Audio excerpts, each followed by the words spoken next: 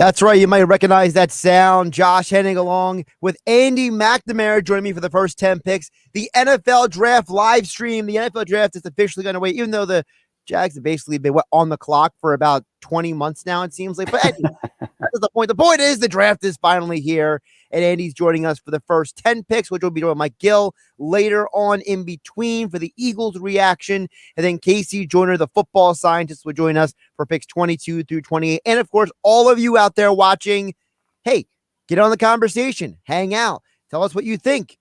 YouTube, Facebook, Twitter, we are live and in virtual living color, just like apparently half the media is, because I don't know if you heard about this. So me and Andy going to, shoot around a little bit, have a little fun as well. So apparently NFL Network has reporters on site at every team. ESPN, everyone's at their home. So I'm trying to figure out, was that an expense report thing? Is that I don't understand why one network went all out and the other network was like, we don't exactly. It's like, you know what? Maybe they saw ahead of the weather report. It's supposed to be very cold, wet in Cleveland. So maybe that's part of the reason, Josh. But hey, man, welcome to prime time, everybody. This is the showcase here, Josh. I can't wait. And you know what? The draft itself, the picks seem to be only one part of tonight because there are Aaron Rodgers rumors flying from every direction the last few hours. Yeah, and I'm reading a report right now that apparently there's buzz on the Broncos trying to acquire Aaron Rodgers right now. Wow. Don't forget that the GM of the Broncos, George Patton, is formerly the assistant GM of the Vikings for about 2 centuries, what it seems like. The poor guy was stuck in Minnesota for 10 million years until he finally got a real job. Now he's in Denver, and he's going to try to pull off maybe what John Elway did about almost a decade ago and say, hey, I'm going to go get myself a quarterback. So it's going to be interesting to say the least. Wow. And for Aaron Rodgers, really, again, according to reports of him being just like, you know what? I don't care anymore. I don't want to be here. I want out. I'm done. I'm done being nice. It's over. Interesting, too, how it's like you had one now Hall of Fame, and then a future Hall of Fame in back-to-back franchise quarterbacks, both leaving super disgruntled potentially. Very interesting. And you know what? It can't be overemphasized enough. What are we looking at with the Packers? They're the only franchise without a sole owner. So there's no owner who can walk into this situation and say, yes, no, maybe. It's basically a bunch of people. It's like thousands of people who own the team. And realistically, I mean, I don't even know if you can get that many people on the same page, maybe in this case, but I don't know. The Packers situation to me is going to impact this draft. And whether it's the 49ers at 3, the Broncos at 9, if one of those teams goes and trades for Aaron Rodgers, wow, let me tell you something. You're going to see a couple more quarterbacks dropping down this list. Maybe more teams talk about trading up in the draft as well. And don't forget, the Packers get the 3rd or the 9th pick. Who knows what's going to happen, Andy? Josh, that's the other wrinkle. Who gives them the pick? If it's the Broncos at 9, do they try to package that and move up? When does that deal happen? Does it happen in the next few minutes? Does it happen after the 3rd pick? Like, when does that go down? Is it it's really a who knows situation. It looked like the 49ers were hot off the top. That's cooled down. There's just rumors swirling. And then on top of all that, we have the incoming quarterback questions, because outside of Trevor Lawrence and on the DraftKings Sportsbook, Josh, the odds are minus 10,000 Trevor Lawrence first overall and Zach Wilson minus 10,000. That means, folks, you got to bet $10,000 to win 100. So I think it's safe to say, because Vegas knows, Josh, we know this. Lawrence 1, Zach Wilson 2 to the Jets. I think that's as cemented in stone, and everything else is up for grabs.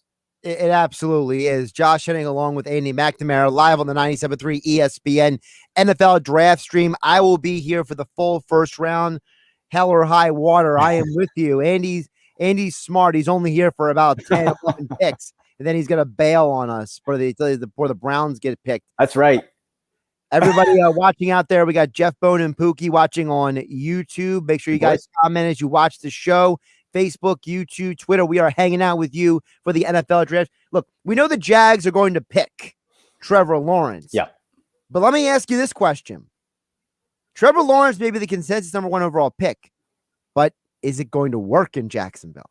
That question is so interesting to me, Josh, because let's figure why Urban Meyer came out of the comfy confines of the college football broadcast booth. It's because of this situation. It's because of Trevor Lawrence specifically. He's not coming out for Mac Jones. He's coming out for Trevor Lawrence. And so the interesting part to me is, well, Urban Meyer in recent years, health issues, it's usually what, like, 2-3 years, and all of a sudden stuff starts, for whatever stress, whatever starts getting to him. If I'm looking at this, I figure this is a 2 to 3 year window if things don't go well. We're not looking at a long-term thing, I don't think, here with Urban Meyer. So you put Trevor Lawrence in, all the tangibles, every checkbox, like Josh, he's been destined to be the first overall pick since he was in high school. So if it's ever going to work, it's now. How is that transition from college to the pros going to go?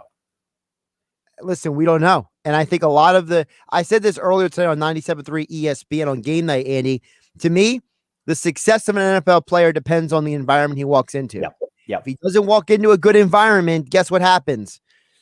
You're not going to succeed, right? Jim Plunkett failed with the Patriots, won Super Bowls with the Raiders. Kurt Warner won with the Rams, won with the Cardinals, lost with the Giants. He looked like a dumpster fire, right? There's numerous situations where quarterback walks into one situation, goes well, walks into another situation, not so good. So to me, Trevor Lawrence can be as great as he wants to be. Trevor Lawrence may be better than Peyton Manning talent-wise. I don't know. But you know what? I do know. I know that if Urban Meyer doesn't put the right players around him, he is toast. Absolutely. And look, we don't even have to look that far back. Let's look at the 2018 quarterback class, which was red hot, right? That's where you got Baker Mayfield, Sam Darnold, Josh Allen, Lamar Jackson, and Josh Rosen. To your point, if Josh Allen, who was the rawest talent, reminds me of Trey Lance in this draft, very raw, except he was a bit more, Lance is even more raw. He only threw 318 passes his whole college career. But if Josh Allen did not go to a stable situation with the same offense and continuity in Buffalo, and let's say he went to the New York Jets, I think he'd be viewed as a total bust, Josh, because he wouldn't have got the help. And by the way, he needed help. He came absolutely out, all kinds of mechanical issues. Footwork was all messed up. But you know what? People worked with him, the coaches, the offseason, and he became basically one of the. I think we all can agree Josh Allen is now arguably a top 10 quarterback in the league at this point. No doubt. No doubt. I think you could maybe push for top 5. You could make that argument that maybe he's right in there. And the progression that he showed, let's not forget this. The progression he showed every year, right? That improved. How does he do that? Because of continuity. Sam Darnold was banged up, mono. Really, Adam Gase was the factor. Adam Gase, worst head coach. Good Lord. Just disaster, but beyond disaster. And then you look at, let's say, Josh Rosen, who his whole situation got blown up in Arizona after 1 year. They draft Kyler Murray. He's Bootski third string, I think, in what? Is it San Francisco? I'm not even quite sure where he is anymore. He's done. Lamar Jackson goes to Baltimore. What's it? Same coach forever. And for the Browns, what makes Baker Mayfield, well, I got my little buddy right there. Got Baker Show looking over my shoulder. What makes his story so remarkable is this. He went through 5 different types of either offensive coordinators or head coaches in his 3 years, and he came out hot at the end, last half of last year. It's all about situation and landing spot. Trevor Lawrence looks like a good one. What do you think of for the Jets, Robert Saleh and Mike LaFleur? Looks like it's going to be the Shanahan offense, and you hope the Jets can get it right, I guess, finally. Well, I have an interesting update for you. I'm going to pop it up on the screen for everybody watching us right now. There are now multiple reports, not just 1 or 2 people. We have multiple reports that it looks like this Aaron Rodgers, the Broncos thing has some legitimate legs. Wow. I said this earlier, Andy. If this Rodgers deal is going to get done, it has to be tonight because no one's going to have the ammunition outside the Broncos and the 49ers that they do right now. The 49ers and the Broncos are better rosters than the 3rd and 9th pick in the draft. So if they're going to get him, I'm seeing multiple guys now. Mark Schlereth, Pro Football Talk, Jonathan Jones of CBS Sports. We're seeing a lot of people now. This is going from being chatter to maybe being something legitimate here. Okay. So let's start thinking about how this plays out. The Broncos, and I know John Elway isn't technically the GM anymore, but he's got his hands in there. George Payton's the GM. Yeah. But Elway's, we know Elway's dabbling, right? So they haven't been able to draft a QB. It's a blind spot for him for whatever. Couldn't do it. Name your guy. You haven't been able to do it. When did they have success? When got Peyton Manning? So he's like, well, that worked before. Let's go get Aaron Rodgers, who is at such a different level than Peyton Manning was in his last year there. So now we put that in the AFC West. Josh, how does that division look now? You had Aaron Rodgers, and let's not forget the pretty good-looking stable of wide receivers in Denver. And you have Aaron Rodgers throwing to him? Yep. We get Mahomes. We get Rodgers. Oh, boy. That opens up that whole division. And you know what? I have a situation where I'm looking at the draft right now. And as I said, Aaron Rodgers being traded shakes up everything. Yes. Because now you're taking a team off the board, Broncos, 49ers, which I'll give you my 49ers theory in just a minute, because I'm convinced until the pick happens what's going to happen. Okay. So if we look at that Broncos situation for a second first is, all right, so part of that deal would have to be the 9th pick going to Green Bay. Correct.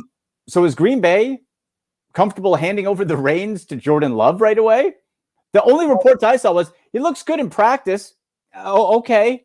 Well, remember the Broncos just acquired Teddy Bridgewater. They could just flip him back over in a deal. Maybe, yeah, they could flip Teddy, or if they like better, Drew Lock. Who knows, right? There's a whole bunch. So what does that deal look like for Green Bay? And then what do they try to address? And do they, and really as a franchise, where do they consider themselves after making that deal? Because with Aaron Rodgers, you're a conference championship contender every year. Where do they consider themselves after that move, I wonder? It's a great question. I'm not fully sure they know what's going on. No. What I do know, I know this.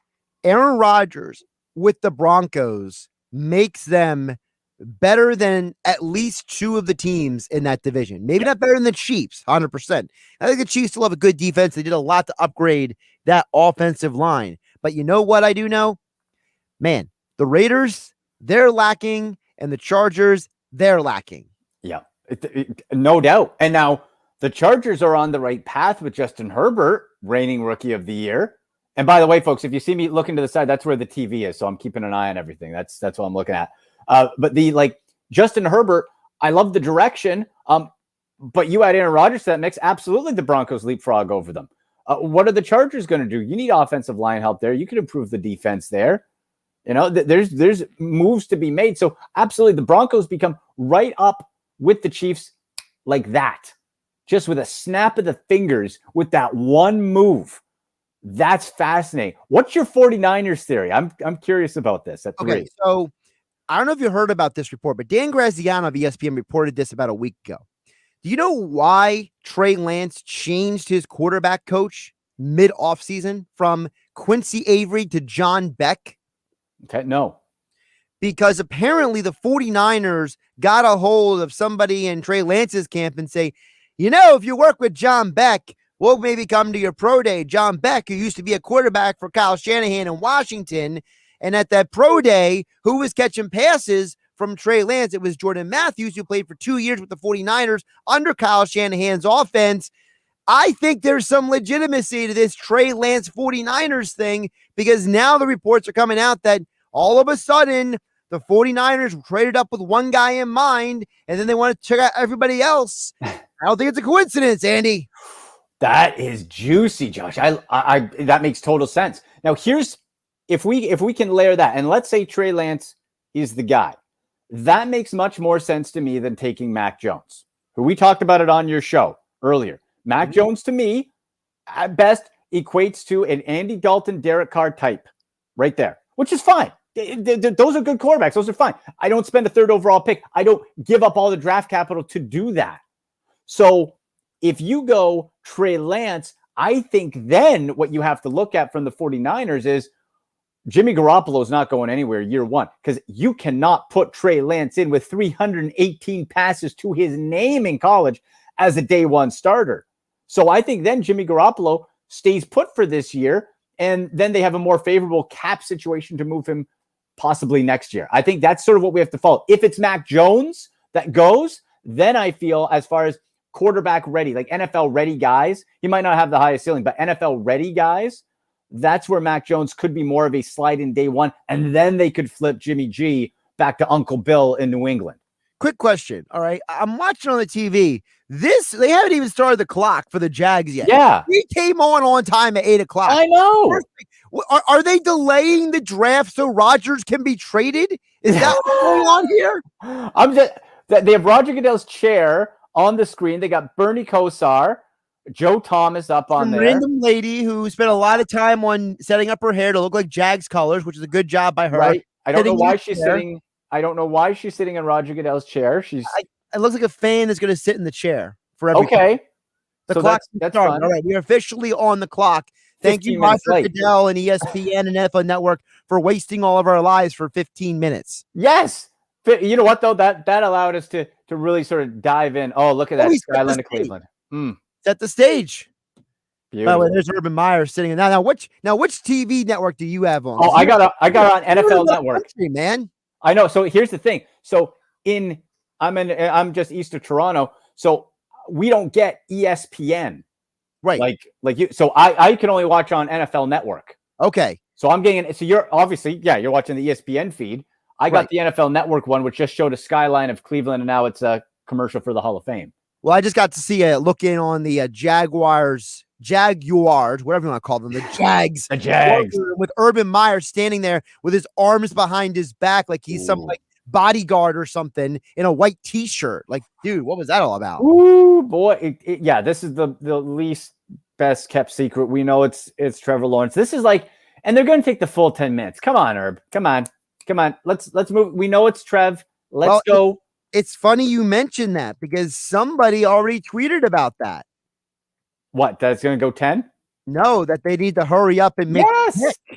What are they doing? See this? I'll put up on the screen here for you. I'm going to pop it up right now. An NFL team is already saying, "Hey, hurry up the pick." Take a look. The Jets are chirping. The New York Jets official Twitter account is impatient. That's amazing. They want to pick their Zach Wilson. Now I don't know, and I know it's just maybe how the suit falls. Did you see Zach Wilson in his draft suit? Those are that makes me look like Triple H here, Josh. Those are slender. Those are that's like baby boy little shoulders there. Well, it's funny you mentioned that because that's part of my problems with Zach Wilson. I think he's too overrated. I think that you have a guy who's had not one but both shoulders injured. When he was in college, he was 2-4 against top 25 teams. And I heard an excellent point made today. So I'm not trying to bring up the audio because we had it earlier today on 97.3. I'm trying to find this. Here it is. So you may have heard of Jason Fitz. He's on ESPN Radio. Yes. He is a weekly guest on the Sports Bash with Mike Gill. This is what Fitz had to say. And I thought this is the best point I have heard about Zach Wilson. And I hope he works out. But let's be real. I mean, you're talking about a kid that made more plays. The Stats and Info did the deep dive for us on ESPN. He made more plays out of the pocket or what they call out of time. So he took too long to make the throw than any other quarterback in college last year. His athleticism saved him. But you can't do that in the NFL. So just because he throws the ball like Mahomes when he's under pressure, everybody's in love with him. But we have no idea what that means for how he'll actually process a real defense in the NFL. It makes you wonder, he's doing things in college. He's doing Johnny Manziel stuff. Remember, he was called that's a bad word. Utah Johnny Manziel or BYU's Johnny Football, all those kind of things. From personal experience, the Johnny Manziel experience is a train wreck. Yeah, especially if you have that type of a thin frame, which Johnny does. Now, Zach's taller, but Johnny's thicker. I'll give Johnny that. Yeah, and those are some great points to how it's going to equate. Now, do you like the intangibles? Do you like the movement? Do you like the deep balls? Yes, like all of it. But then when you look, and there's a reason sometimes where you take into more account the better competition. I know for Justin Fields, the argument is going to be he didn't have to read defenses. He looked over to the sidelines and Ryan Day told him what to do. Right. Okay, but I cannot teach his immeasurables. I can't teach that build, that arm, that mobility. I can teach to read defenses if someone's able, and by all accounts, he's a great student. That's one of the more fascinating picks. And it's so interesting to me, Josh, that it's not even a question. Why is Zach Wilson locked in to the point where DraftKings Sportsbook has it as a minus 10,000. Like you'd be ridiculous to put $1 on that. You wouldn't make any money. Like, right? Why is he such a sure thing? But someone who lost two college football games as a starter in Justin Fields, both in the playoffs, Right. Is not. The two of the best teams in the country in the last 2 years, and beat Clemson, beat Sunshine Trevor Lawrence in as well. So why Justin Fields and why not schoolboy Zach Wilson with his little baby suit? Like I don't know. Well, I'll give you another theory. All right. So I was thinking about this the other day. So somebody on ESPN, by the way, this is part of what they're doing on the NFL draft. I'll put up on the screen for everybody. A random fan gets to sit in Goodell's chair and be part of the announcement. Whoop-de-doo.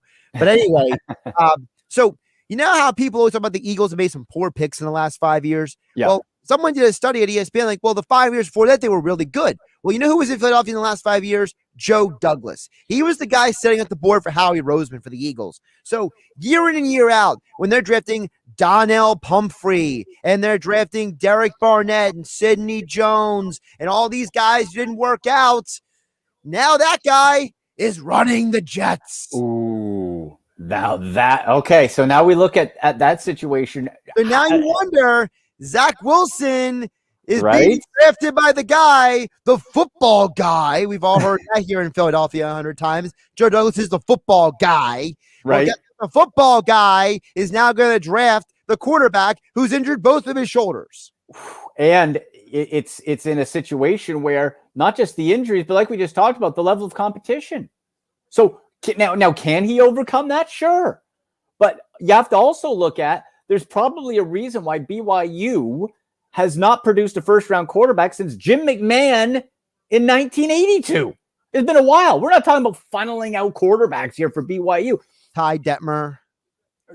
Yeah, Tiger. He played for the Browns. He had a cup of coffee with Cleveland too. He played for the Eagles too, by the way. I think he played for just about everybody. Like there's a reason that you take that into account, and that again why it's so baffling to me why he is such a lock to where like we're questioning at 3. Oh, are the Niners going to take Mac Jones, Trey Lance, Justin Fields? There's a conversation about that. There's no conversation at 2, and that's confusing. And I hope for Jets fans' sake, it's not another wasted first-round pick on a quarterback, because you just chuck Sam Darnold, who I love coming out of the draft, and it's going to end up Robert Saleh and Mike LaFleur. And I'm really quick. I have another look into the Jags draft room. Now, Urban Meyer is sitting down. He's no longer standing. That's the update from the Jags. And nobody is doing anything. They're just hanging out. They're sitting on their computers or turning the card. I mean, come on. What are we doing here? There's 228 left. Yeah, I got 228 as well. And it's like just counting down. I mean, listen, I don't mind the ESPN people on television having a conversation with each other about things, but it's like at some point, it's like, hey, Roger, get up. Yeah, so speed it up. We all know what's going to happen. And so I think, Josh, when we look sort of big picture here at this situation, and by the way, folks, we're going to keep our eye on all social media and see if anything is cooking with this Aaron Rodgers, because as soon as that Zach Wilson pick happens at 2, then the heat is on for whoever's making that Aaron Rodgers deal to happen, because that will blow up whatever quarterback situation that might occur. It could picks, falls, trades, moves, whatever. And I wouldn't discount the Carolina Panthers. I told you for the last couple of weeks, Josh, that like there's just something in me that thinks they are going to be a player, whether it's moving up for a quarterback or if something that they don't like happens, moving down. I don't see them standing at 8. It looks like the pick is in, by the way. I'm waiting to see if the pick is in or the pick is actually just sitting there. You know what I mean? Yes. Is it officially handed in? Oh, I'm looking at NFL Network. They have some of the past Jaguars quarterbacks. Blaine Gabbert. Ooh. Ugh. Blake Bortles, 3rd overall. Oh, that was the Johnny Manziel year. The best quarterbacks in Jags history go like this: Mark Brunell, Byron Leftwich, David Garrard. That's your best quarterbacks in Jags history. That's it. And the man who's going to be announced any moment in Trevor Lawrence, potentially. Yeah, at least better. At least you feel better about it than Blake Bortles out of UCF back in 2014. By the way, some live odds right now. Mac Jones, third overall pick is minus 165. Devonta Smith taken by the Eagles is plus 450. First wide receiver taken under 4.5 is plus 250. The exact order of Chase, Waddle, Smith, Bateman for wide receivers plus 600. Any of those interest you? What was the wide receiver one? Tell me that one again. Let me scroll back up here. Here it is. The exact order of receivers: Jamar Chase, Jalen Waddle, Devonta Smith, Rashawn Bateman plus 600. See, you mix in Bateman. I agree on the first three. You mix in Bateman. I personally have Kadarius Toney going as the next receiver after. Oh, here we are. In the 2021 NFL Draft, the Jacksonville Jaguars select Trevor Lawrence. There it is. Well, that Clemson Tiger. All right. Well, I messed that up, but they just announced Trevor Lawrence was the pick. So good job. Trevor Lawrence, who they panned to earlier on NFL Network, and he was like digging into his ear. He was like just picking it. That's the first look I got at Trevor Lawrence. What? So Trevor Lawrence. By the way, Trevor Lawrence, he photobombed the hit from his house from Marty Smith earlier on ESPN. Oh, did he? Marty Smith's in the middle of doing a Sports Center hit, and Trevor Lawrence just walks in and is like, "Hi, everybody." Well, sunshine has come to the Sunshine State, Josh. There you go. It's coming. All right. So realistically, what are realistic expectations for Trevor Lawrence next year, Mr. Fantasy Sports? Well, I think for Trevor Lawrence out of this draft, at least as it stands right now, because so much can change, I think you could talk me into maybe a QB 12, maybe in fantasy as a back-end QB 1. Certainly in Dynasty, you want to be taking him as your first quarterback. I don't think that's a surprise by any stretch, because he does have some weapons around him. You have James Robinson, undrafted guy, came out of nowhere last year. Now, we can see what else they might be able to upgrade in this draft, but I think you have some pieces to work with. And even if they're bad, they're going to be playing from behind. And Trevor Lawrence, he's mobile. We know that he can throw for big yards. So I think he's going to be, you could consider him, I'd say, as a QB 12. Always risky with rookie quarterbacks, always risky, but that's sort of where I'd put him, in that really at the very end of who you want as a starting QB. Yeah, I have to wonder also with Trevor Lawrence, how patient are they going to be in Jacksonville? Because it's not just with Lawrence. Urban Meyer's never coached in the NFL in any capacity. Nope. A lot of people on his staff never coached in the NFL in any capacity. So this is going to be baptism by fire for a guy who, remember, not once, but twice has walked away from the NFL. I mean, college football, I should say, for health reasons. Yep. The NFL is a different animal. And that's what you have to consider, because college, of course, those guys are playing, and not to say NFL guys don't try hard, but you control their future. You bench a guy, maybe he doesn't go to the NFL. These guys are grown men with families. It's a different dynamic. You're not recruiting. So it's a different type of motivation. We've seen it work, of course. We've seen it fail as well. What does Urban Meyer do? And like you said, how does his health hold up? I would expect that at least straight away, I think they will have some initial success from at least production-wise. I don't know if that'll equate to wins, but you're right.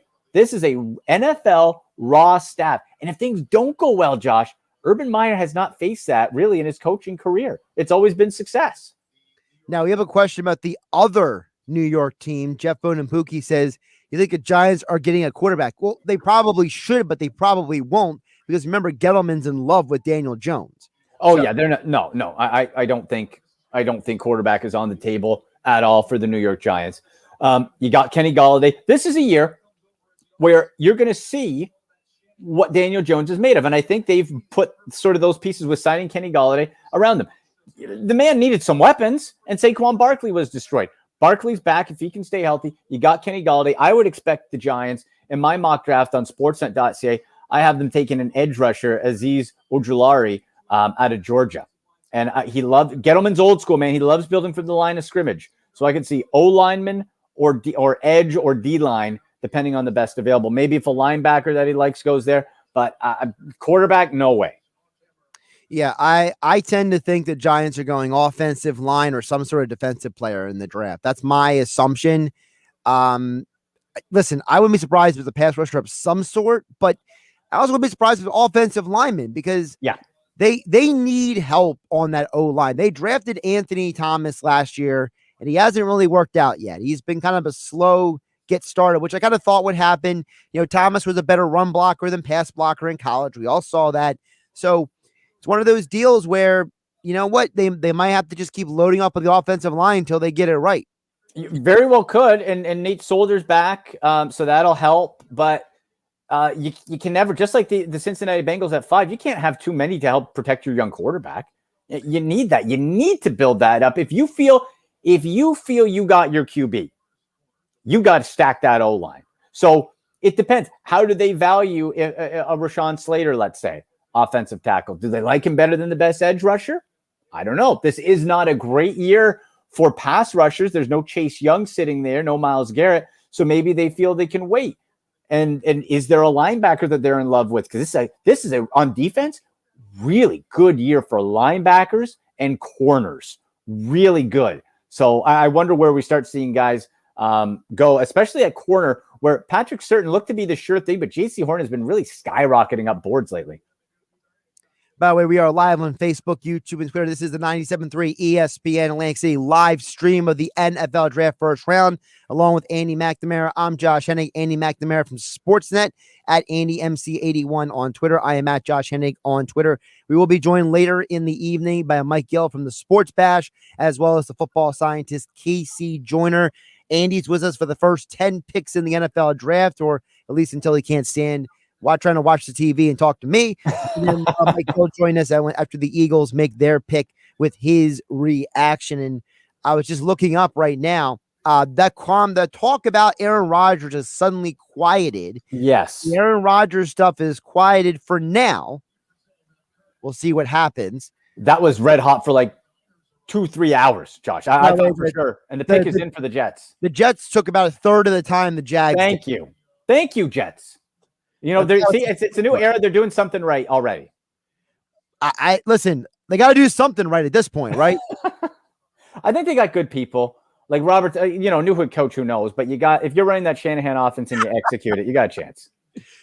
I'm just watching the Jet fans down in Cleveland right now. They showed a shot of them on ESPN television, and they're all decked out in their green and their white. Listen, here's the thing. I feel bad for Jet fans. Okay. Yeah. I feel bad for them because their organization has been tortured for so long. Yeah. Yeah. They have like the Adam Gase fiasco. Oh, thank goodness he's gone. Like no one even let him near a coordinator spot again. Just gross. You got a new guy. Did the fan try to trip Goodell? No, I think Goodell was trying to say hi to him. Oh, here we go. Zach Wilson, quarterback, BYU. There you go. All right, there you go. I actually did it right this time. Yes. The first time I messed up. Second time, I made it work. Baby shoulder Zach Wilson. That is like get the shoulder pads in there, man.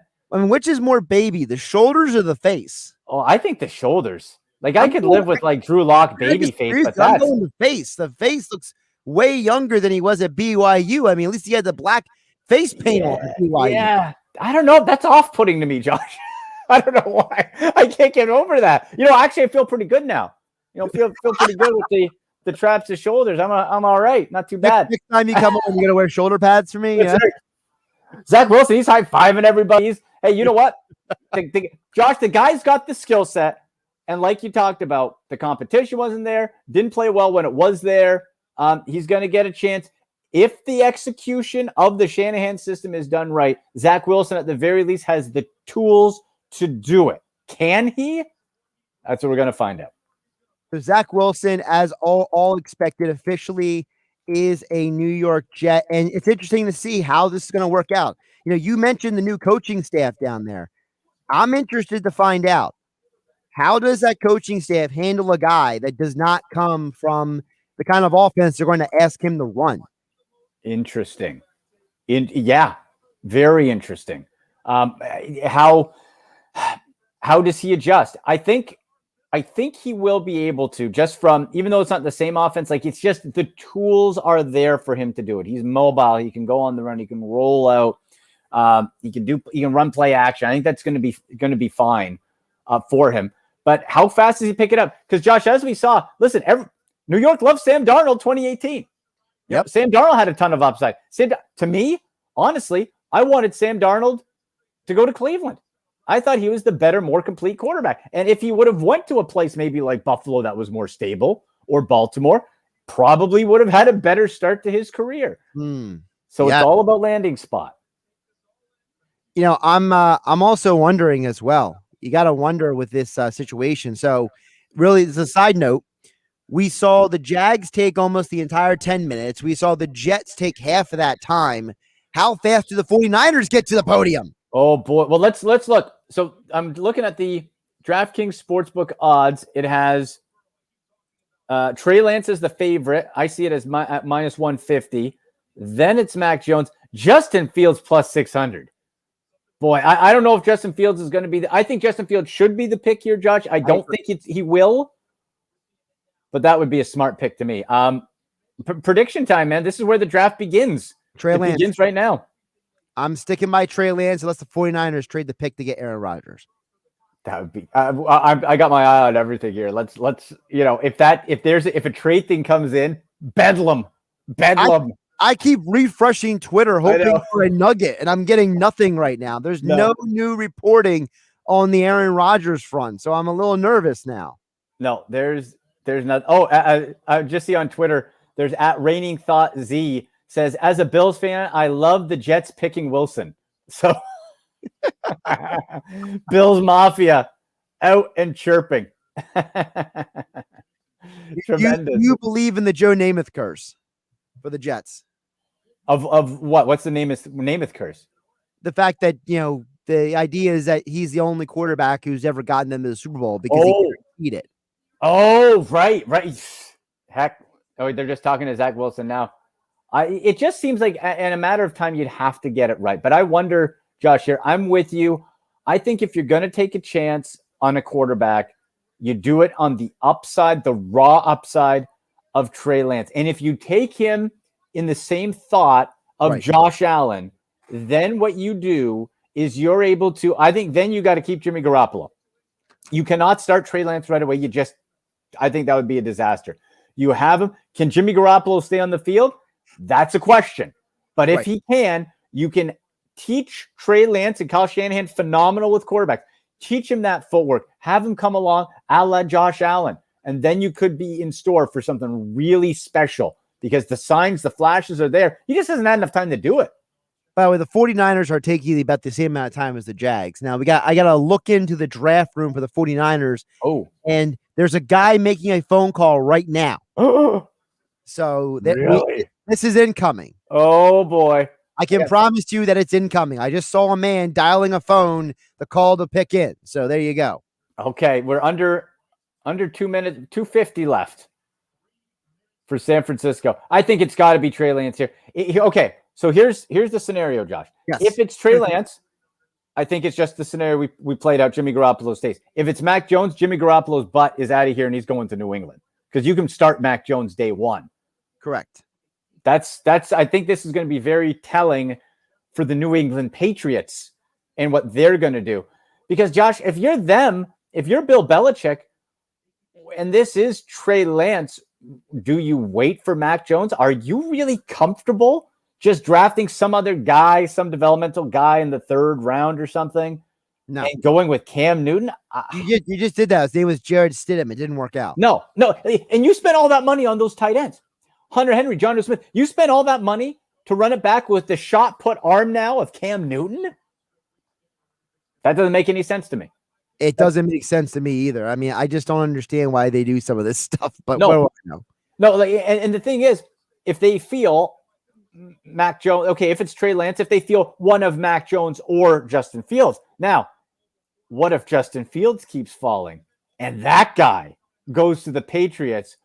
Ooh, look out, AFC. Super Bowls. Look out.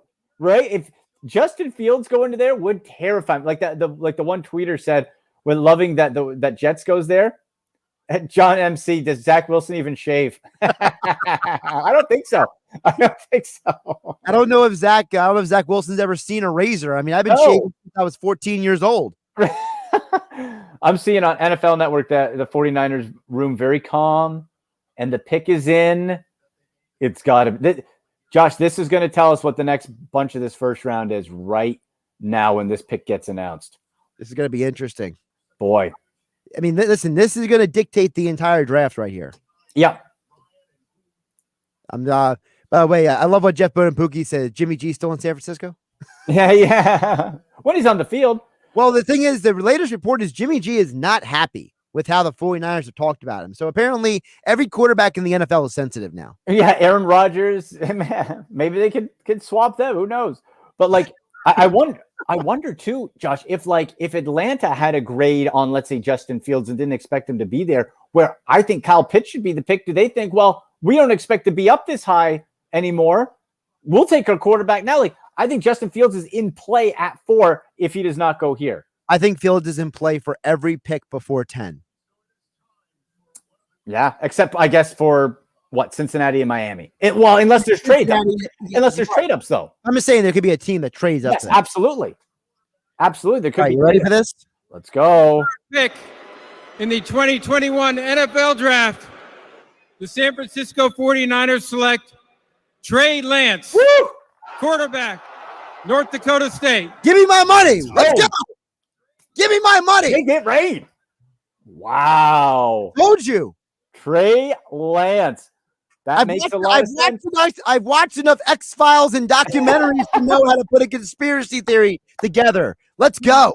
Let's go. Trey Lance, baby. All the raw tools in the world, all the pieces. He needs to clean up footwork. He needs to push off better, but that's all teachable. Everything is there for this guy to be a super special talent. Josh, he's not going to be 21 years old until next month. So that to me says right there, Jimmy Garoppolo is not going anywhere. He's the best dressed player so far. Oh, he's sharp. I saw him on the red carpet before the draft. Very sharp. The 3-piece with the bow tie with the black lining. Yeah. This kid knows some fashion. Hey, Zach Wilson and Trevor Lawrence, take some notes, bro. Take some notes. And look, wait till you look at the shoes, the no socks look too. Oh, yeah. Very sharp. Very, very modern. Yeah. And very well put together too, in the sense, Josh, that he, by all accounts, is a film junkie. This guy eats it, breathes it. He's in the room. I know people dumped on Trevor Lawrence where I was like, oh, he likes from that article or whatever, where it's like, he likes watching movies. How dare he? That's ridiculous. But Trey Lance apparently just watches football film. So if you're the 49ers, he's going to study hard. He's going to work. There's a problem with that, though. I guess. The last guy from North Dakota State drafted this guy. All he did was watch film too. His name is Carson Wentz. His girlfriend, then wife, yelled at him for watching too much film and when they were eating dinner. So I don't know. Listen, it worked for a while. All I know is he's not going to Philadelphia, so we're fine. That's right. Hey, Carson Wentz worked for a while for you guys. For a bit. He heard about 20 times. Until that happened. And then let his ego get in the way and started throwing interceptions. Yep. Yeah, and how that works out with the Colts this year. No excuses. There's no excuses for Carson Wentz. Listen, there's no whining, no complaining. There's no excuse. Everything's lined up for him. I don't hate Carson Wentz at all. I think he's going to do fine with the Colts because he's in an environment that is going to be more suited for him. Yeah. I think Philadelphia was not the best situation for him. Yeah, no, I totally agree with that, especially when things started to not go well. Now, really quick, are the Falcons' colors red or black predominantly? Well, their new unis, they've got hard colors on both. They've got ones that are like all red with just black trim and white, and then all black with white and red trim. Why? Are you seeing a tip on? Are you seeing? Oh, no. It's just I keep changing the colors on the screen, if you've noticed, based on the pick on the clock. Oh, well done. Look at that. I think that's the right color combo. But that's the color I have for the 49ers. Yeah. So is it the same color for the Falcons, or do I change it to a black? Like it's a different red. Like it's a lighter red. Oh, lighter red. So it's like kind of like the live. Yeah, like the one that says live and has the countdown. I'd say that's maybe like deeper like that. Yeah, that's the Falcons. All right, we'll go with that. That's fine. Okay, so now we know it's Trey Lance. Justin Fields could go here. I don't think it's going to be Mac Jones. I don't think that's the pick at all. That makes no sense. Justin Fields, perhaps, but if not, the guy I have mocked is Kyle Pitts. Keep Julio Jones. Forget that trade talk. Keep Julio. Get Kyle Pitts. You got a couple good years left of Matt Ryan, and giddy up that offense, man, because Kyle Pitts is a freak show. Yeah, listen, there's a lot of ways. By the way, the last time 3 quarterbacks were picked at the top of the draft was 1999. Can you name the 3 quarterbacks? Tim Couch. Yes. I know that. It was the guy who went to Cincinnati, Akili Smith. That was the 3rd pick. You're missing the guy. Donovan McNabb. That's right. There you go. Yes, McNabb. Oh, McNabb was the right pick. McNabb was the right pick. Now, really quick for bonus points on today's edition of Trivia, can you name the other 2 quarterbacks drafted in that class, in that first round? Oh, and the first, I was going to say, I thought Kurt Warner might have been in that 99 group or something. Not in the first round. In the first round, there were 5 quarterbacks picked in the top 20 that year. Boy, no, I tap out. All right, Dante Culpepper with the Vikings. Ooh, wow. And then Cade McNown by the Chicago Bears from your UCLA Bruins. Ooh, yeah. See, they can't all hit, folks. they can't all hit. 315 to the Falcons pick. Yeah, and hey, 4 quarterbacks in a row to start a draft has never been done. Never happened. So this all depends on the Atlanta mindset. Do you feel that Justin Fields makes sense for you to be able to slow brew him in to replace Matt Ryan? Or do you want to say, because really the Falcons' problems to me don't land on Matt Ryan. Right. You put better pieces and put a better team around him. He can still take you places. If that's the case, you got to go Kyle Pitts here. And I don't think there's another choice. I think it's quarterback or Kyle Pitts. Now, really quick, before we move on to the Falcons, I want to make one more comment about Trey Lance. Yeah. I think Trey Lance is going to be a successful NFL quarterback now because he went to a good situation. Right. I think if he would have gone somewhere like the Jets, I don't know.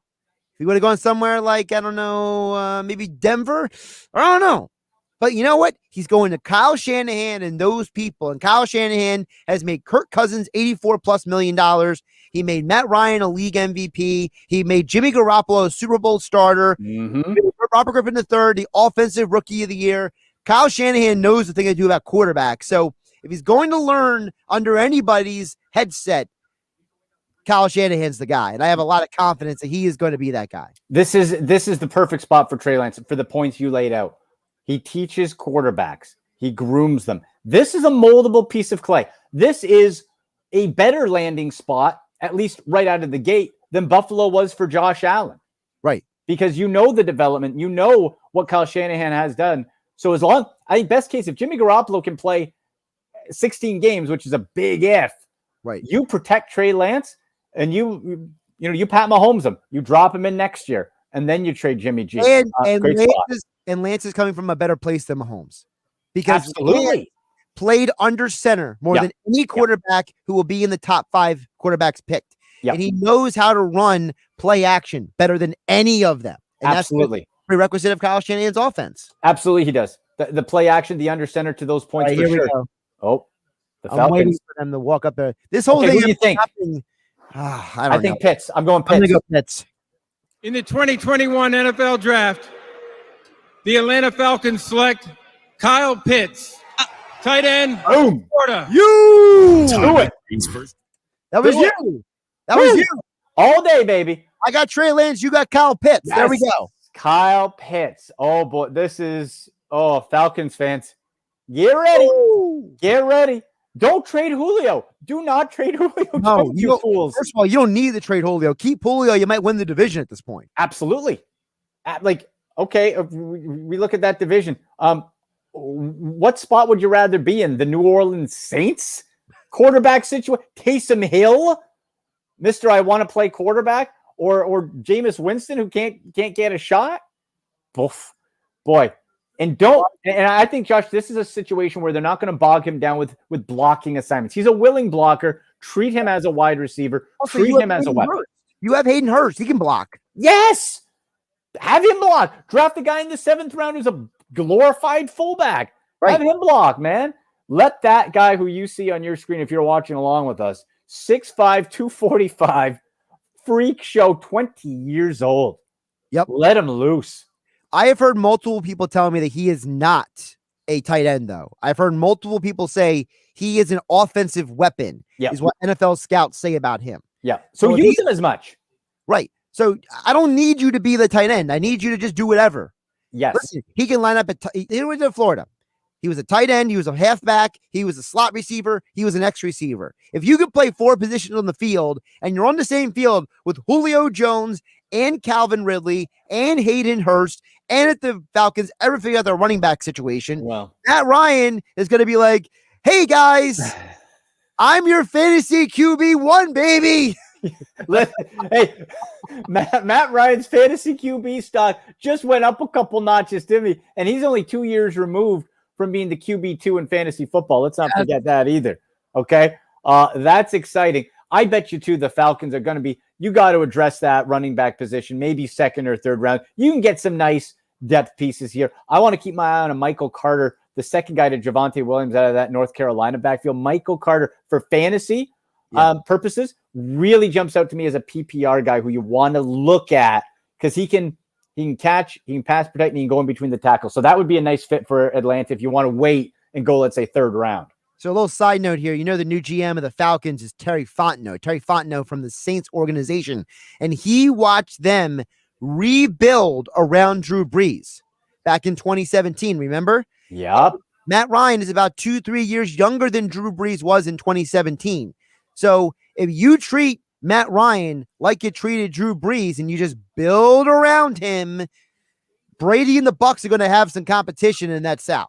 Absolutely. That's a terrific point. So you have to keep up. You have to win the goal is to win the division. That's the easiest path to success in the NFL playoffs. Yep.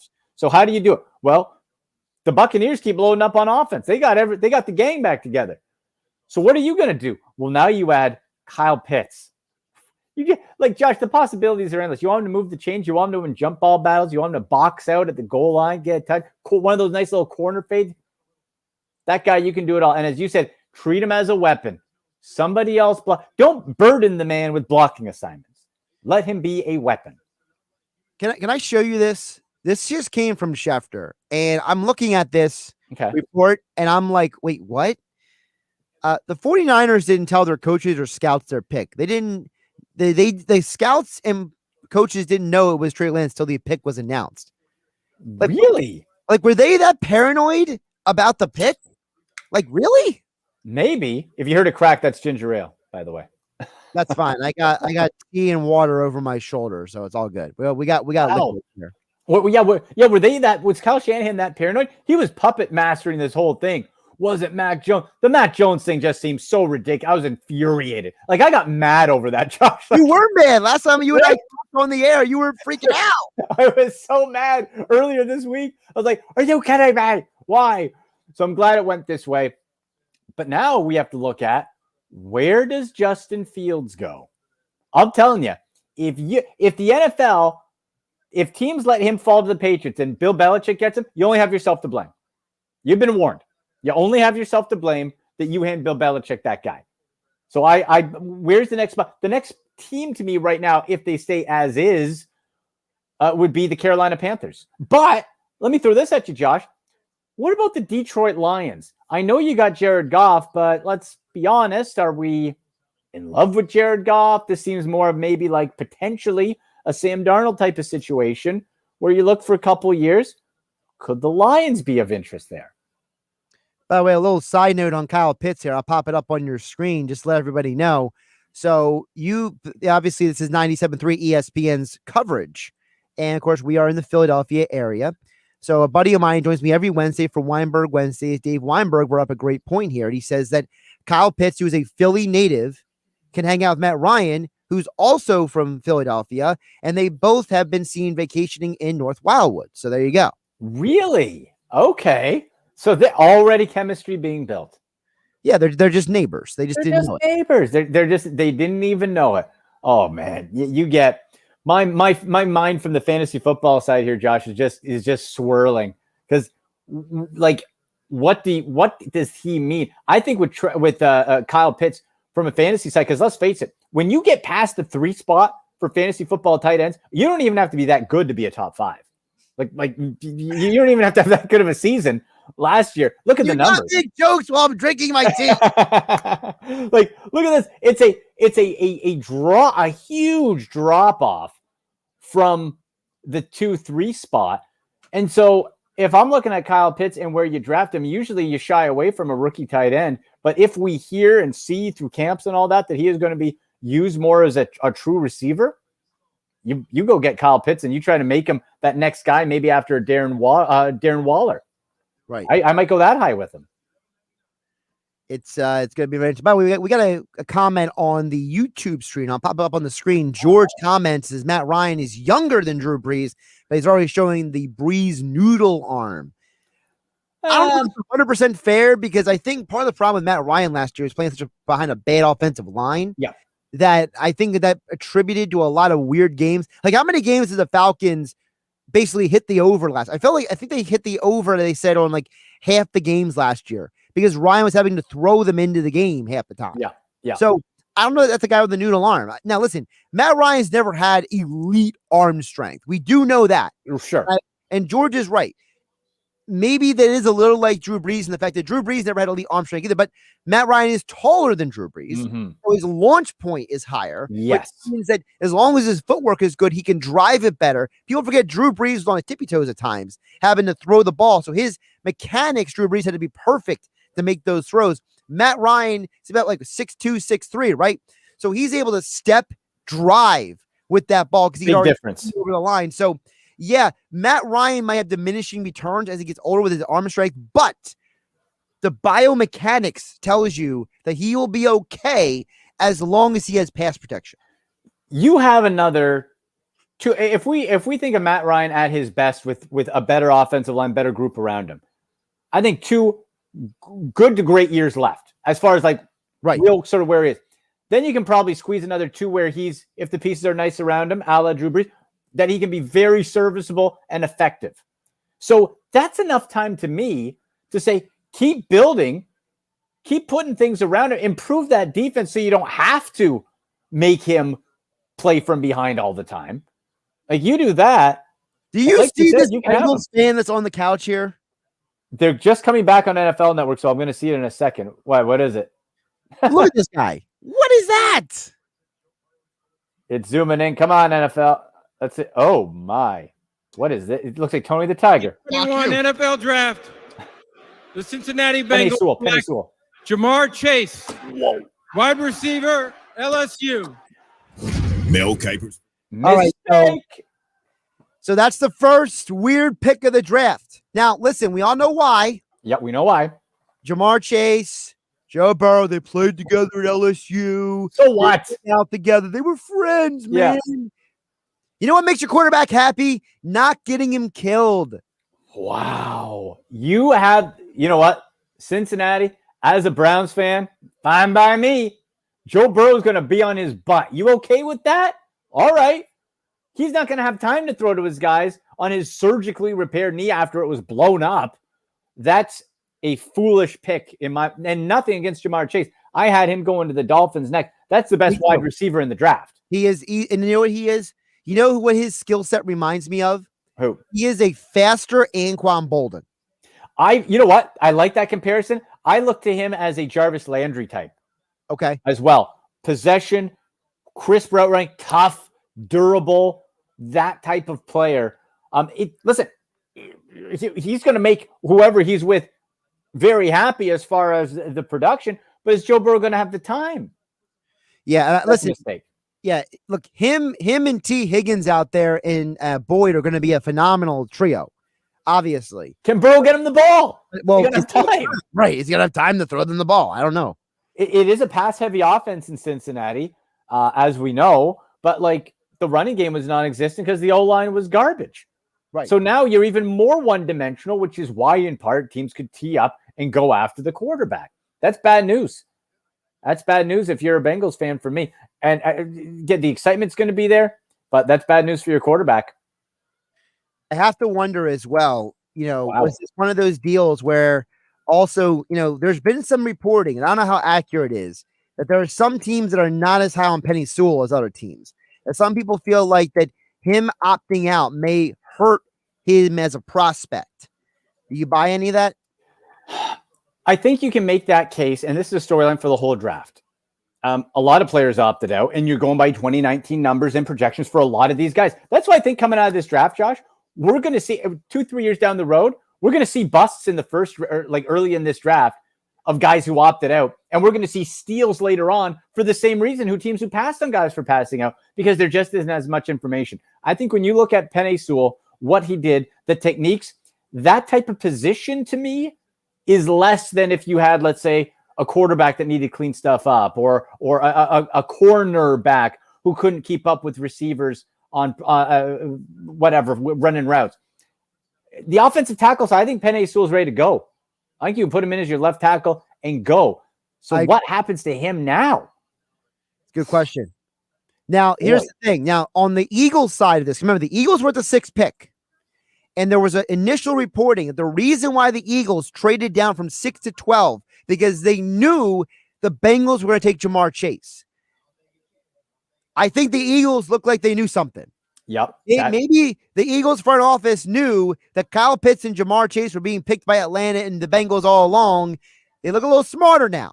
Now they look a little smarter. It played out the way they thought it did. Now, everyone on Twitter saying, Howie's vindicated. It's like, all right, well, maybe now people will give Howie credit for something. I don't know. Maybe he'll get credit. But if that's the case, he does look smart. You don't get the top guy. You acquire those assets for moving down. Now, if I'm Miami here, Josh, with Jamar Chase down. That's for Dolphins colors, by the way.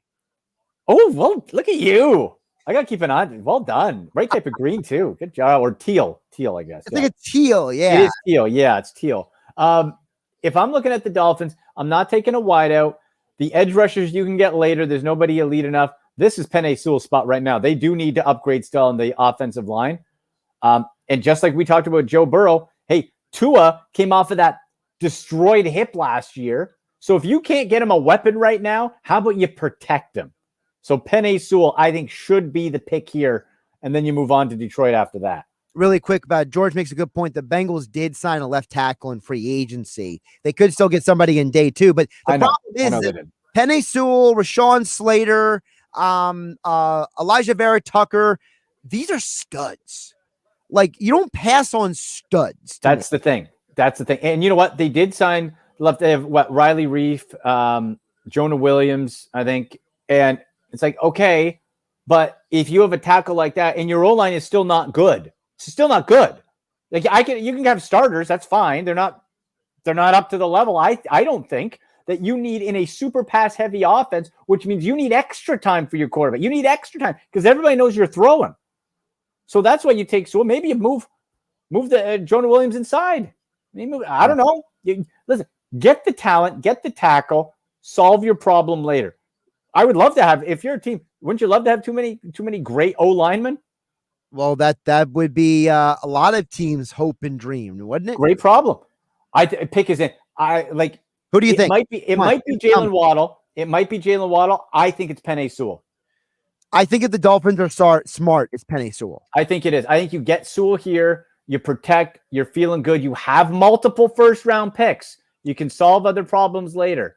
That's a more important feel. If you don't get Chase, that's the more important fill than going, let's say, Jalen Waddle out of Alabama. But there's a part of me that's wondering, you wanted Jamar Chase in the first place. Do you go with the wide receiver anyway? I think you can wait. Like you got a later pick, right? Like they pick again. And so you can maybe try to get a Rashad Bateman or Kadarius Toney a little bit later on. Here we go. And see, they're at 18. NFL draft. The Miami Dolphins select Jalen Waddle, wide receiver, Alabama. I said it might be Waddle. I don't think it should be Waddle. It is Waddle. So that now we're talking about another team that could have drafted Penei Sewell, who passed on him. I ask you, Andy McNamara, that's sitting out, that him not playing last year, could that maybe come back to haunt him a little bit of millions of dollars? You know what? I think it's going to haunt him the millions of dollars. I think it's going to make another team super happy. Like all of a sudden. Is that team the Lions? I had their top needs as receiver, linebacker, and safety. Could you use an offensive lineman like Penei Sewell, who you probably didn't think was going to come to you? That very well could be the pick now. Or do we look at it and we think maybe there's a linebacker? Maybe Micah Parsons? Maybe Parsons. If we're talking about linebackers, that's a stud find there as well. I think it could be Parsons. Receivers have got to be like, you don't go Devontae Smith here. You don't go wide receiver, please. Oh, nice suit there too for Waddle. Styling. Yeah, him and Jamar Chase, strong game right there. Wow. Yeah, that's pretty sharp. I'll give him that. But like every pick now, Josh, I think you make a case like make it Penei Sewell. What are you doing? Make it Penei Sewell.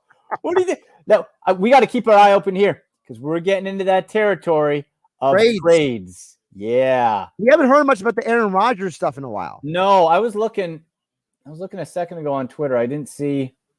All of a sudden that kind of disappeared, you know? It kind of vanished. Like that was weird.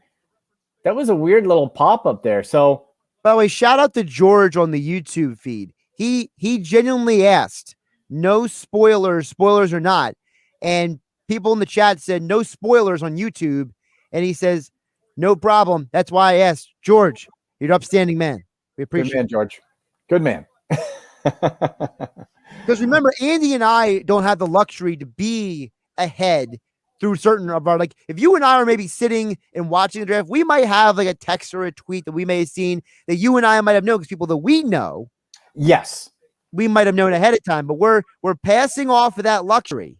Exactly. You guys. I love to, like, just like Josh, remember we all got into this business because we love sports. Yes. And the surprise, I love the surprise, the fun of it. This is what's it to me. I don't want like I wasn't one of those kids that on Christmas you try to open and peek at the gift. I want to be surprised. This is draft day. I want to be surprised. I want to see what happens. Now, how do you feel about Jalen Waddle going to Miami as a general principal? I think it's interesting because he played with Tua. Yeah. So they know each other. There's a familiarity there. We also know that outside the Bills, the AFC doesn't have a lot of good defensive backs. So for the Dolphins, trotting out Waddle may be a hand up already and giving Tua somebody who's familiar with playing with a left-handed quarterback. Remember, Tua is the only lefty starter in the NFL. And if you're a wide receiver, the ball comes out differently. Looks different. Angle for the receiver. So now you're getting somebody who's familiar with that angle. Yeah. Yeah. And that familiarity with Tua. So for Waddle, you give that guy an inch, and you mentioned not the great defensive backs. You give that guy an inch, he's gone. And he's somebody I feel they're going to be lining up at 5'9". You're lining up in the slot. Maybe you can pop him outside. He's quick. Maybe you can send him deep on a few runs. But I think out of the slot, and that's fine because for Tua, for a young quarterback, you want those quick pop out. Don't hold the ball on some of those routes. Pop it out and get it into your playmaker's hands. Jalen Waddle's a playmaker. You do that, and that can be a very good weapon. Not as good as Jamar Chase, in my opinion, but a very good weapon for Tua. I still would have gone with the old tackle. Right. But hey, if you want to talk weapon and they decided, because as you said, there are some studs that you mentioned there later on. They pick at 18, so maybe that's where they swing back and try to get their offensive tackle. Now, I will also say this. So the Lions are on the clock. Dan Campbell, the kneecap biter. Does he go offensive line here? Dan Campbell. He wants a grinder. He's got Drew Stanley on his staff. He's got all these guys who are former players. He's got Chris Spielman in the front office working with the Lions. Are you going to go for the offensive lineman here? Dan Campbell sounds like he should be like a 1980s wrestling manager. Right? I'll fight him at the knees. I love it. 80s, 90s. He should have been part of NWO. That's right. The madman. That's Campbell. That's Campbell coming down the, yeah. Like, it's like this. That's Campbell. Campbell coming down the lane. He's not supposed to be here tonight. What is he doing here? That is as old school of a dude as it gets. So, there's Campbell standing up in the draft room. Everyone's standing and hugging each other. The pick is in. They've already called it in. If you're building from the trenches out, which these old school players love to talk about and say, Josh, from the trenches, I'm going to go Penei Sewell. I don't think you're going quarterback. I just don't see how they can go anything but Penny Sewell at this point. The only guy I would see maybe if it's Micah Parsons, because if you're talking about sort of nasty linebacker, bite the knees off, that's somebody who would fit that bill as well. Yeah, but you can get a guy like Davis later. I agree. Oh, they're jumping. That's like, you get that excited over an offensive lineman, Josh? Are we looking quarterback? Well, he's a knee biter. Remember, he likes to bite their knees off. You know? He's a knee biter. Now I'm seeing this year with them hopping around. Like that's pretty excited for an offensive tackle. Like, listen, Campbell's a weird guy, man. He is weird. Remember when he was the Dolphins interim coach and he got up there and had that expletive raid at the post-game press conference about how, like, we're not tough enough, we're too soft and everything. Like, what we're talking about here. This guy, like, if you had a battle royale of all the NFL head coaches, the final two would be Robert Saleh and Dan Campbell, probably. Absolutely. And then you'd have Sean McVay hiding under the ring, combing his hair. Here we go. Draft. The Detroit Lions select Penei Sewell. There you go. Tackle, Oregon. Oh, got it. Good pick. Great pick. So back to the WWE reference there. Dan Campbell, Robert Saleh, the final two at Royal Rumble there for you. Oh, yeah. Right there. You got him. Yeah, Sean McVay combing the hair underneath the ring. He's hiding. He's sort of slithering around back there, right? Oh, yeah. Penei Sewell, you got a value. They didn't expect him to be there. No way. So you get a guy who you can pop in as your left tackle for the next decade. Good job, Detroit. That's another organization that usually finds ways to get things wrong. That's something they did right. That might have been their best pickup like the last decade. It might be. It very well. Ooh, the fan that they have there. It's a lot going on. You saw that finally? I did. That is a lot going on. On the ESPN feed, they show the fan. See, I know Roger Goodell walks up because they show Goodell talking to the fan, and then I check in my ear for those of you just give me a peek behind the curtain, okay? Okay, we're poking back. I pop the ESPN radio into my ear when I see that, and that's how I know to pot up Goodell. Ah, got it. Okay. ESPN gave me my cue, which is Goodell says hello to the fan. You see that every time on the ESPN feed, and then he walks to the stage. That's my little cue to be like, all right, here we go. There we go. Absolutely. So now the Carolina Panthers. Right here, Josh, take Justin Fields. I'm going to channel telepathically to Carolina. Take Justin Fields. There's no way you can tell me they believe Sam Darnold is going to be the long-term answer. You can hope, but you get Justin Fields in. Then if Darnold turns out to be great or does very well this year, tremendous. You trade him out. Right. You trade him out for a second-round pick, first round, whatever. Good problem to have. Get Justin Fields now. You pop him in. They have offensive line needs. They have defensive tackle needs. They have secondary needs as well. But I just don't. I had Trey Lance mocked to them because I had Justin Fields go earlier.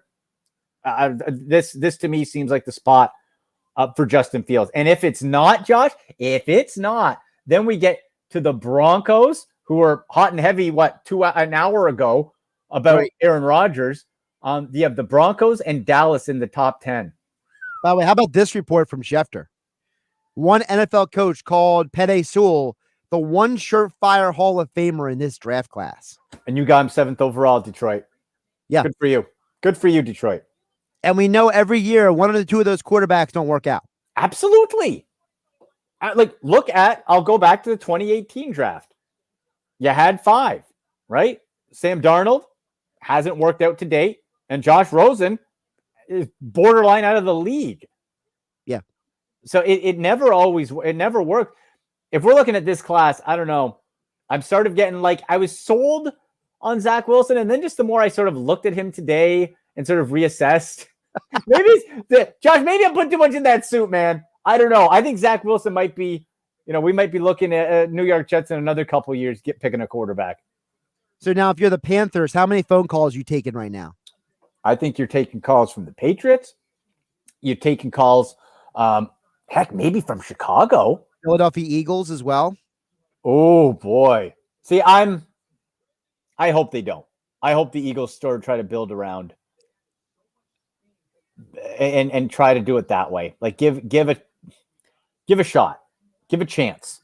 Oh, I understand they would trade for a quarterback, but they may trade up for a corner. Oh, okay. I see what you're saying. So we're talking because if we're looking, the top corner is either Patrick Surtain II or J.C. Horn, depending where you go. I have Surtain a shade higher, but Horn's certainly there. Very possible. Also, again, Micah Parsons on the board. Zaven Collins is a stud who I have going a little bit later. Rashawn Slater's still on the board. Slater's still on the board as the next best offensive tackle. So this is interesting. Is the first trade we see not for a quarterback? Because if anything happens, pick is in. Panthers made their pick. Now, here's the problem, though. ESPN's not back from commercial break, so they're going to make the pick wait. They're going to make the pick wait. Wow. This is where ESPN is like, why did we go to commercial here? No. Panic. Pure panic. Okay. No, wait. If it's not Justin Fields, I think it's Rashawn Slater. I'm going to go Slater. That's my guess here. If they don't, Justin Fields that role. Justin Fields. Ooh. Oh, I'm seeing on NFL Network, Ohio State QB Justin Fields, only quarterback the Panthers were interested in from a source from Ian Rappaport. Rappaport's about 60-40 accuracy. So. Yeah. So there's a chance. Could be Fields. This is that. I think if you're the Panthers, like you wouldn't even take any time. You're sprinting up. This is a dream scenario. You can be patient with Darnold. This has got to be the longest break in ESPN. Oh, I know. History, by the way. But like, Josh, what is it like on NFL Network over there? Give me a highlight here. What do you got going on in front of you? I got Daniel Jeremiah talking about who they think they're going to pick. I got a commercial for soccer right now. That's what I got. Oh God. Ugh. Yeah, this is bad timing. No, it's bad timing. But this makes so much sense to me. If they go Fields, Sam Darnold, you pop him in, and you just wait, and you be patient with Fields. That guy has all the tools and has played at the highest levels under every spotlight, Josh. And let's not forget the toughness. Remember when he hurt his knee and battled through? Flats East Bank. Tell me about that place. Oh gosh, I love the Flats in Cleveland. They rebuilt that place over the last 5 years. They just showed it on the oversight there. It's a hot spot, man. It's the new party spot. East 4th in Cleveland is hopping, but the Flats is it, man. You got a whole bunch of spots down there. You got Truman's is a real. If you're ever in Cleveland, Truman's 216, really, really nice spot. They got beer and food, all sorts. Dual pianos. NFL Draft. The Carolina Panthers select J.C. Horn. Wow. Whoa! Defensive back. What? South Carolina. Did not Mel expect Kiper's that. first draft analysis. What? Whoa! Where did that come from? Whoa! Now, first of all, he stays in the Carolinas because, Panthers, South Carolina. Yeah. First JC prize in the draft. First shocker.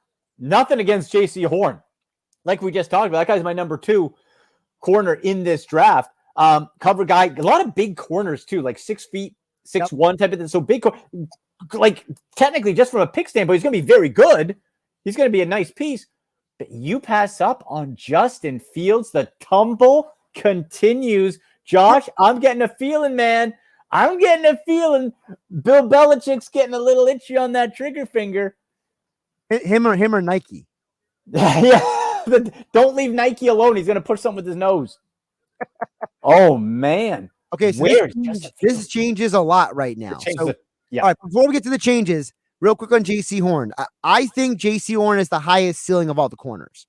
I think he also has the lowest floor, though, because he's still a bit of a grabby corner. Yes, he is grabby. He doesn't let the guy pass him. He wants to hold him up sometimes. So you might want to start him as more of a zone corner and then move him to man corner eventually. He might not be the best man corner day one, or he's going to get flagged a lot. But otherwise, I think he's going to be a great corner in the NFL. Yeah, he mirrors his targets effectively, right? Coming off, he's got those fluid hips everyone likes to talk about. Led South Carolina in passes defended last year. So, like you said, the grabby penalties is a problem. But I would rather have, as long as it's not extreme, I can sort of try to coach down aggressiveness. You can't teach that up, right? Like you can't, if you're not aggressive by nature, you can't coach that. So if you can dial it back a bit, again, Josh, the pick itself, that's going to help Carolina's defense. But boy, man, you let Justin Fields go. I guess Sam Darnold's the man. Now, here's the deal.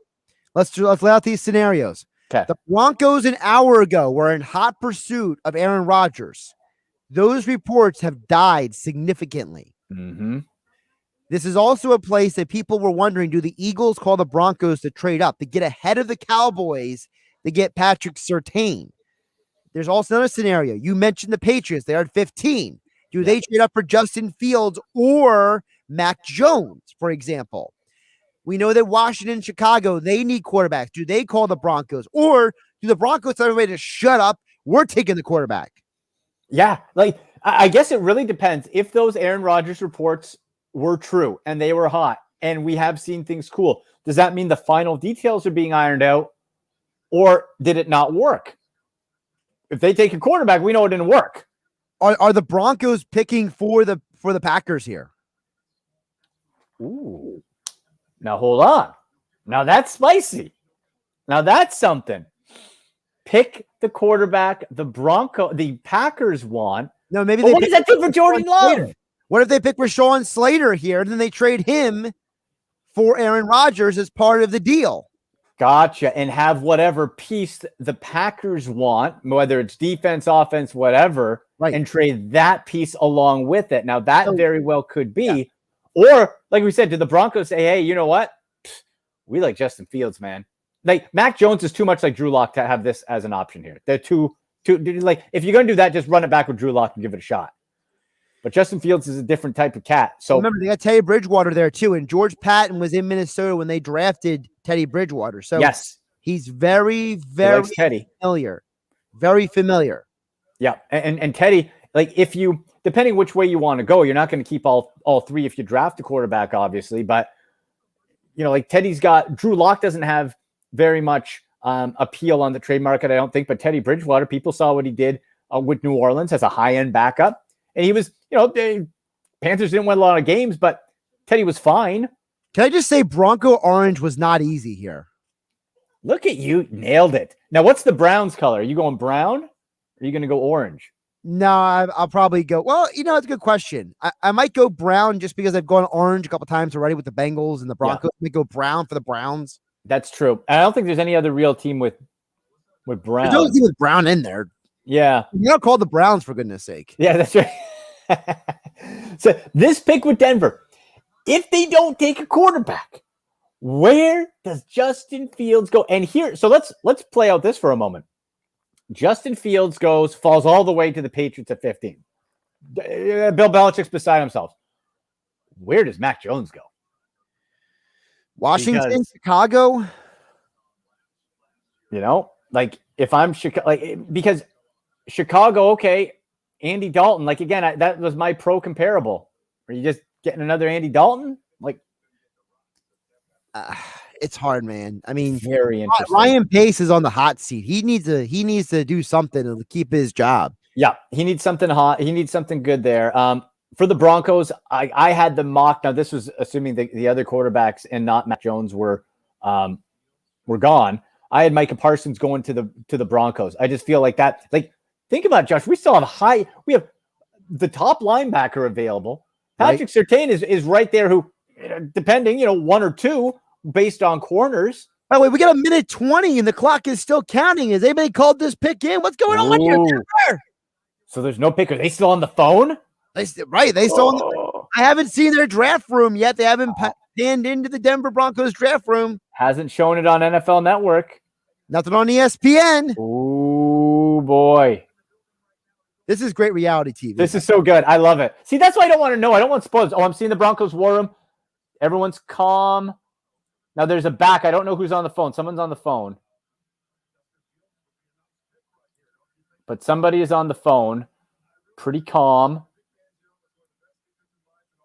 And they're showing Justin Fields. He's at home. They're showing him sitting there on the edge of his seat. Oh boy, this could be the spot. And if it's not Josh, then the Aaron Rodgers rumors are alive. And if it is quarterback, then maybe those Rodgers rumors get squashed. Yeah, if it's a quarterback here, the Packers deal didn't happen. Yeah, I agree. I think that's not a quarterback, the deal's still alive. Yep. And then to your point, the drafting for the Packers idea, that's really interesting to me. Listen, we see a lot of times in the NBA. You draft for somebody else, then you finish the deal off. Yeah, right. So, if we look at the Packers need wide receiver help. I don't think you take one here. At this point, you can wait. Pick is in. Yeah, it's in, but they're still chitter chattering. So I'm wondering.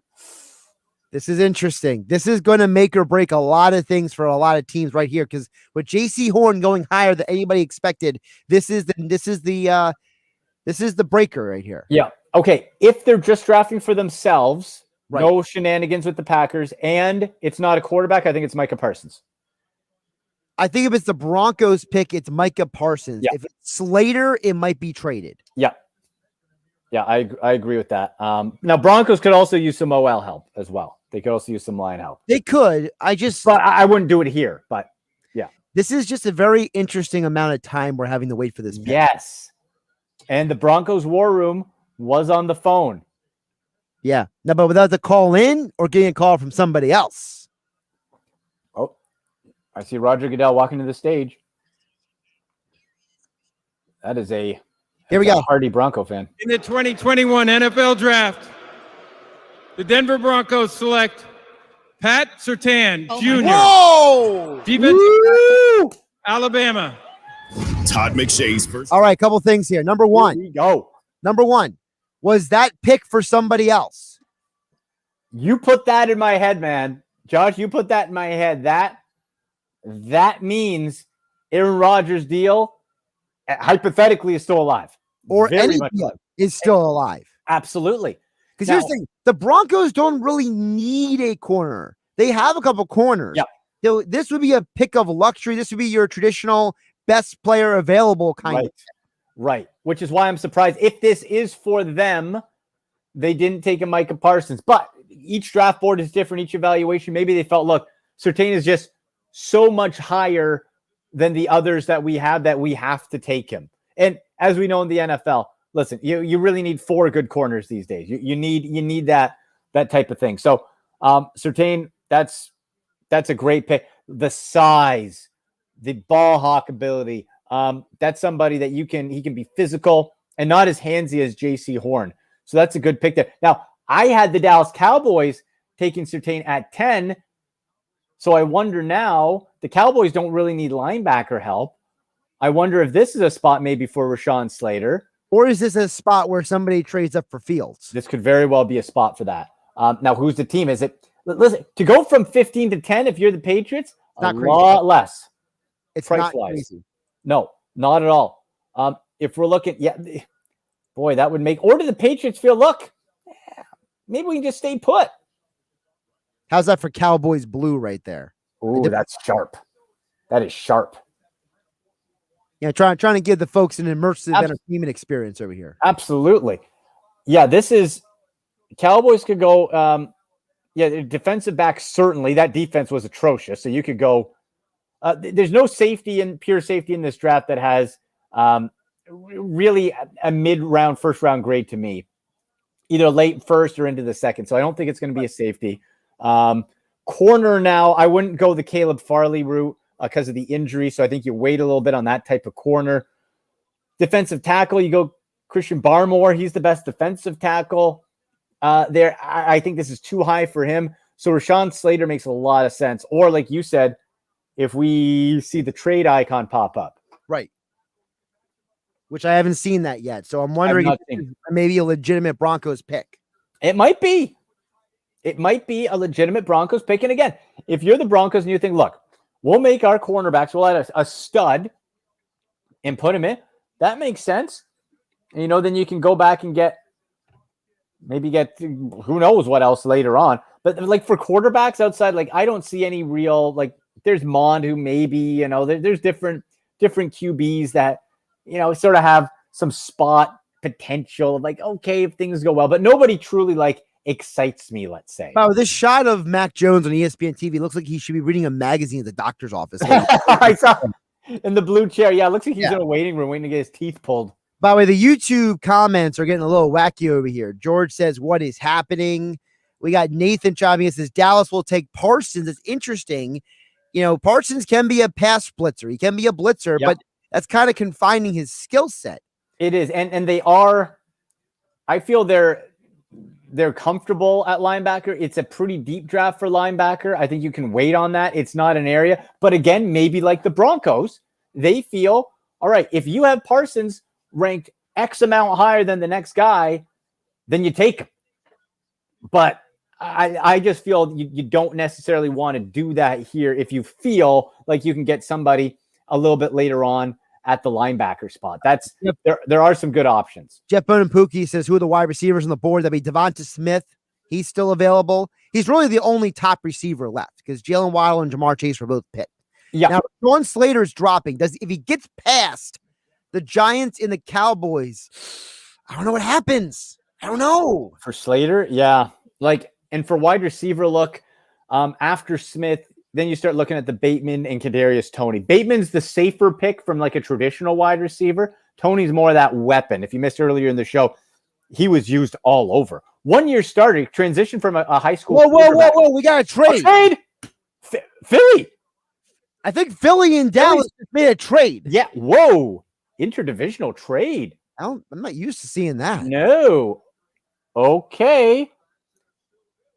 Now, this is weird because Dallas has traded number 10 to Philly for its first round pick and a third round pick. That's according to Schefter. I'm popping up on the screen. Okay. Eagles make a trade in the division. Whoa. Interesting. We got drama. In the division. Wow. Is this Devonta Smith? So, is this Slater? Right. Is it Slater? Is it Smith? Do the Eagles even think about Fields? Oh, boy. I wouldn't. I wouldn't either. Because I've heard multiple evaluators say that Hurts and Fields are almost the same player. Right, from like the development standpoint. And we talked last year coming into the draft. Jalen Hurts was my guy. I loved him. I thought this was a guy when he had a chance, he was going to take over. I think you develop Hurts and don't go that route because, I think you're just competing one sort of skill set to another. So I don't think you do that. If they're not in love with Hurts, maybe. But I think you got to go. This could be Smith. This could be Slater. Because if they think that the Giants, I think if you want Devonta Smith, you can wait. I don't see the Giants spending all that money on Kenny Golladay. I don't see the Giants taking a wide receiver at 11. We got breaking news here. The Eagles have traded up with the Cowboys. First of all, I'm shocked that the Cowboys made a deal with the Eagles. Yeah. Considering a few years ago, the Eagles stole Dallas Goedert from them. Oh, remember that? Yes. But in interdivisional trades, just in general, between heated rivals is super rare because you're playing against that guy who you let your rival draft twice a year. Right? This is bonkers right now. This is crazy. I did not expect this one iota. No, this is wild. Is this? Let's see. Slater makes a lot of sense. I don't think you go quarterback. Horns off the board. Would they trade up for a linebacker? I mean, if they did, it'd be the first linebacker they drafted in the first round since 1978, I believe. Jerry Robinson from UCLA. Okay, that doesn't make sense, right? Again, I like Micah Parsons, I do, but that doesn't fall into the areas where I think they really need to focus on. Rashawn Slater, I think, might do it because if you feel okay, Josh, follow me here. If you think the Giants are going to go O-line because that is an area of need, and you want Slater, that makes sense to leapfrog the Giants. I don't think you leapfrog for a wideout. You get the offensive lineman or the linebacker away from the Giants. Yes. Correct. Yeah. I think that's the play. Either the O-lineman or the linebacker away. And I think it's going to be the lineman. Is this year's third round pick. So it's so this year's third round for Dallas. Right. Dallas is getting that pick. Dallas is getting that pick. Pick is in. All right, prediction. I think it's Slater. Who do you think? I'm going to go Slater. I think Slater. I hate saying it, but I think it's going to be Slater. As an Eagles guy, are you happy with that? Is that a good? My heart says Parsons. My head says Slater. I think it's Slater. Boy, if it's Fields, this thing's all blown up. if it's Fields. If it's Fields, you better stay on a couple extra minutes. Absolutely. If it's Fields, we're going later. If it's Fields, we're going later. I might not be able to get up. Holy. First trade of the night. With me, so. Jeez. First trade of the night. I mean, holy cow. Eagles straight up. I never thought they'd trade. The whole thing was people thought they would trade with the Broncos because the Broncos are ahead of the Cowboys. Now they traded with the Cowboys. Now maybe the Cowboys traded because they were like, we lost both cornerbacks. And that's where they're fine going down. Maybe that's where the Cowboys go linebacker. Or maybe they reach and get a guy like Newsome, that cornerback from Northwestern. They could, if they like Farley. Again, a lot of wild card medicals with him. Oh, Goodell's coming up. Goodell's trotting. Now they had to exchange the Eagle and Cowboy fan real quick on the couch. They said, "Get out of here." Man, he's talking to her a really long time. Yeah, come on, Raj. Come on. We got a trade here. Let's go. All right, very good. Do you think Roger takes that chair back to his mansion? There's no way he takes that used chair. For the Philadelphia Eagles, with the 10th pick in the 2021 NFL Draft, the Philadelphia Eagles select Devontae Smith. All right. Wide receiver, all right. Alabama. That was too easy. Todd McShay's first draft analysis. Wow. I'm intrigued. Okay. That's where I had the Eagles taking. I had the Eagles taking Devontae Smith at 12. Okay. I think it's interesting that they felt the need to trade up, though, with the Giants spending all the money on Galladay. I wouldn't think they'd be an option, and the Cowboys weren't taking a wide receiver. Okay, so let's analyze this. First of all, so the Eagles obviously traded up to get a wide receiver. That in and of itself is interesting. Nick Sirianni, background, wide receiver coach before he was offensive coordinator. There's a lot of guys who work with wide receivers on the staff. Jalen Hurts played at Alabama with Devonta Smith as well. Yep. Forget that aspect. Yep. Also, the Eagles have to figure out who is going to be their ex-receiver. Is it Travis Fulgham? Is it Devonta Smith? I don't know. Is this going to be a situation where Devonta Smith becomes one of those guys that they're bringing in there saying, Jalen Hurts, we can develop receivers? I think that this has to be seen as a bit of a vote of confidence for Jalen Hurts, which I like. I think that's good. For what we look at with Devonta Smith, you're getting a guy who catches everything. You're getting a crisp route runner. You're getting a guy who's fast, not elite speed, but a guy who's fast, and who's very smart. Now, I will say this. I know a lot has been made of it, and I'm one of them. That frame weighing 170. I know it's been done. I know thin guy can do it, but that concerns me. I just hope, since the head coach is the quarterback, is the wide receiver whisperer, they'll work in ways to not put himself in harm. Like, I don't want Devontae Smith going over the middle and getting crunched by a linebacker. So if you can spread him out and work in spots where you get him a step to use those hands, to use those routes, I think it's a great pick. His frame just makes me nervous. Now, I will say two things. Number one, Devonta Smith, according to multiple reports, is a workout fiend. Apparently, he's a guy that works out very hard in the Alabama gym. So he's known as a serious guy. So maybe his leanness is more genetic than it is anything else. We got to trade, Josh. Another trade. We got to trade the Bears.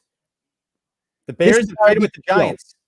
This has got to be for Fields. This is Fields. The Bears are at 20. Now, what did they give up? The Bears are at 20. They had to give up a lot. I mean, that's a big move. That's Justin Fields right there, baby. Fields is going to go to Chicago. Oh my goodness. Who else do you trade up for that high? That has to be the guy, right? You're not trading that high for a lineman. You're not doing it for a linebacker.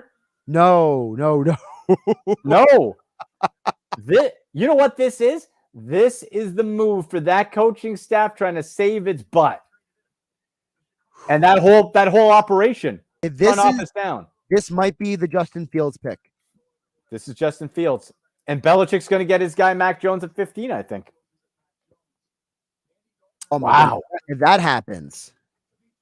That's if that's the case, that's a real nice, like, again, Mac Jones doesn't terrify me, but that's a perfect New England fit if it is Mac Jones. But yeah, the Giants trade down. So, Josh, what we saw there, I think, is maybe the Giants did have their eye on Devontae Smith. Maybe they thought, hey, you know what? There's still linebackers guys out there. We can wait.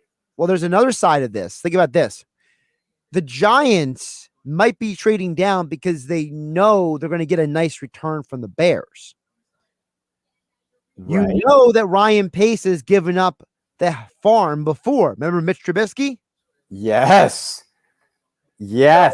So could this be a situation where the Giants knew, hey, we can get a lot. Oh, I got here it is. I got details. Oh, that's a lot. Yeah, that's a lot. I'm popping up on the screen right now for everybody watching. Let me get it up here. Ooh, yeah, Giants had to make that deal. So 20th pick, the 2022 first round pick. That is very valuable.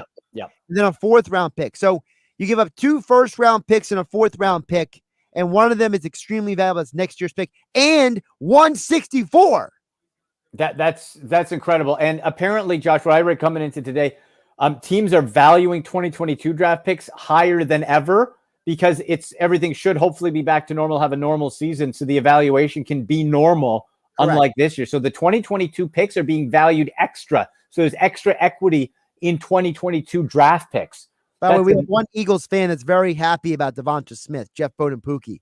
Am I the only one screaming at the TV? That's okay. Hey, what did you needed weapons. Yeah, I thought you needed one more piece, and I like that one for the Eagles. I think that's a really good match. And like you said, comfort for Jalen Hurts. If you're Jalen Hurts, you got to be feeling pretty good. Again, Josh, what do you want? Give your quarterback a chance to succeed. Give him a chance.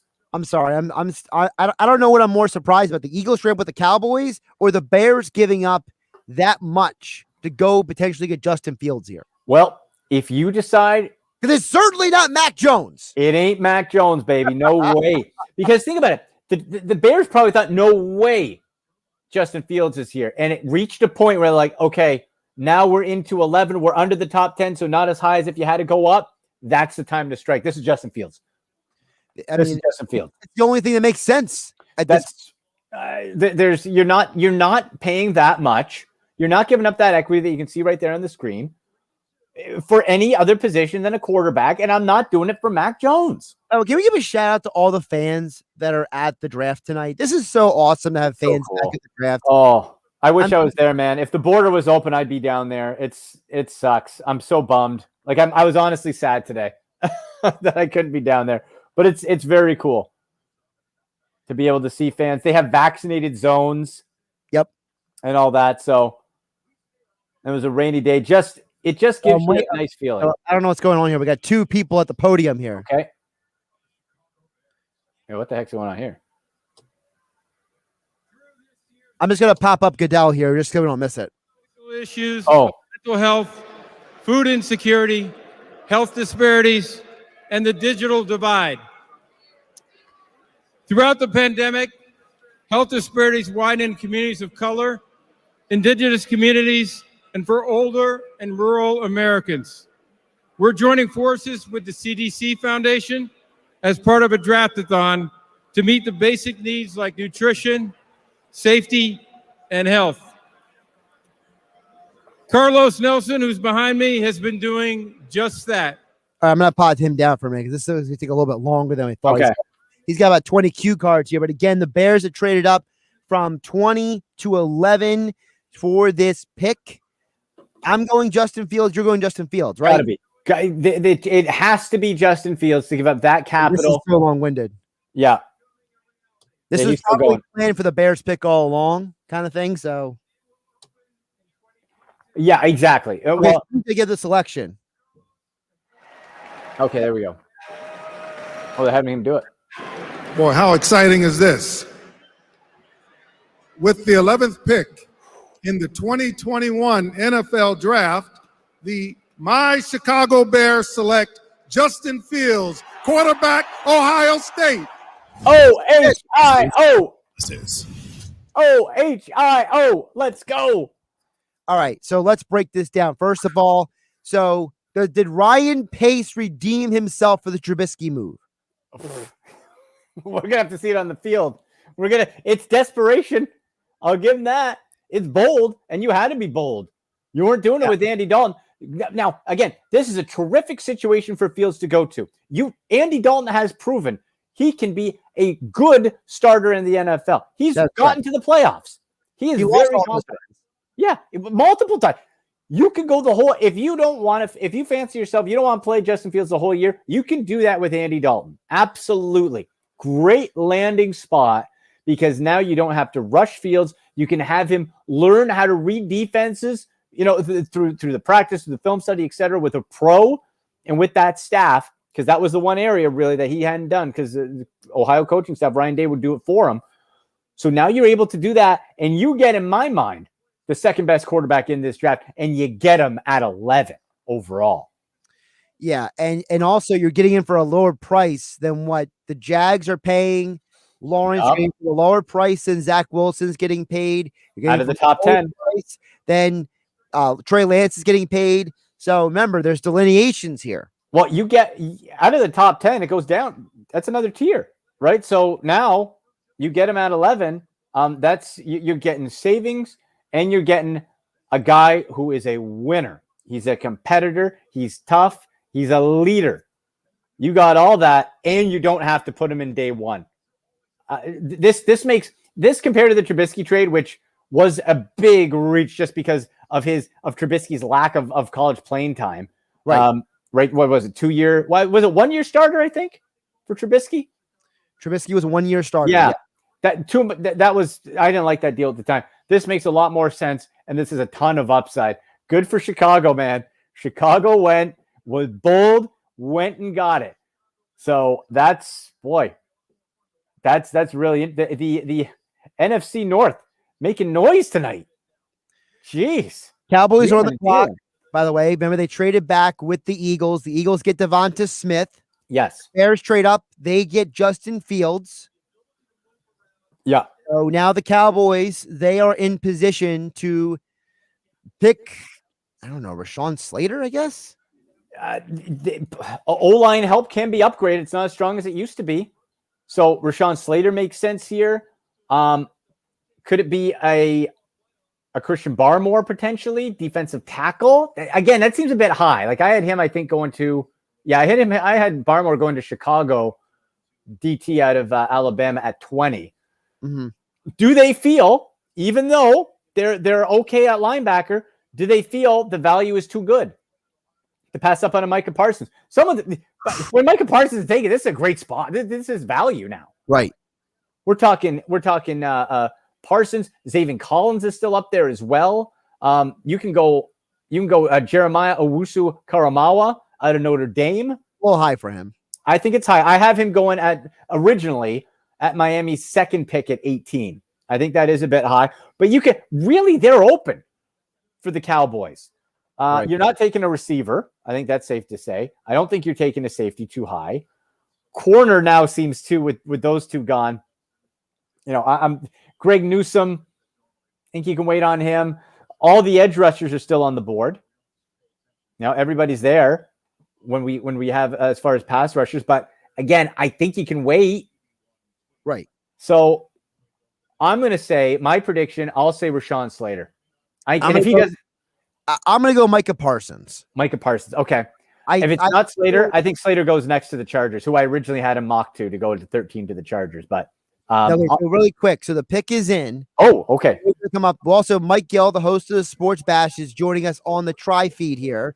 So we got three of us on the video feed. Mike, the Eagles traded up to get Devonta Smith. How do you feel? The one thing I thought wasn't going to happen. What's up, Andy? By the way, Mike. You do a great job, man. Thanks, brother. Good to see you.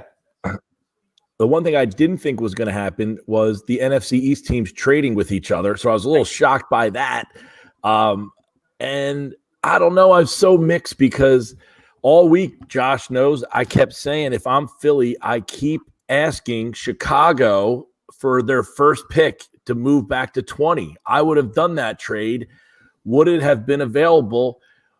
I think that New York got out of that spot because they wanted Smith. So I think Smith would have gone to New York, and then Chicago would have traded with Philly, and Philly could have got the number 1 pick and got a 4th first rounder next year, moved back to 20, and maybe got Rashad Bateman or someone in that realm. So I'm a little mixed because I like Devonta Smith. I'm happy with the pick, but I think they maybe could have got that trade that the Giants made. What do you guys think? Right. Yeah, I think it would have been right there for them, absolutely. And it just seemed like Chicago was hell-bent on going up and getting their guy. So if you're the Eagles, the more assets would have made sense. But at the same point, like, I don't think it's a bad thing to get Devonta Smith, get another weapon, reunite him with Jalen Hurts. Yeah, and I look at, Jalen Hurts. The Smith-Hurts connection has to be a big part of this, right? I think so. Goodell's just making a public service announcement. Yeah, he's doing Don't you another. think Dallas totally got thrown off by the fact that both corners were off the board? Yes. The JC Horn, we were freaking out. I was in the car when that happened, and I was listening on the radio, and they were just like, you got to be kidding me with this. And all I kept thinking was Dallas now, because they were saying they thought Carolina would take Rashawn Slater. Like they thought it would go lineman. And when they took the corner, it was just like, oh my gosh. So, wow. That's why Dallas says, all right, I'll get out of this spot. This will be interesting. Down. Here we go. Here's the pick, guys. Yeah. 2021, the NFL draft, the Dallas Cowboys select Michael Parsons. Woo! Linebacker, Penn State. Yeah. Mel Kiper's. All right, so there it is. It's official, gents. Best linebacker in the draft. And they went defense, something they needed. Yep, not the corner. Mike, it wasn't the corner that they wanted, but you're still able to get a playmaker, add to an area of strength in Dallas with the linebacker spot. Heck, you get the best position player on defense, which can get better. Nice pick by Dallas. Yeah, I hate Dallas getting Micah Parsons now. You got a linebacker that will terrorize you. Yeah. The league is shifting back to getting linebackers. Look at what Tampa did, and then look at what Tampa did this offseason. They retained and brought those linebackers. So the linebacker, like you have a generation of linebackers who were not real linebackers. Well, now they're this new breed of linebackers, and now they're good at it. Like before, there was that shift where you had a bunch of linebackers who were more like safeties, but they didn't know how to play linebacker. Well, now the position is a hybrid, and you have these guys, and he might be the best of those type of guys. Yeah, big, nasty sideline to sideline coverage, like you're seeing, like that nice hybrid, and Parsons certainly leads that. Now, it's a good pick for now. My prediction, I'm going to jump out here, guys, but my prediction is I think Rashawn Slater goes to the Chargers at 13. That's where I had him mocked originally. I think that's a beautiful fit for them there. Perfect for them. Andy, really quick before you go, plug the league real quick. Yes, UFFsports.com, guys. I'm the head of football operations, UFAFL. It's a brand new dynasty football league, fantasy football league to the extreme, but it combines player NFTs, cryptocurrency, blockchains. There's going to be an exciting Legends League announcement coming up in the next couple of days. So UFFsports.com. Check it out. Follow on Twitter at UFAFL_UFFS. I'm heading up. It's going to be phenomenal. I'll tell you guys about it when we get more info. All right. Sounds good. Andy, appreciate you jumping on. Appreciate you hanging out with us for the first, it turned out to be 12 picks. Yes. From all the trades. I love it, guys. Andy, you and I will talk next week on game night. We'll recap the draft and at AndyMC81 on Twitter. Yes, sir. All right. Mike, Josh, have a good night, boys. See you later. There he goes. Micah Parsons is going to the Cowboys. Andy McNamara with us for the first 12 picks. Mike Gill now with us. You made it home in time. It's always good to see that, Mike. We had a 10-run roll game. I got out of there pretty quick. I've actually been home for a little bit, but I had to eat something. Well, that's always a needed thing. So we're going to get to the comments from the YouTube in just a minute, but I've been saying for a while, Mike, Micah Parsons for a couple of days, I thought that might be the pick. It seems like it became the pick of necessity because once J.C. Horn and Patrick Surtain were gone, then it seemed like the Cowboys realized they weren't going to get the guy they wanted, so they decided to try to get a third-round pick out of it with what they got from the Eagles. Yeah, and we talked about that all week, which was that extra third-round pick will be the ammunition to move in the draft because people kept saying, why do they want to move up they've already traded back. Why do they want to move back up? I think they were assuming that they would had to have given up a first-round pick to do that, but that's not the case. We kept saying, no, that third-round pick will be enough to get you back into 7, 8, 9. They ended up going to 10, which was a spot that I didn't think there's no way I thought Dallas would trade with them. But I think when the two corners went off the board, that's why they decided they would do it. Couple of people commenting in. By the way, thanks to Jeff Bowden, Pookie, and George for the compliment. Yes, I did call it. But listen, that was more so kind of luck, because I think if the cornerbacks were there, the Cowboys would have gone one of the corners. But now that they traded down, no doubt, it sounds like Parsons was their next, the best player available. That word we've heard about 1 million times on the Sports Bash this week. Yeah, I agree. If the corner was there, they weren't trading with the Eagles. But once the two corners went, they went and said, all right, well, we know Philly's not going to take a linebacker. And then the Giants, I'm pretty sure, wanted to take Smith. So when that happened, they got out and traded with the Bears. You knew the Bears were going to take a quarterback at that point. And then there's, boom, Dallas. So I think Dallas did a good job to pick up an extra 3, get a player that is going to be pretty much replacing Sean Lee on their defense. So give them credit. They make a nice move. So I like what Dallas did. I like what Philly did. I love what the Giants did. Yeah, first of all, you knew that if you have a team like Bears, you knew you were going to take advantage of them, right? I mean, Ryan Pace is infamous for being the guy who gives up everything for, I don't know, almost nothing.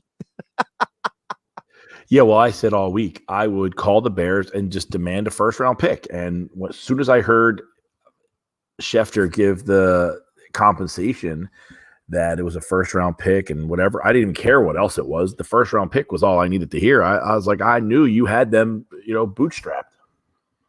Now, really quick, Jeff Kerr, who joins the Sports Bash almost daily at this point, he put out there on that Devonta Smith apparently was expecting the Eagles to get him all along. I'll pop that up on the screen here.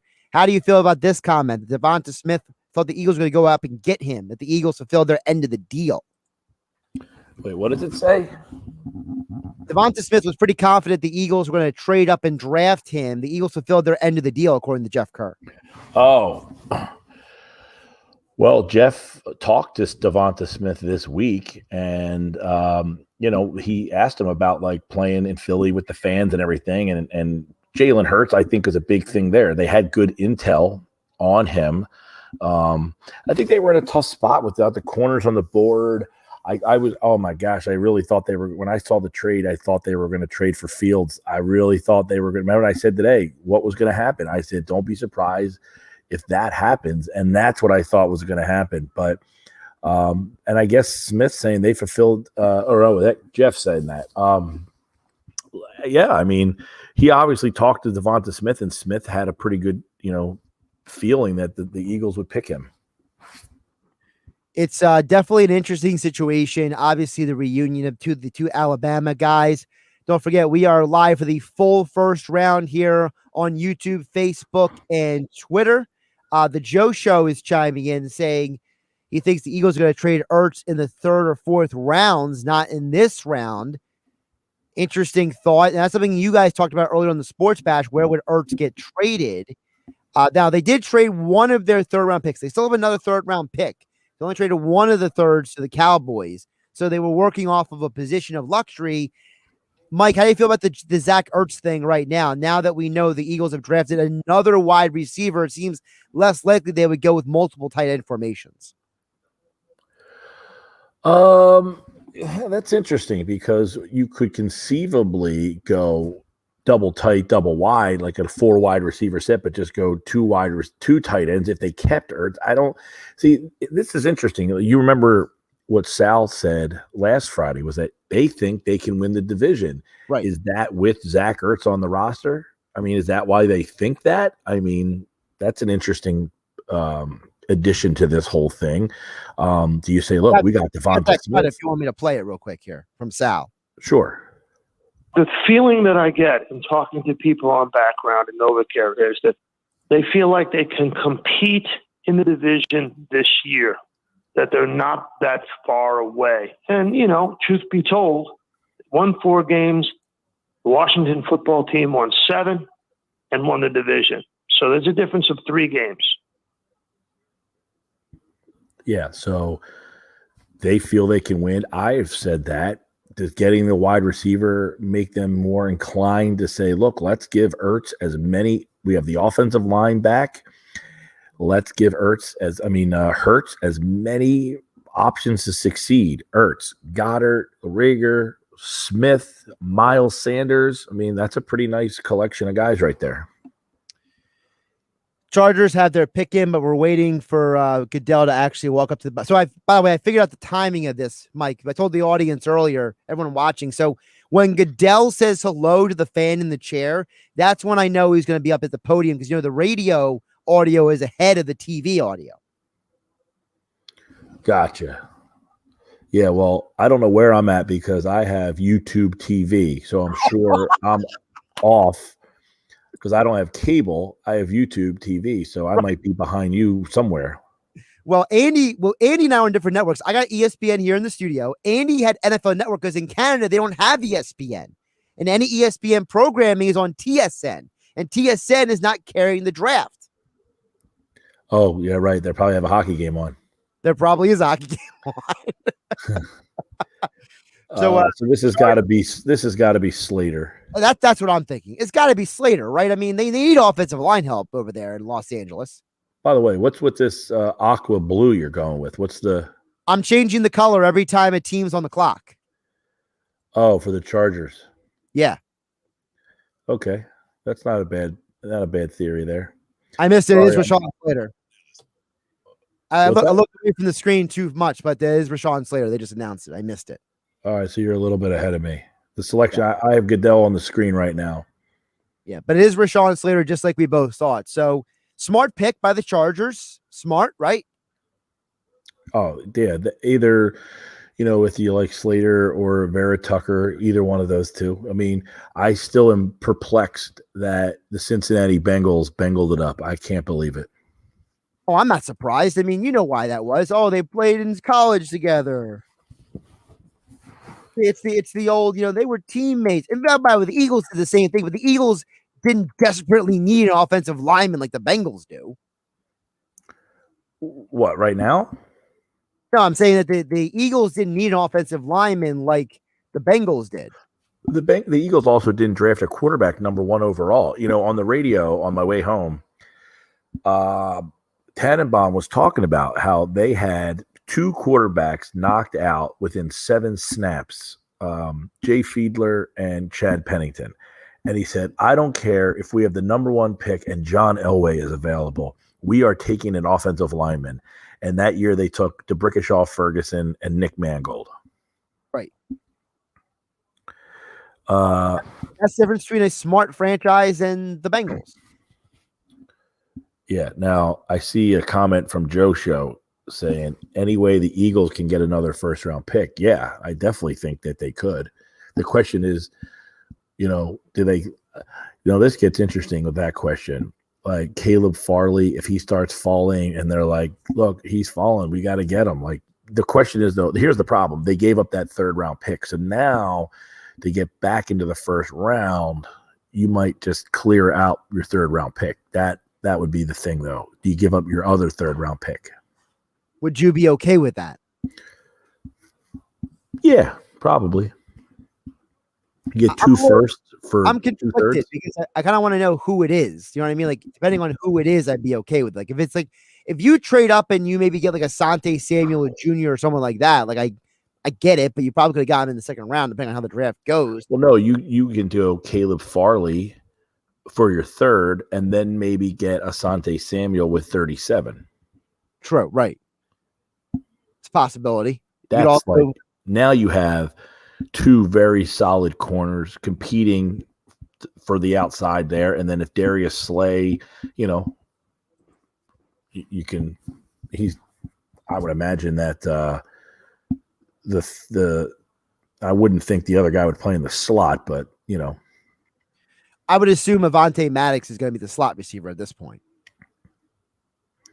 Yeah, but I'm talking about if you got Caleb Farley and Asante Samuel. I don't think the other guy would play in the slot. He would probably just play one or the other, and then probably. Although I think some people believe Asante can play the slot for whatever. By the way, the Jets just traded up with the Vikings, so they're on the clock now.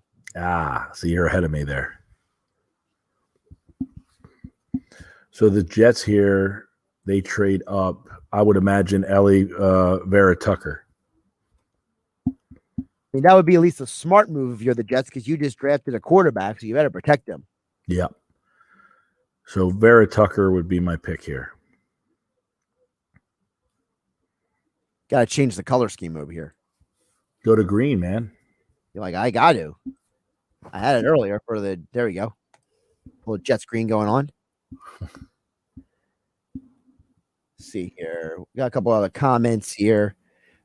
NFC East getting more interesting by the minute. Great job, Mike and Josh. Listen every day. Well, thank you, Corey. We appreciate that. He's right, though. I mean, and then Washington's coming up here in like 5 picks. Dallas gets a linebacker. The Giants haven't picked yet. Philly gets a receiver. But the Giants have a first-round pick now, 2 next year. Philly has maybe 3. So the league, the division is quickly kind of turning the talent over. The Giants are how funny is this, though? Gettleman all week, the story is that he never traded back. Right. How about that? He said all week, I don't trade back. Yeah. By the way, Joe Show says he's behind you, Mike. Oh, he has Hulu. So there you go. So he's even further behind than you are. Hold on. I need to get my drink. All right, Mike's going to go get his drink right now. We're going to take him off the screen for a hot minute while he goes and gets himself situated. The Jets are on the clock right now of the draft. We're waiting for them to come up. And by the way, ESPN television went to break, so that means we got to wait another 2 minutes for the pick. Couple more people on here on the stream. George says, actually, I just missed George. Jeff Boogie bonus, right? I don't know. The Eagles always need offensive line depth. The Eagles always need depth on the offensive line. Interesting. Now, here's the thing. George mentions Newsome. I am not a huge fan of Newsome. I think Newsome has some limitations as a corner. I like Asante Samuel Jr. better than Newsome. I understand people like Newsome because he can be a physical corner, but I'm higher on Asante Samuel Jr. than I am on Newsome. That's just me. So if I'm the Eagles, I'm not going out of my way for Newsome, but that's just me. If you were asking my opinion on it. Let's see here. Eagles get a cornerback next to a linebacker. That's a great question, because if you trade up in the first round as well, you could maybe go linebacker as well. Maybe that's where Zavon Collins comes into play. Maybe someone like that. I think the Notre Dame, Jeremiah Osowu Koromora, I don't see him lasting that long. I really don't. I feel like he wouldn't be there for the Eagles in the late part of the first round if they traded up. But I feel like Zavon Collins might be. So, by the way, we are green. If you didn't see, Jets just traded up to get the 14th pick in the NFL draft. They traded up to, I assume, get an offensive lineman. Elijah Vera-Tucker is going to be me and Mike Gill's prediction there. Let's get over a couple more comments here. Jeff Bonapookie says, I got to keep Hurts protected and not then. We got to at least stop opponent's quarterback. I'm hoping we get some linemen. I think the Eagles are going to draft linemen. They draft linemen, seems like every year. So I feel like that's not the issue.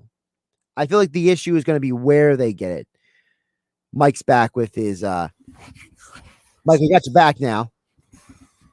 Yeah. What do you eat? Some string cheese over there? Yeah. I was just telling Jeff Bonapookie, Mike, that I think that the Eagles draft offensive linemen every year. So if they don't get one in the first 2 rounds, they'll probably get one in the 3rd or 4th, I would assume, right? I'm reading his comment. Yeah, they didn't need a lineman there. They do a good job of finding guys in 3, 4, 5. They even Kelsey they got in the 6th, Mailata they got in the 7th, Isaac Seumalo 3rd, Todd Herman's I think was a 3rd or 4th maybe. This regime has done a good job finding linemen. Come on, Jeff Bone, you listen every day. I've been telling you don't need a lineman, man. Oh my goodness. I want to see them add defense with round 2, 3. I wouldn't even mind, defense. Beef up that defense now. By the way, we talked about this, me and Andy, earlier. So remember the reports came out, Mike, that the Eagles knew that Jamar Chase and Kyle Pitts were being picked high, and that's why they traded down. And then we saw that Pitts went 4, Jamar Chase went 5. So, some people are asserting on Twitter that Howie has been vindicated. What do you think about that? Why? Because he said he traded back because he heard that Cincinnati was going to take Chase. That was the report, right? Right. Yeah. I mean, me, I didn't have a problem with the trade at all. I'm perplexed that anybody would question the trade to move back to 12. It was a very smart move, and it was, now they have a first-round pick next year and Devonta Smith, and all they gave up was the extra third. I mean, I don't know how anybody could not like that pick. I mean, the trade. It doesn't make any sense to me. Here we go. The 14th pick to the New York Jets. With the 14th pick in the 2021 NFL Draft, the New York Jets select Elijah Vera-Tucker. Yep. Guard, USC. That's interesting. They called him a guard right from the beginning. Remember, the question was, is he a tackle or a guard? The Jets announced him as a guard, so that kind of gives you an idea how they view him already. Right, yeah, and I mean, he could play either spot they want him to initially, but probably better at guard. So what am I, 1 for 1? 2 for 2. 2 for 2. Yeah. New England's up next. Mac Jones right here. I mean, it's got to be Mac Jones, right? I mean, come on. I mean, there's not nothing else it could be. I don't even have another guess. I mean, I don't even know who it would be. I mean, unless I want to go crazy and go after Jeremiah Osu-Okoromora and just be nuts because of the Patriots, but the only other pick I can essentially see going here, I don't even think I have a guess. I'm only saying Jeremiah Osu-Okoromora. Right? Hey, that he sounds like a Patriots guy, doesn't he? Well, I mean, he's probably the best edge rusher. I mean, Yeah, we haven't heard much about the pass rushers since the draft started. I feel like that was something that was talked about a lot beforehand. So, yeah, so think about this, by the way. The Eagles were at 6. People were mad they moved back because they wanted Pitts or Chase at 6. Neither one of them were there. Right. And they end up getting Smith, who I don't know if he's the best wide receiver, but some people think he is. I'm not here to judge that. And they got a first-round pick next year. I mean, I think it was a brilliant move. I think Howie proved his worth and his weight, because he basically said, I understand the way this draft is going to play out. I'm going to get a first-round pick in 2022, and I'm going to go out there and get somebody we need. So, by the way, the Patriots are on the clock. They got 6 minutes and 50 seconds to go. So. This card should be in already. Well, the Jaguars took almost the entire 10 minutes at the top, which was ridiculous. Preposterous. I was listening to the draft. I had my earbuds in coaching third base. Me and Andy were talking about it. We were like, this pick is taking way too long. Like, it was just ridiculous. They were just hanging out in the room. They didn't make the call. I would like someone to do it. I would like someone to do a 30 for 30 on what happens in that time when you already know, but you take all the time. Right. Now, really quick about the time. So earlier in the night, there was reports going hot from everyone from Mike Florio to Mark Schlereth to people out in Denver that Denver was very close on an Aaron Rodgers trade. And then all of a sudden it went poof. Like, it was hot for about 20 minutes and then poof. That whole thing went poof. I mean, that was like the hottest. Okay, Patriots, they listened to me. Get the card in. I could be 3 for 3 right here, boy. They have all these guys coming up there for special picks. So you're going to get the pick before me. So yeah, I'm waiting for Roger Goodell to finish introducing this guy. Roger just told him, go get him. Good grief. Come on, Roger. Sup? 15th pick Here we go. in the 2021 NFL Draft. The 6-time world champion New England Patriots select Mac Jones. Mel Kiper's first. I mean, if that wasn't predictable, I don't know what is at this point. Oh, yeah. That was – I couldn't even come up with another guess. Yeah. I mean, it makes sense. Nick Saban, Bill Belichick, BFFs forever. Mac Jones looks like a Patriots quarterback, sound like a Patriots quarterback. I mean, poor Mac Jones has been sitting in the waiting room chair at the doctor's office for 15 picks now. You know, get him out of the Patriots. The question is, does he start right away, or do they go with Cam Newton? I would go with Cam. That's what I would do. Arizona's interesting because they need a corner. They go Newsome. Right. If I'm them, I would probably move back, but I would say, let's see, Newsome. Maybe Jeremiah Osu Koromora goes here. Man, they need a corner pretty bad, though. They do. And Newsome is would be the highest grade on most people's boards. Got little Cardinals red for you right there. Matches your shirt. Ventnor red. Is that what that is? Yeah. Oh, this is a Philly shirt that I'm wearing, actually. Good couple comments here from YouTube. Anthony says, I think Howie did the right thing. You knew Jamar Chase was going to be going at 6. You move back. You collect a 1 next year. You move up to get a Heisman Trophy receiver for a 3rd when you already have a 2. Howie won, says Anthony. I'd like to see the reaction tomorrow. Caleb Farley, by the way, could go here. And Zaven Collins could be in play. Quiddy Pay. Probably not Quiddy Pay, but Collins, I would say. Don't you think? Yeah, but unless they went way off, buck the board and went with like Bateman. By the way, I was Mike, you missed it earlier. I was screaming when they drafted Trey Lance because I've been saying him for about 2 weeks now, and I had money on him. So cash out, baby. Wow. How about that? Couple shekels, huh? Yeah. Listen, you remember? I don't know if you remember. I remember I told you my conspiracy theory, and you just kind of looked at me and you were just like, okay, with that whole thing. I do that a lot. But you do that a lot. Yeah. So according to Schefter, Kyle Shanahan didn't tell anybody he was picking Trey Lance. The scouts didn't know. The other coaches didn't know. It was like this big secret with the 49ers who they were picking. I think Jeff Kerr picked. Who did he take today? I thought he took Trey Lance. I think that was the moment I ran in the hall to get myself more tea. So I have to go back and look. Zaven Collins or Caleb Farley or Newsome would be my pick here. I'm going to say Newsome just because Farley has the injury issues. How about that? Fair. Just they need a corner pretty bad. Yeah, I'm going to go Newsome just because he's healthy.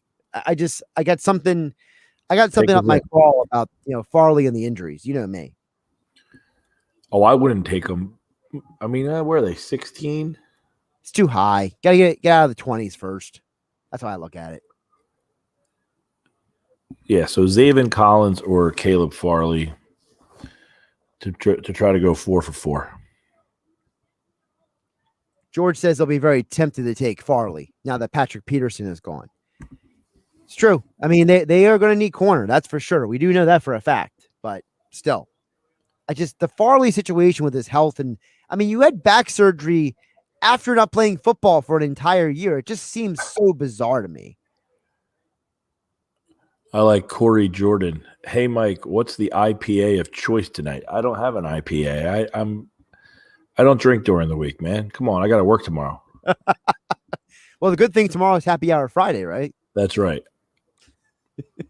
I was drinking a sugar-free Dr. Pepper Zero, Corey Jordan. Corey, by the way, is a Washington fan, for those who don't know. Fine. The bug in here. Cardinals pick's taking forever, by the way. Pick is in, but it's been in for like 2 minutes. Yeah. Bell's got to go say hello to the fan who's in his chair. They pick a random fan for every pick. It's getting ridiculous. It's like close up the whole thing. You need a better red than that. In the 2021 NFL Draft, the Arizona Cardinals select Zaven Collins. That's my dude. Todd McShay's. All right, didn't expect that. You giving me a point for that? I'll give you half a point. How about that? Half a point. I said either Caleb Farley or Zaven Collins. Right, that's why it's half a point, because you named 2 people.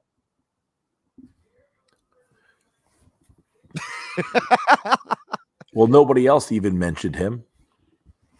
So Zaven Collins is very interesting. I didn't think he was going to go this high at all, to be honest with you. I love Zaven Collins. I think he is a guy who is going to be one of those like tackling machines in the NFL. That's what I think he is. He's one of those guys who's probably going to get 100 tackles every year for like the next 10 years. He's got that kind of ability. Here you go, Josh. This is a question that you can answer. On the topic of IPAs, Dogfish Head Low Cal IPA, legit? Now, the Slightly Mighty, I think he's talking about. I am not a huge fan, but you like it. I do like it. I think it's very underrated. I think it's one of those. I think it's one of those that if you're someone who drinks things like KB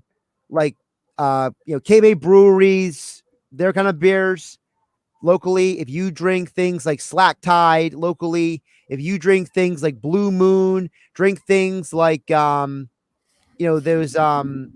what is, I forget the one, Shock Top. If you like all those kind of things, you're probably walking into that kind of beer, that kind of low-cal IPA, and you're happy with it. Yeah, it's got monk fruit in it. That's the sweetener that they use. It's smart because it's pure, it's natural sugar. It's not sugar that the body can't process, so it's digested easier. How about that? The monk fruit. It's natural sugar, so the body can digest it.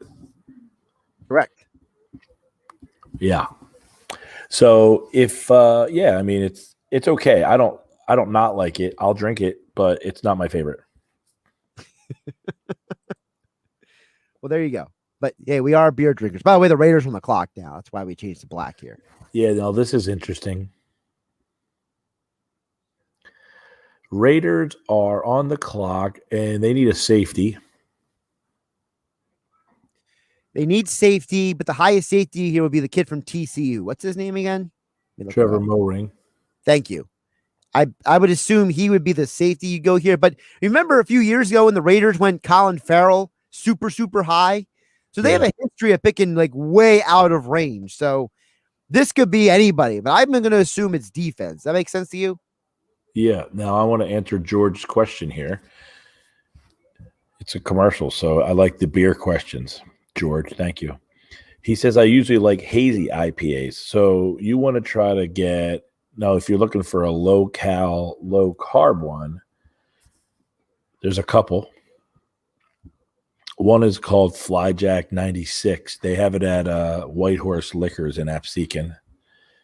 There's another one called Drake's Kickback, and they have that at Byright in Ventnor Heights. Look at the IPA knowledge I'm throwing your way, George. What? Hazy Pup.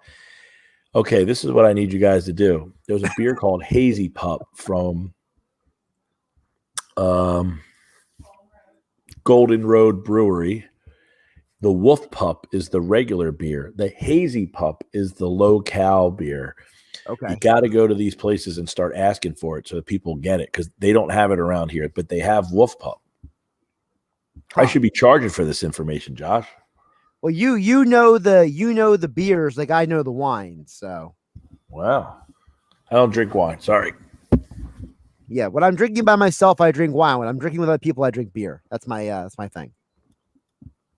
There's a couple other low-cal, low-carb beers if you can IPAs. There's a beer from Oscar Blues called Oney. There's one my girlfriend actually likes. It's called the Wee Demon. That's from Two Roads Brewery.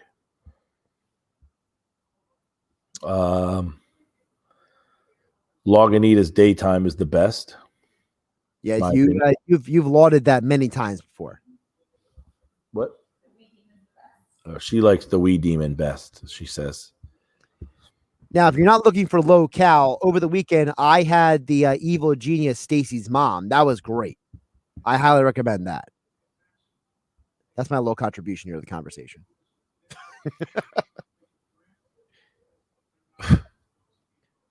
By the way, we're still waiting. The pick is in for the Raiders, but when they go to commercial break, they make you wait and wait and wait. Goodell's probably standing around and yucking it up with somebody while they go to these commercial breaks and these little sessions where they review. Now they're reviewing the draft picks. By the way, I don't know if you saw, but Zach Wilson and Trevor Lawrence, very, very weak suit games. Weak. What was it? Their suit. Zach Wilson and Trevor Lawrence, weak. A week? Very weak. I saw I like Rashawn Slater's getup.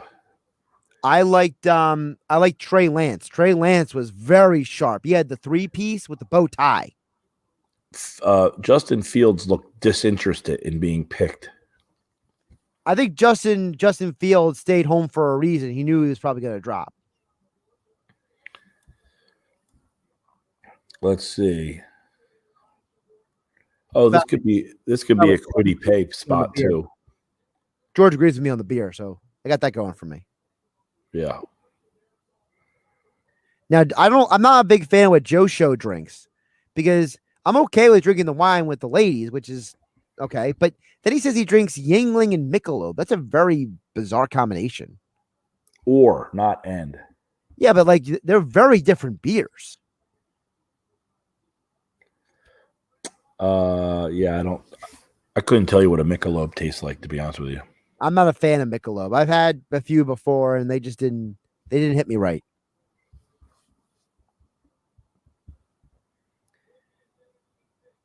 I got the pick on here. The Raiders just picked Alex Leatherwood, the offensive lineman from Alabama. Wow. So that's a pretty good pick right there for the Raiders. That's a good pick by the Raiders. I got to give them credit for that. Picked an offensive lineman for once. How about them apples? Little surprising. Dolphins back on the clock. I wonder if they just stole the Dolphins guy. Maybe the Dolphins are going to pick Leatherwood.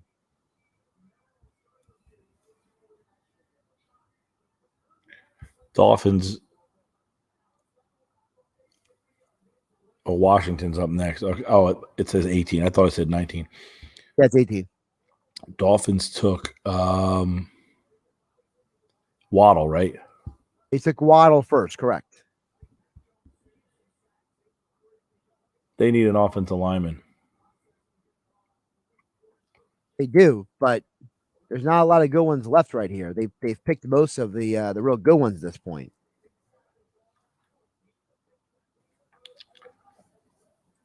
They could take Barrymore. It could. I liked it. What's with all these guys getting drafted sporting floods? I feel like I'm watching Kramer on Seinfeld or The Bachelor. Apparently wearing pants that don't reach your ankles is in. Yeah, it is a little weird, but you know what? As long as their shoe game is strong and it matches, I'm okay with it. I hate these guys who get crazy with their shoes. I need to plug my computer in. Oh, good grief. Well, you do that, and we'll take Mike off the screen here for a minute while Mike Gill figures out what he's doing with his laptop. Josh Hennig back here in the studio. It's draft night, baby. We will be joined by KC Joyner coming up for picks 22 through 28. We are currently at pick 18, Miami Dolphins. The pick is in, apparently. Let's see here. George says Michelob is a glorified Bud Light. I guess. I mean, I think Michelob's a little smoother than Bud Light is. I think Bud Light's just overrated in general. That's just my personal opinion. What else we got going on? Yeah, me and Mike appreciate the alcohol conversation. Anytime you guys want to talk alcohol, we're down for it.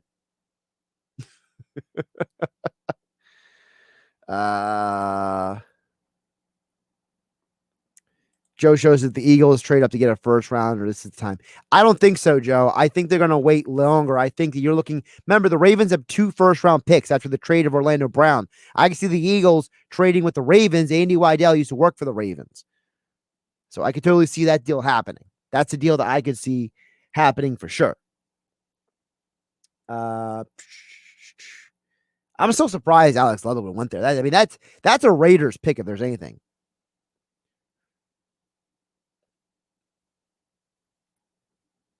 Corey jumps in. So, apothotic red wine. So, which one, though? I believe, if I remember correctly, there's 3, Corey. There's 3 apothotic red wines. So, I got to double check that. But I think there's 3 of them. So, it might be a little more specific. I personally, Lamoureux Landing is a great red blend. If you want to impress the ladies, the Lamoureux Landing red blend is where to go. Here we go. Select Jalen Phillips, defensive end, Miami. Miami guy stays in Miami. Let's go. Came out of high school. How about that? Jalen Phillips, Miami pass rusher, stays in Miami. How about them apples? Woo! That is surprising, folks. Now, remember the deal with Jalen Phillips. He has a serious medical history. He has a long history medically of concussions. He retired from football altogether. We'll bring Mike Gill back in here now. Mike, they just picked Jalen Phillips, the pass rusher. So the Miami kid stays in Miami. Thoughts? Yeah, I mean, I was thinking about Kwity Paye in that spot, I think I mentioned, but I guess they had Phillips higher on the board. I mean, the injury history stuff would be a little concerning for me. I mean, all those concussions, to the fact that he retired, I mean, he stopped playing because of it, that's a little concerning. Yeah. But listen, maybe Miami feels like they're in that backyard, so maybe they know something. I don't know.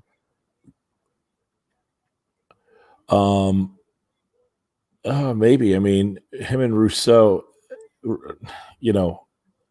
I personally like Phillips more than Rousseau. And I understand that Phillips has the injury history.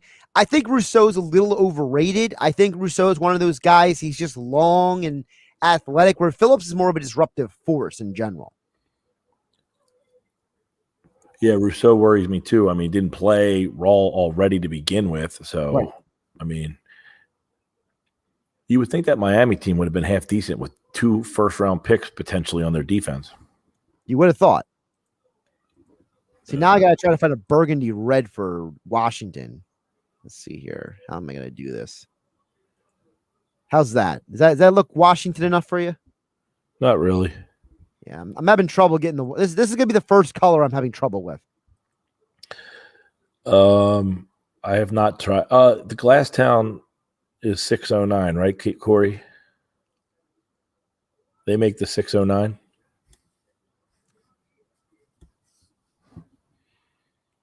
Think so. If it's a 609, I've had that. They're out of Millville, aren't they? Yeah, he agrees. It's 609. Yep. George. Yeah. I'm hitting.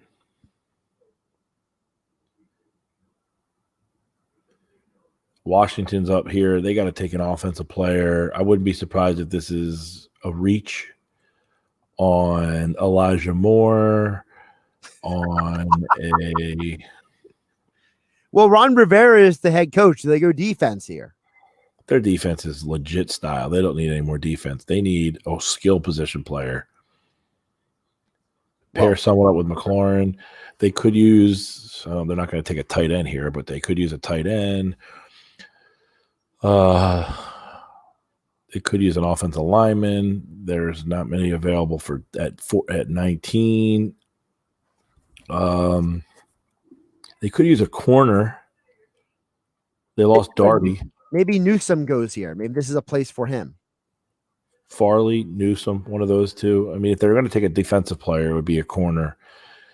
I'm trying to think of pick is in Bateman, Rondell Moore, Elijah. I am going to go. See, for some That's reason, what I I'm feeling offensive line here. I don't know why. I said offensive line, but I can't think of one that would be Darrisaw? Oh, he's still available. Yeah, he would be a good pick here. I don't know why, but I feel like offensive line just makes sense for that organization right now. Sure. By the way, Corey, when you're 856 are both good. Yeah, I've had the 609. I haven't had the 856. When you're a good team, you are starting to build the foundation of a good team by building on the lines. Washington has built the defensive line the last couple of years in their draft, and now they got to spin it around to the offensive side of the ball.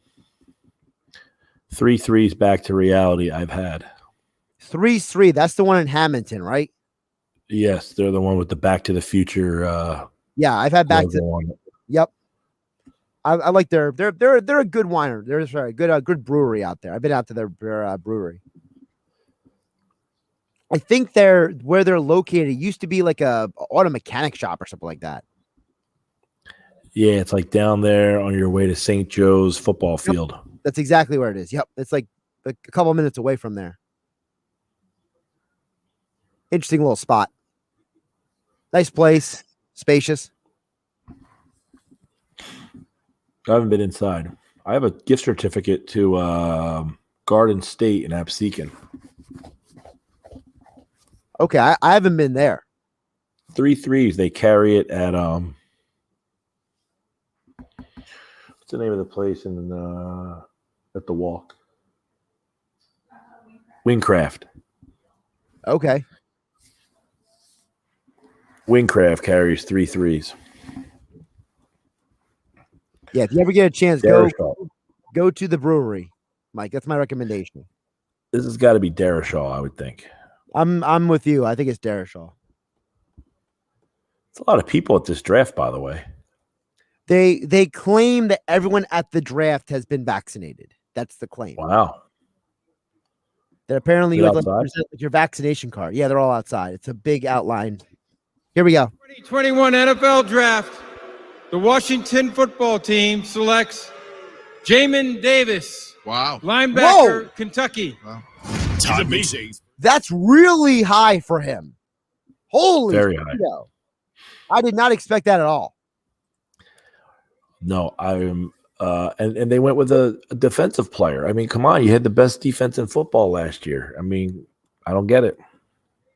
Second best defense in football, but they got a tremendous pass rush. If anything, I thought they could have gone secondary there. I mean, I'm shocked they went Jamin Davis that high. I mean, that's super. If you wanted him, you should have traded down then. Yeah, no doubt. Although probably nobody calling them. Well, there's nobody calling them, but they just taking no calls. All right, here's the Giants here. This is it right here. 20. Defense, right? What do you got? KC Joyner coming up for these AFC South teams?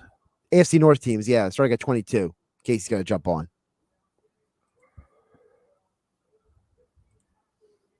The linebackers were weak. Yeah, they were weak, but I think their defense was still a playoff level defense. They're the one team that slowed down Tampa Bay, and they need offensive help. I mean, they got Fitzpatrick. I like the running back. What the heck's his name? Antonio Gibson? Gibson, yep.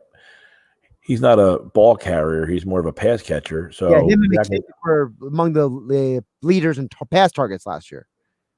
Yeah, I like Gibson as a weapon. They need a running back at some point that can carry the ball. But they need like McLaurin's a good wideout, but they need a stick mover, chain mover. Yeah. Bateman would have been a nice pick there, but probably too early. Well, it's early for Jimin Davis. So, I mean. Oh, I don't like this pick at all.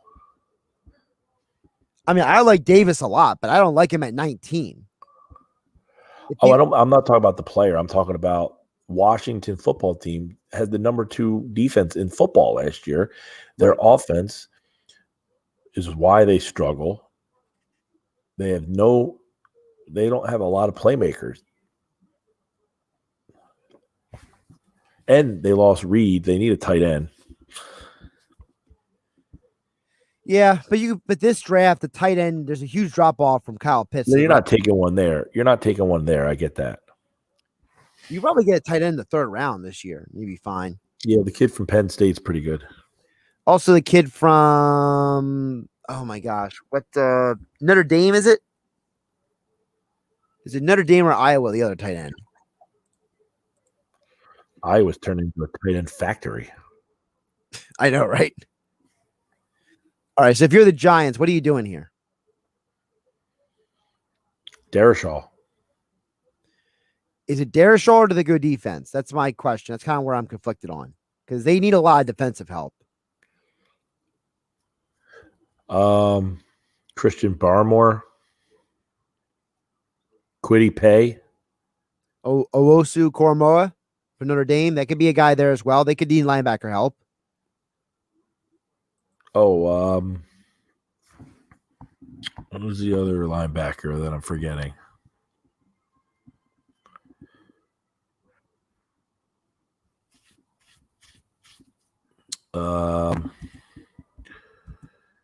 Who is the other linebacker I am forgetting?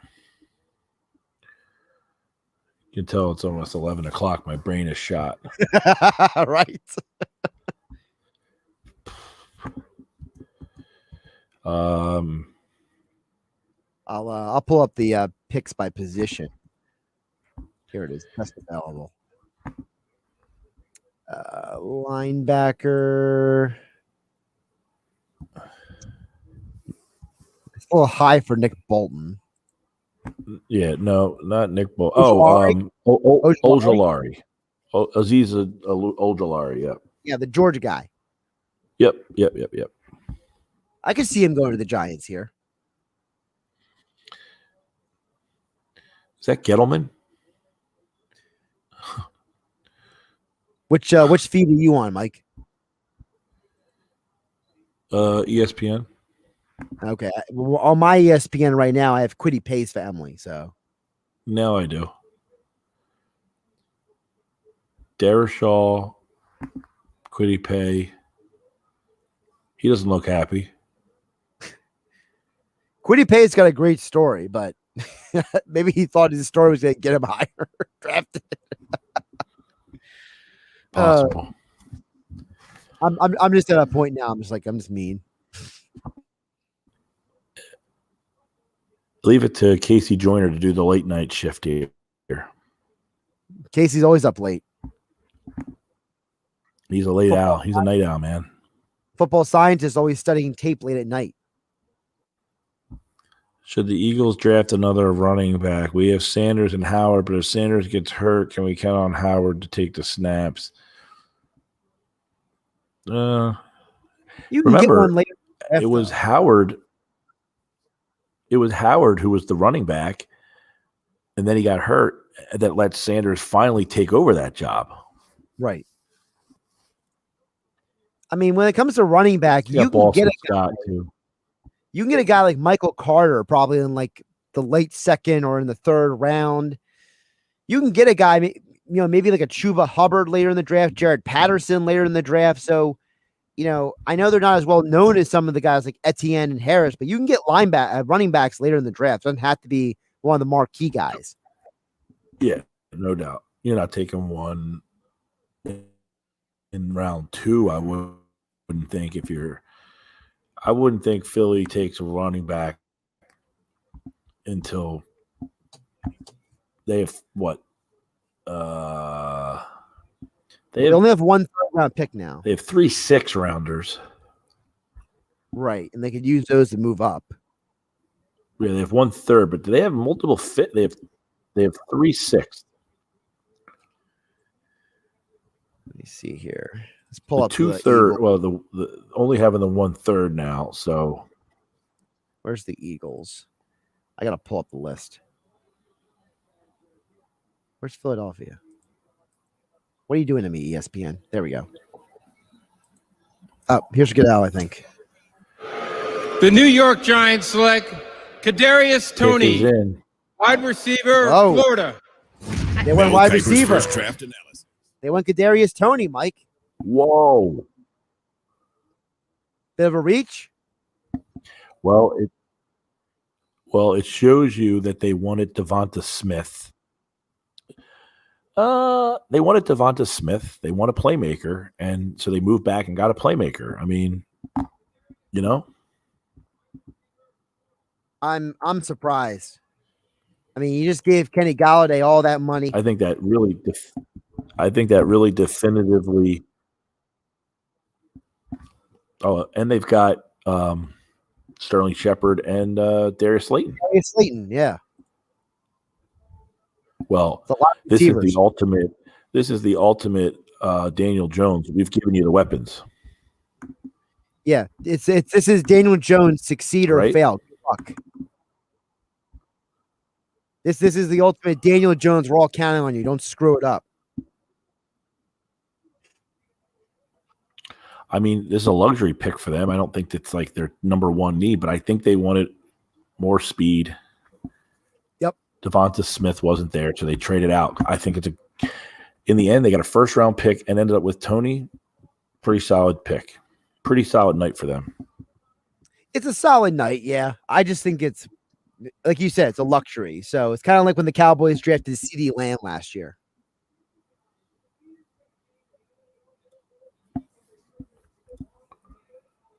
So we got the Colts on the clock. Carson Wentz's new team. Who did Detroit took Penei Sewell, right? Yeah, Detroit, the knee biters took Penei Sewell. I like that pick for them. That was like a good, like, this is a new identity for the franchise. Yeah, I don't know if you saw in the draft room, but they were extremely excited about drafting Penei Sewell. They were like giddy in the draft room. It was kind of funny.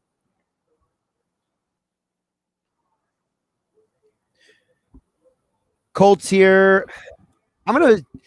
Is this maybe the spot for the safety from TCU? Moring, maybe?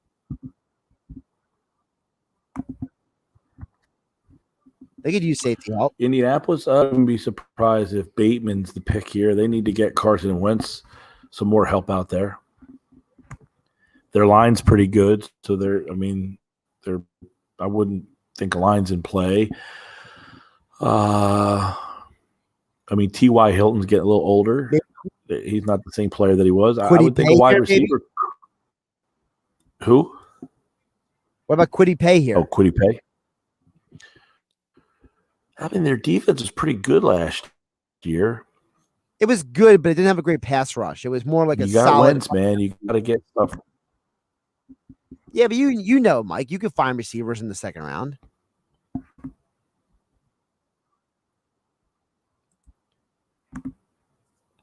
ESPN went to commercial break, so we got to wait an extra 2 minutes for this pick. Yeah, there's good receivers in the second round. Good grief. Oh, 22 is up next. KC Joyner. Yeah, football scientist would be jumping in soon. I got to write this article for the website. My eyes are crossing.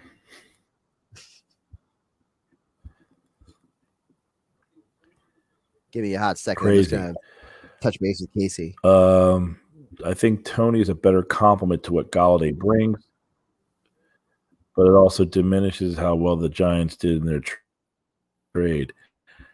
I don't know if it diminishes. I mean, they wanted Devonta Smith, and they end up with Toney, who's, probably not as good as Smith, but a speed playmaker guy. Right. Look, to move back, where they move back 10 spots, and they got a first-round pick next year, and the first round pick next year is the first round pick next year is the real. If I'm the Giants, I probably would have looked at taking Darrisaw there. I'm a little surprised Darrishaw's following this far, but I'm also not surprised because they know there's some questions about his character. Yeah. Well, they got Nate Soldier coming back. Anthony Thomas, who they drafted 4 last year. Will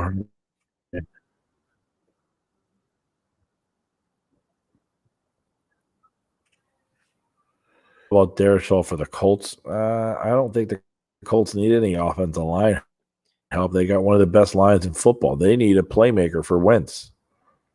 Yeah, I would. My inclination is to say Kwity Paye here, but I understand where Mike's coming from about the fact that you want to load up on more Bateman.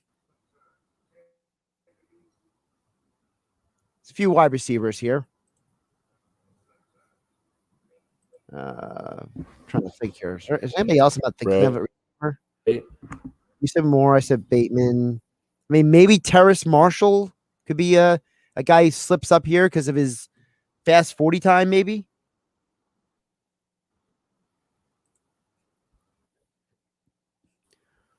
Russell Wilson live on your television. Yeah.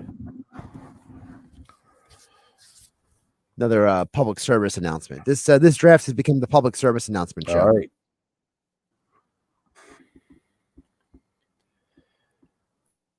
By the way, while we're waiting, KC. While we're waiting for Russell Wilson to finish talking for about 20 million years, the football scientist KC Joyner joining the show as well. Go on, Casey. Hey guys, can you hear me? Can you hear me? Can you hear me? All those wideouts with these 4 threes, man. Too many. Not on mine yet. Still waiting for the Colts to actually make the pick. You know, Roger Goodell's got to walk up to the podium, say hello to the fan in the chair, and all that stuff. Yeah. Casey, which network are you watching the draft on? I got a NFL Network on right now. I've been switching back, and it's the screwed at the moment. So, see, we're originally from Michigan. My son and I are. Or I'm from Michigan. He's a Michigan fan. So, Rich, I being a Michigan man, you know, kind of a little impartial. I should say.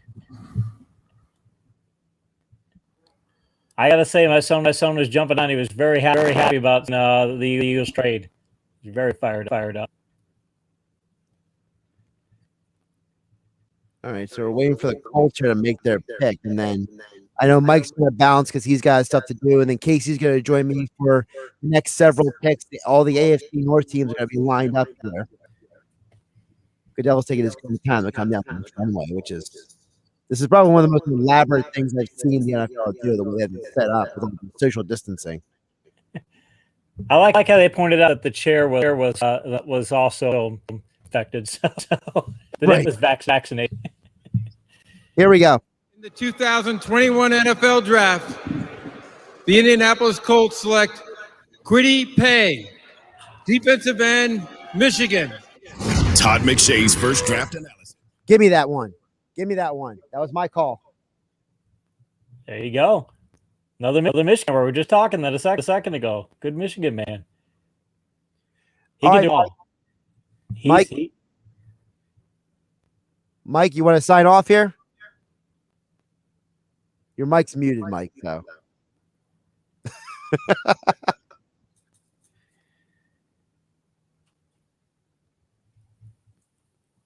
Yeah, Mike, you muted your own mic. It's that time of night where we're all getting a little fuzzy on this.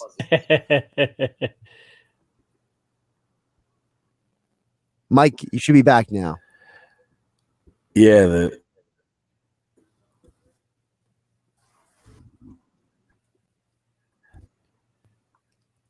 we'll see if the Eagle fans agree. You got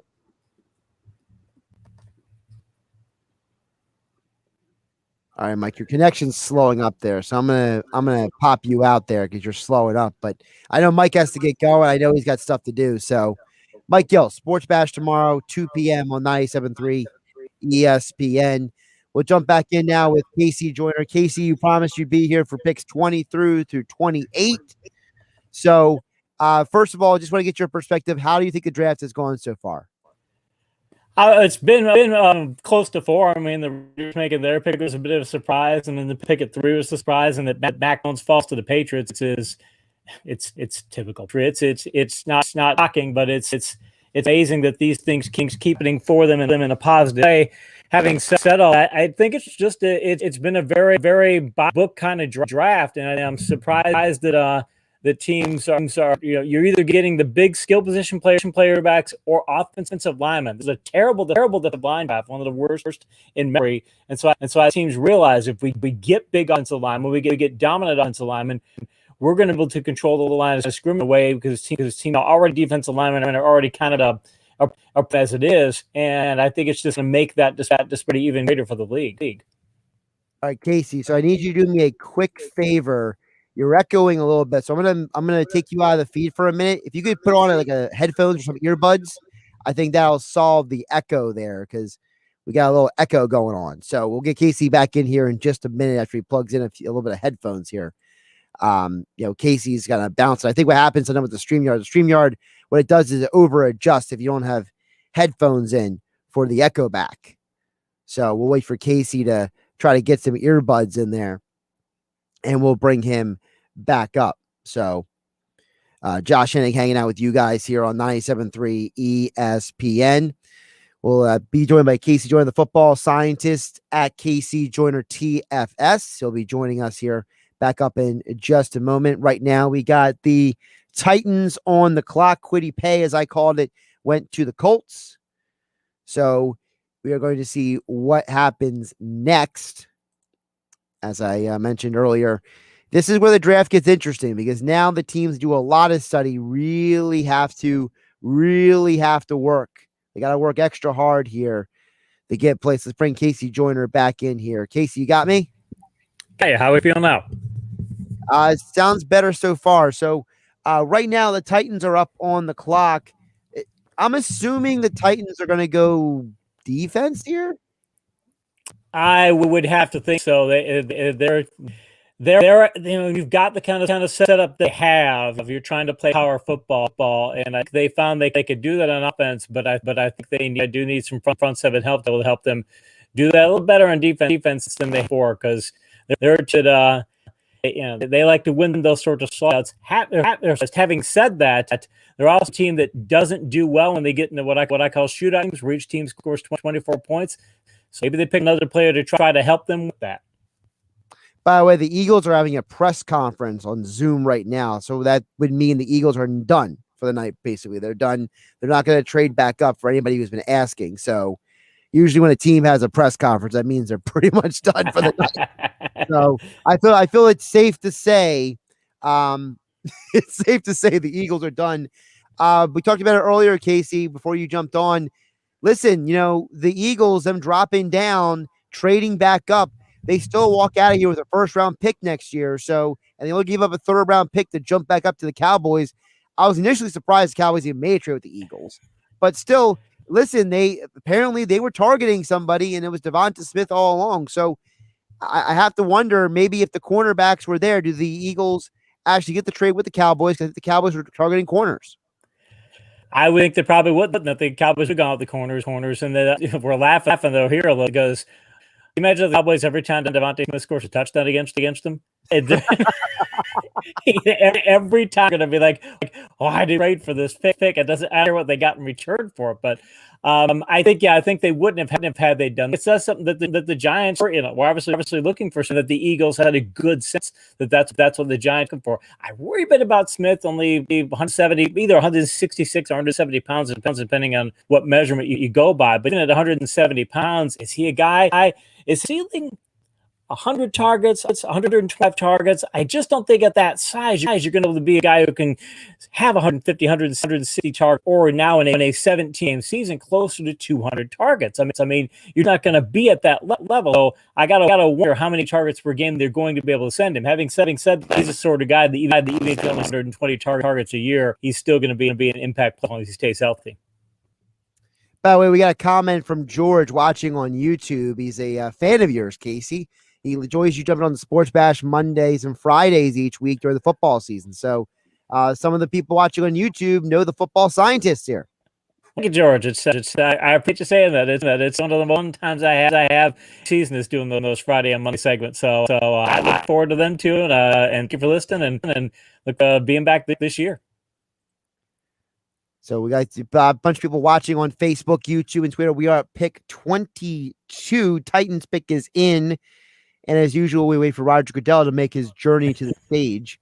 I know the Philadelphia setup was elaborate, but this feels a little bit more elaborate because of the chair on the stage and the pods and all that stuff. It feels like they spent an inordinate amount of time setting this up for this stage in Cleveland, Casey. I feel they're trying to make up a bit for last year because as fun as last year was in its a unique way, it really did not feel normal. And I think they're trying to go. They won't mind if this goes a little extra time because this is close. We're getting to feel normal in a lot of ways for a lot of people, and to be able to have all double vaccinated people in this area able to be next to each other and things. It's a returnable in a way that I think the NFL really will highlight as much as they can. So it looks like we're going to get Goodell. I think he's going to have the fan do the pick here. I'm trying to figure this out.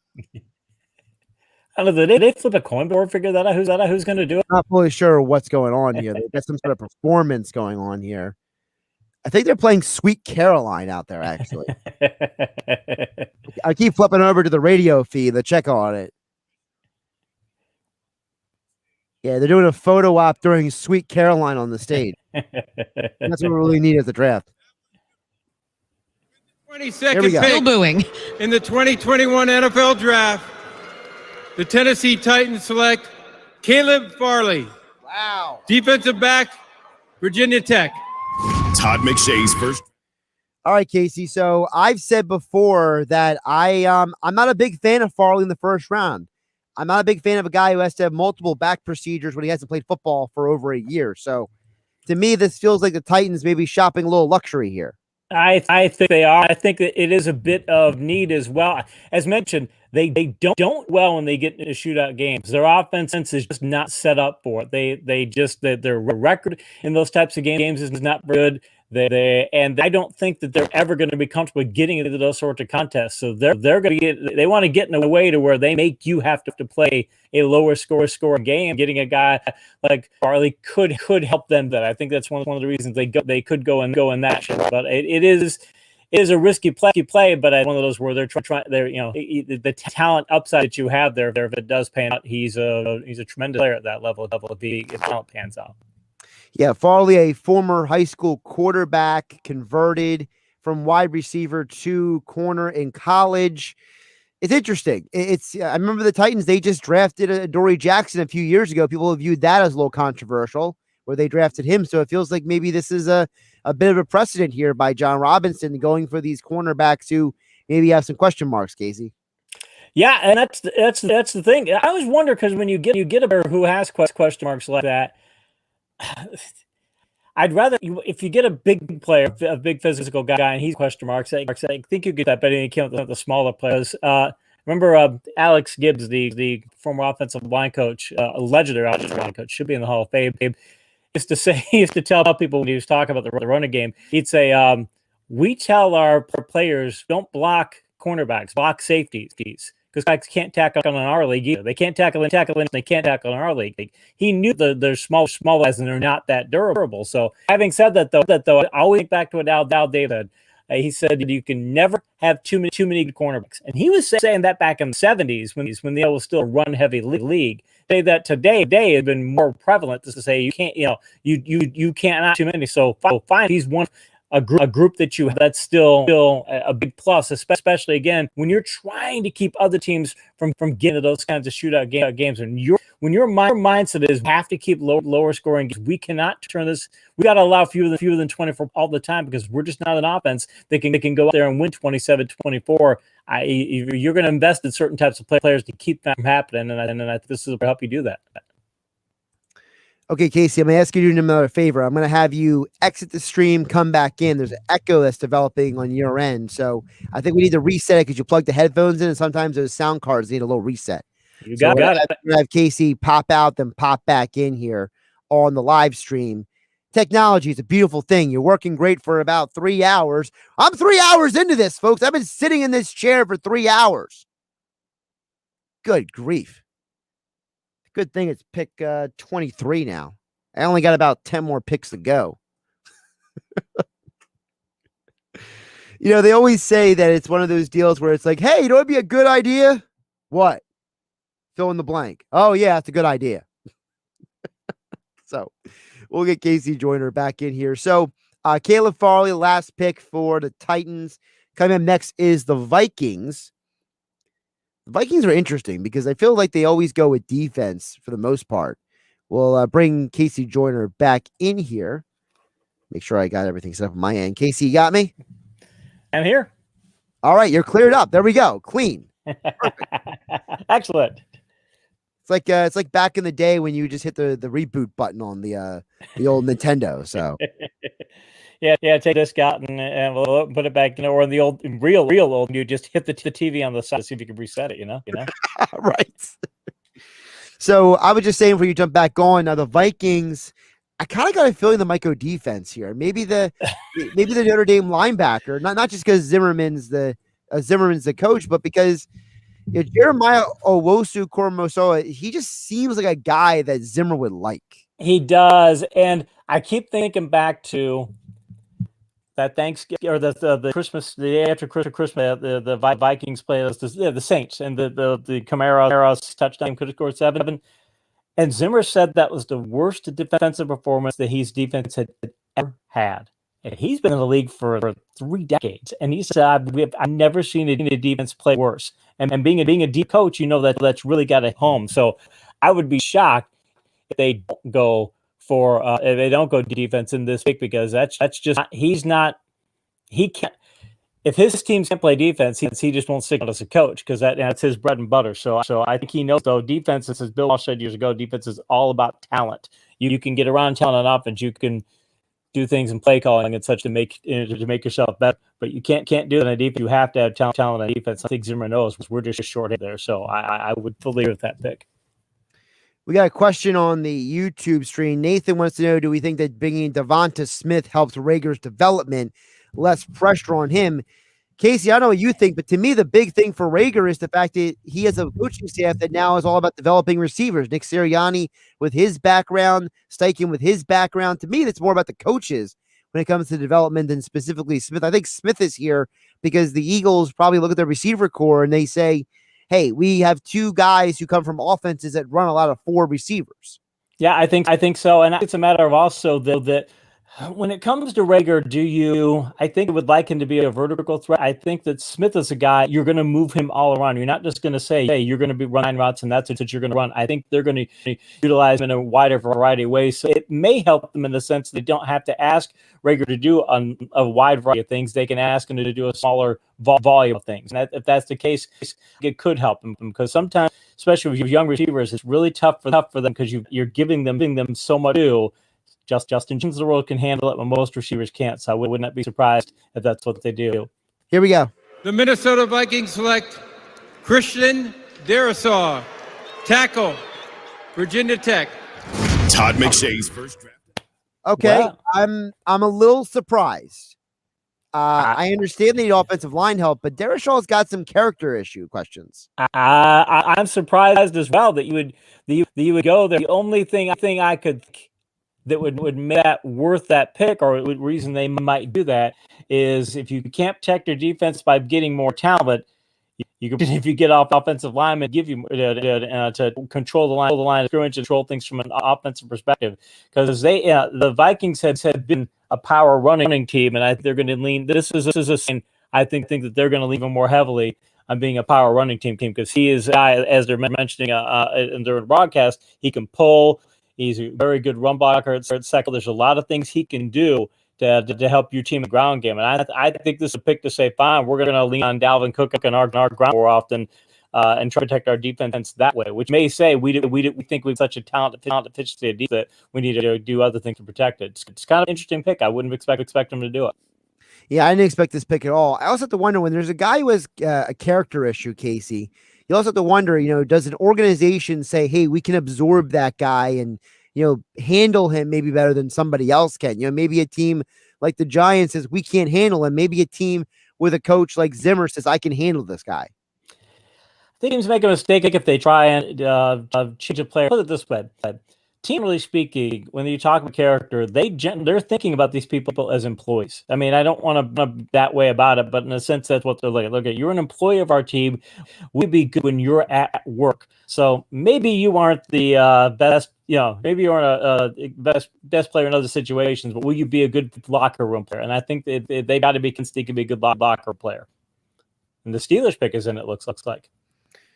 Yeah, I feel like the Steelers maybe were they saw a guy dropping and they just were jumping all over it. I mean, what do the Steelers really need here? I mean, I guess offensive line, but they just picked Darrisaw. So, I mean, do they go defensive? I mean, I feel like Tevin Jenkins would make sense for them here. Everybody, there's a lot of people think that the Alabama running back Najee Harris is going to be the guy that got it because they need a power back. They need somebody who can grind the ball out because their offense last year, they ran a lot of plays early in the year, a lot of counters and things of that nature. But they become game later in the year, they're doing a lot of more finesse plays. They were doing outside zones, inside zones. They weren't doing the kind of stuff that they like to do as a team. And I think they feel like they need to have a power runner to do it. Because I also think that they probably wore down toward the end of last year too, where we can give this guy 20 carries every game. We think if we do.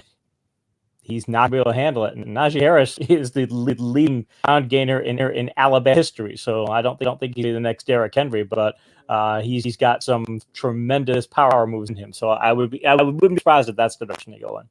Well, the thing with me with Najee Harris is that I think that people view him as a power back, but I view him as a 3-down back because he didn't get asked to catch the ball a lot at Alabama, but when they did throw him the ball, he caught it every single time, and he got good yards after the catch. So, for example, if someone plays fantasy football, Najee Harris might be a really good pick in fantasy football if he goes to a team like the Steelers. Absolutely. He's going to be borderline. He could be a borderline bell / lead back. By the way, it is Najee Harris. I missed the pick in our zeal of talking to each other. So good call by KC Joyner there on the running back. So, but it makes sense. You explained it, Casey. They have a style of running.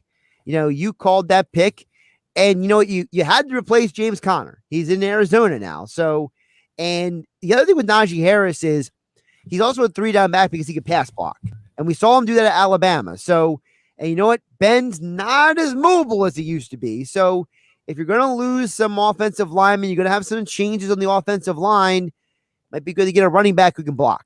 I think the Steelers realized this year that it's a really bad idea to ask a nearly 40-year-old quarterback to throw the ball 40 times a game, especially after coming off of elbow surgery. It's just a really bad idea to do that. And they need to get back to the Steelers. Do this often. They'll go the power football 5, 6, 7, 8 years, and then they'll realize we don't have quite the power team. They'll start to throw the ball. They'll become more of a finesse team, and immediately realize our entire organization is built around trying to build power football. We've been doing it for decades. We need to get back to that. They didn't do that last year, and it worked for them for 11 games, and then they fell apart down the stretch. And in fact, when you look at the playoff game against them, Cleveland just punched them in the mouth. Cleveland played power football, and the Steelers didn't. And I think the Steelers, that was a wake-up call for them. We have to get back to this. So this is not just what we're going to do this year. This is the beginning of we're going to get back to Steelers football. We're going to get back to some small power football, and he'd be a key part in letting us do this.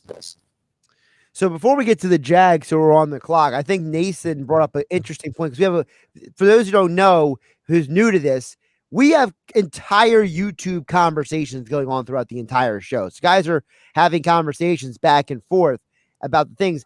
Nathan brings up a great point on YouTube because people are like, you could have stayed at 6. But Nathan says, what's really the talent difference between those picks between Waddle and Smith?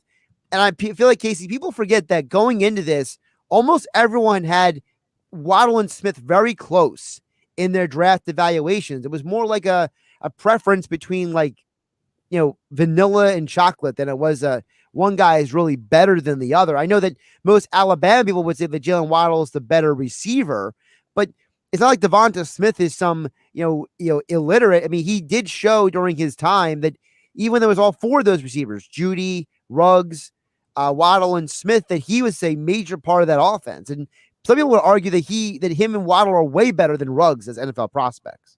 More complete. I think Ruggs still, he showed last year there's a lot of rough edge to him, and he's one. It's funny, we're starting to expect young receivers. You would think, okay, I don't expect production from my rookie receiver until his third year. I'm expecting his first 2 years, he's going to do something. You remember Antonio Brown when the Steelers made a Super Bowl in his rookie. What, he catch like 6 passes, and nobody even thought anything about having him be an impact player. And then a couple of years later, he get in. But now, the point where even the Steelers, they had Chase Claypool, you had Justin Jefferson, you've got these receivers coming in and making packs. And I think that we still, it's great that we've got these friendly offenses that can help them do that. But I think that there are players, I think for a lot of you're still going to need those 3 years.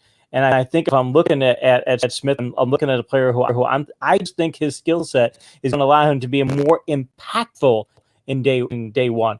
Maybe they're the third year they're going to be players, but I happen to think more impactful in day one because they're going to find packages to use that speed to allow him to do that.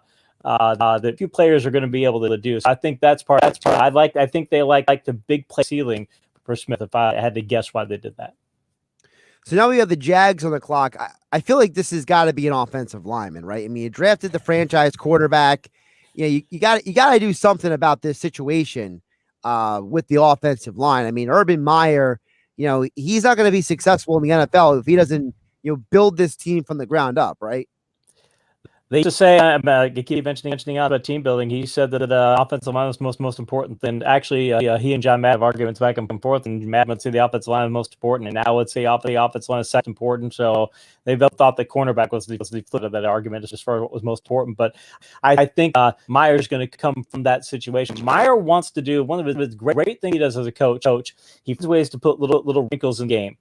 He finds ways. I'm going to put. I'm going to do different things of player. I'm going to do find ways to use a fullback when I haven't before. I'm going to find ways to utilize tight ends in different ways. I'm going to do different things like that.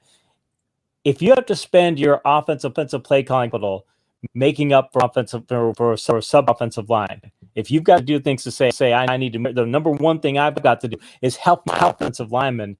I've got to help them, so they don't have situations. I've got a weak spot on my offensive line, and I've got to make sure I move my lineman over to take care of that weak spot. If you've got to do that, and the more you do that, the less capital you spend doing the other things that Urban Meyer's really good. So I believe, he's going to be. I need to have a top offensive line so I can call whatever I want to. And I don't have to be thinking about got this weakness in the offensive line. Look at the Super Bowl. What happened when the Chiefs didn't have offensive line injuries? It was the determining factor in the game. See here, they're coming back from break yet here. They're slowly coming back from break. So we'll get this quick question in from the Joe Show on YouTube. Can we expect the Eagles to trade with the NFC East upcoming drafts, or is this a one-time thing? This is totally a one-time thing because the Cowboys wanted a corner. All right. That was well publicized. They wanted Horn or Surtain. When they didn't get those guys, they were looking to get out of the 10 slot. And the Eagles are probably the only team that gave them a worthy compensation at that point because the Eagles wanted Devonta Smith. They want to get ahead of the Giants. So this is a one-time thing. Don't get used to this. Nope, absolutely. And as mentioned, every time there's a touchdown against the Cowboys, Jerry Jones is going to be like, I can't believe that trade. What? I cannot believe we did that. He's never. And the Eagles will probably let him forget it. Every time he scores, now I'll bet Jeffrey Lurie's going to be picking up the phone and calling Jerry and say, "Hey, Jerry, that trade. I mean, we're going to be 10 now. They're still going to be calling each other out. Don't take that call. Mute that thing." Well, remember also a couple of years ago, the Eagles jumped in front of Dallas, Dallas got her, so they technically have gotten 2 offensive players on the back of the Cowboys. Meanwhile, Jerry's off being Jerry on a yacht somewhere. Right. That's 2 different calls that Jeffrey Lurie can make. Oh, my goodness. So the Jags are coming in with the pick here. I'm going to assume this is offensive line. I'm just going to say Tevin Jenkins because I think he's probably most people's highest rated offensive lineman. I think that, a guy like Dylan Redunce from North Dakota State, I feel like he's just a second round pick. I don't think he's a first round pick at all. So I'm going to assume it's Tevin Jenkins here, unless, Urban Meyer decides to get too cute, which I don't know. It's hard to judge him because he's never coached the NFL at any stage of his life. So it's like, I don't even know what to think of the guy sometimes. I mean, I mean, obviously we know why he did it, but who says in 4 years doesn't have another health issue, quote unquote, and he wants to leave football when his team is 10-30 or whatever it is. So I don't know. I'm skeptical, Casey. I'm skeptical over Meyer.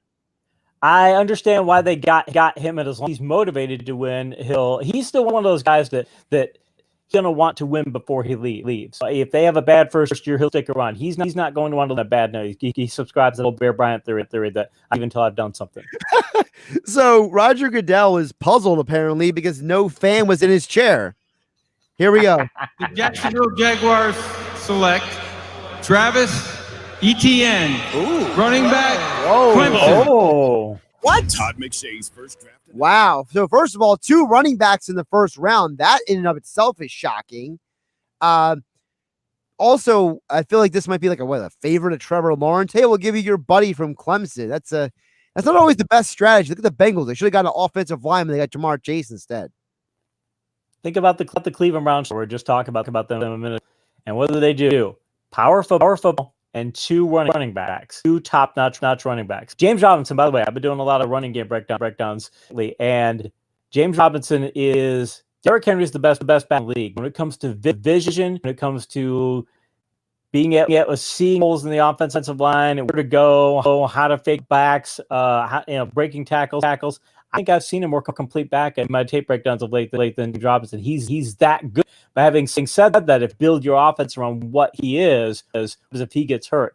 So this is to say, hey, we're like the Browns. We got 2 backs. If we get one guy dinged up for a game, fine. We can rotate the other guy in, and we're still getting our offense going. So I think this is adding depth and playmaking at a position. And I think it says that Urban Meyer, even though he's got Lawrence, I have a feeling he's not. This isn't going to be a 700 pass game per year team. This is going to be we're going to be still around 50-50. I think that they'll lean heavily on the ground still. Would be surprised to see that. Plus Lawrence can the ball too. So I would be surprised if this says he's trying to run some smash mouth football here. Yeah, I'm just surprised that they went this direction because to me, I feel like the Jags offensive line is just poor. So, I mean, great. You got a running back. You got 2 running backs, but who's blocking for him? Casey, I'm a little puzzled. They always say also that when it comes to offense, you can coach up the offensive line. And I'm not a big fan of that because nothing beats talent. I mean, you've got a talent more. It's the number one determinant of success is do you have talent? And I think you need to have a certain level of talent, but also this is still a fairly deep offensive line draft. I could find players who they can plug in there and positive rates. Again, you can coach it up. I just generally speaking, you're trying to get levels of talent. So maybe it's higher things. I need position. I can't coach skill, and I can coach the offensive lineup, and I can't coach what at the end if players have that skill that they do. So I can understand why he did do it. Still kind of surprised because they'll be the way I would think he could go. So the Browns are in an interesting position here because most people would say their needs are on the defensive side of the ball. But the defensive players here might not be the fit for their schemes. Because, for example, you have guys like Ronnie Perkins and Jason Owe out here, but do they really fit that scheme? You have an outside linebacker like Azeez Ojulari, but does he fit the scheme? I feel like this is one of those situations where the Browns are going to have to decide between best player available and what fits what they want. I think they go best player available with this because I'd like to, defense is what they would more than anything else. I think you've just got to go there on the board at this because they don't have a lot of holes on their team. And as you said, there's players that might be the top level picks or ones might not be the best fits. So it might be a matter of just say we're going to find the best play, but that's a great position for them to be able to go for your top talent to just pick you that way because it means you don't have to trade up for picks and things if you can go in that direction. By the way, Casey, how about this? I talked about this earlier. The Browns made the playoffs this past year and the Eagles didn't. The last time that happened was when Bill Belichick was coaching the Browns. So how about that for a little history for the football scientists? There you go. Had to be like 93, right? 93 or 94, right? Yeah, that was the end of the Kotite era. In Philadelphia. Well, that's when Randall gets hurt, that jump of the air and busted leg, and that was they had a start to that year and that that's when it started going south when you were going to guys like Jim McMahon and Rodney Peete and It was an interesting time in Philadelphia. I felt like they ran through him. I was talking earlier about BYU quarterbacks because there hasn't been a good one since Jim McMahon and Steve Young. Me and Andy McNamara were talking earlier, and we were like, "Who's the next best since then? Ty Detmer?" I mean, for goodness sake! I mean, that's probably the best. Yeah, at that point, because it used to, you would think that was a. By the way, the Browns fan, the Browns fan is a guy wearing a pumpkin head in Roger Goodell's seat over here. So that's a pretty funny sight. Goodell looks very confused right now. I think Goodell thought this was going to be a better idea than it turned out to be, and now it's turning out to be something. And he's just like, what did I agree to? Why am I doing this? Here we go. Maybe he's just cleaning this furniture out. The pandemic revealed the depths of the digital divide for underserved students. All right, we got another PSA announcement, so we'll let them have that moment. We're not here to broadcast the entire draft. We're here to talk football. Let them. I know the NFL is making a big deal about their draftathon. They're kind of intermingling it throughout the whole thing, but at some point it's like, hey man, we're here for the draft picks. We're not here for the every other pick has to be. But it is cool to having the fans come up there and announce the picks. Like that one lady was super excited, so good for them. So I wonder how they pick it. They only do it for certain, and others they don't. I wonder again how do they flip it? Here we go. What? What's up, Cleveland? Are y'all ready for this? All right. Are you guys ready for the best in the land with the 26th pick for the 2021 NFL Draft for the Cleveland Browns? We have Gregory Newsome II. All right. That's what I would call a solid pick for the Browns. I think Newsome fits the Browns defense, Casey, better than some other teams, because if you go back and watch him at Northwestern, he was a boundary corner that played a lot of zone. He didn't play a ton of man-to-man, so I'm kind of wondering, maybe that's why a team like the Browns says, hey, we're not going to ask you to man up every team. We're just going to ask you to, handle certain situations kind of thing. Their division. You've got the Ravens, maybe the most run heavy in the league, and they're not going to stop doing that. We talked about the Steelers trying to go back to power ball, and they're going to be run heavy. The Bengals, they've got Bro, and they just drafted Chase, so they've got some, but that's still a division that you're going to have to do some smash mouth. And I think the Chiefs are going to do smash mouth football. I think the Titans have a smash mouth football team. We're seeing a lot of that, maybe more that in the AFC and you're on the NFC. And so if you're the Browns, you're going, okay, we want to play a type of system on both sides of the ball, on offense and on defense, where we're going to be able to handle that situation. So I think that's what this is. This is more that we're going to try and play the type of zone style defense. It's going to be that type of system, because we know we're not getting into all these shootouts. We're not trying to stop the Cardinals here. We're stop the AFC team. I think that lends itself better to this pick.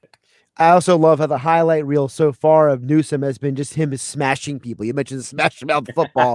Literally, the entire highlight reel on ESPN has just been in smashing people, which is, listen, Newsome is going to get burned. I'm just going to tell Browns fans right now, Newsome will get burned, all right? We saw him get burned in the Big Ten. If he gets burned in the Big Ten, he's going to get burned in the NFL.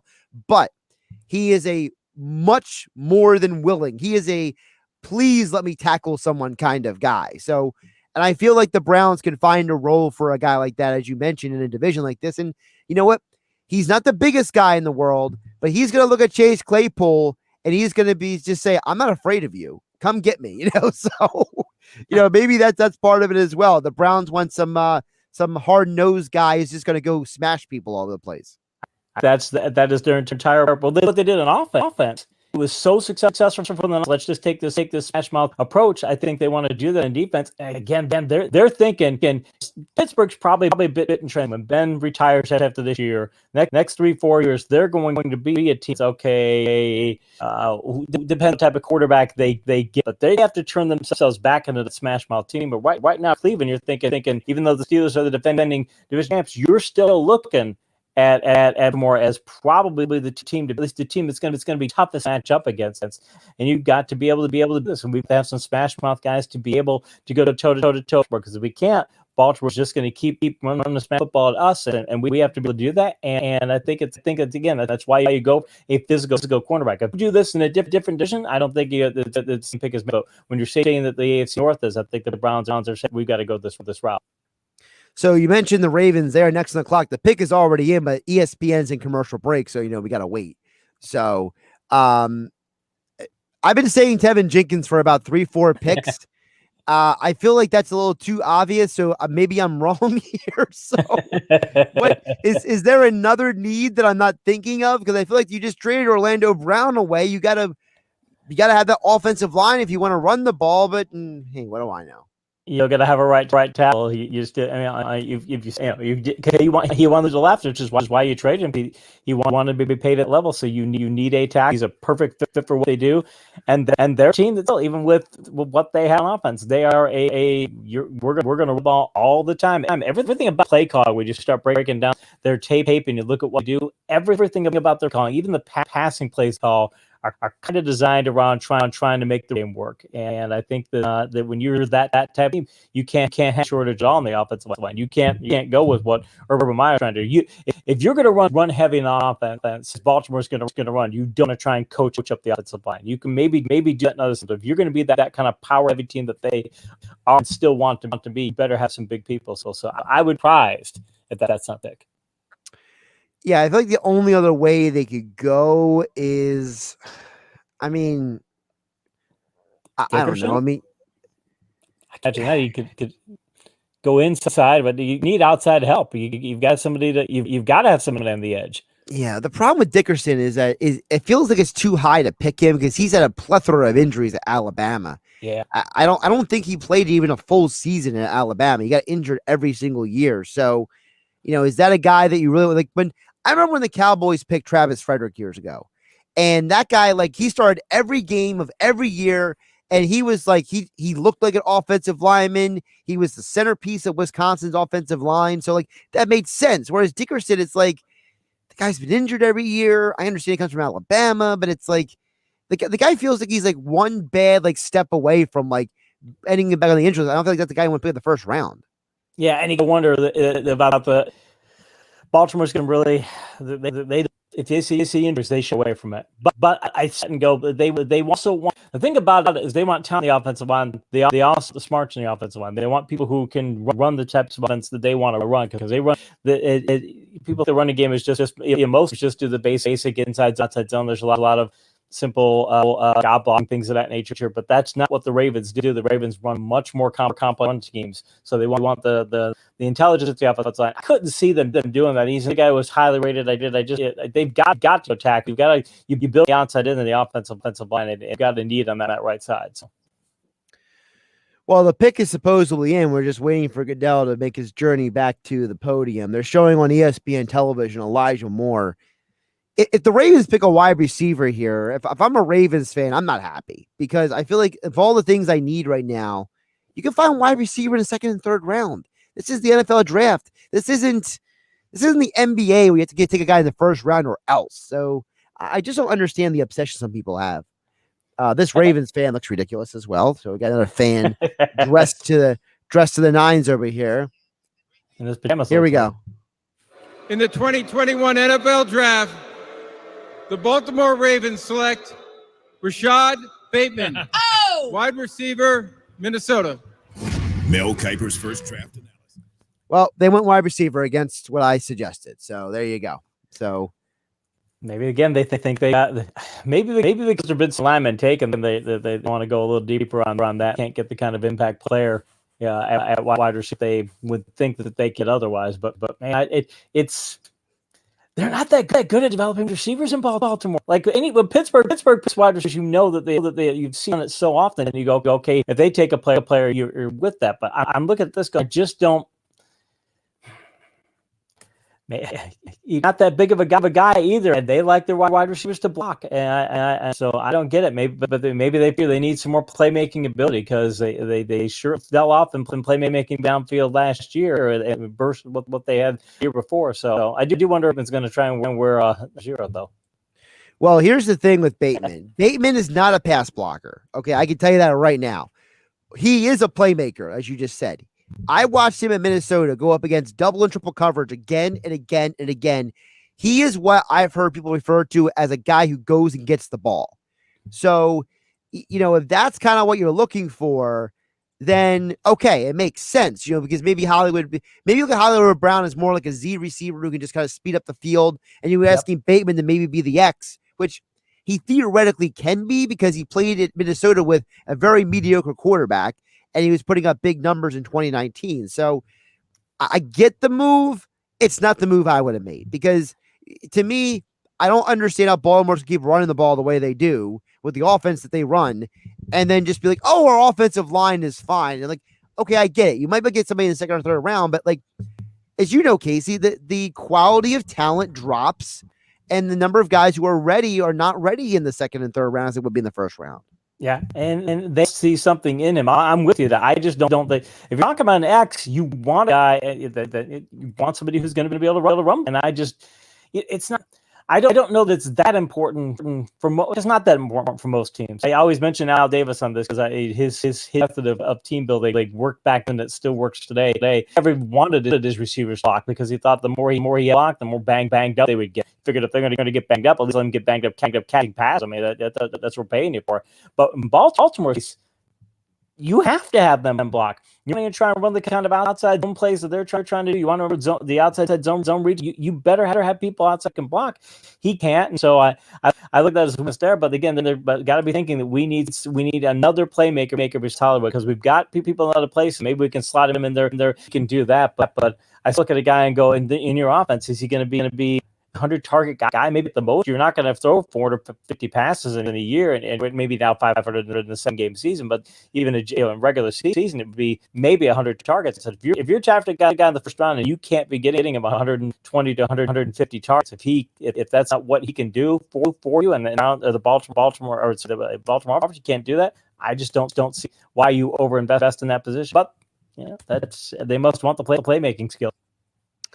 So pick Casey. It's the final pick that you're joining us for. I appreciate you joining us on the live stream tonight. We had Andy McNamara at the beginning and Mike Gill in the middle, KC Joyner at the end.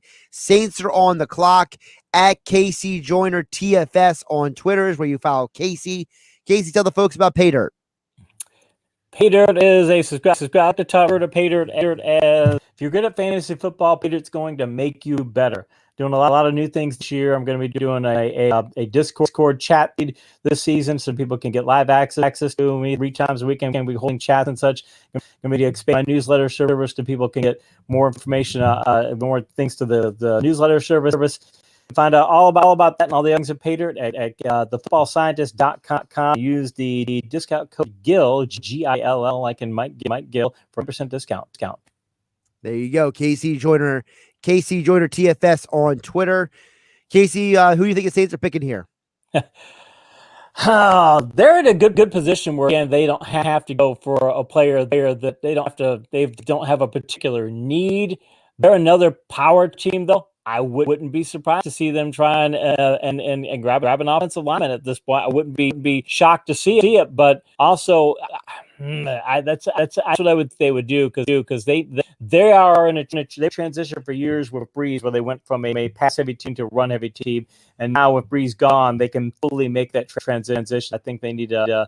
I was surprised to see them get somebody who can block.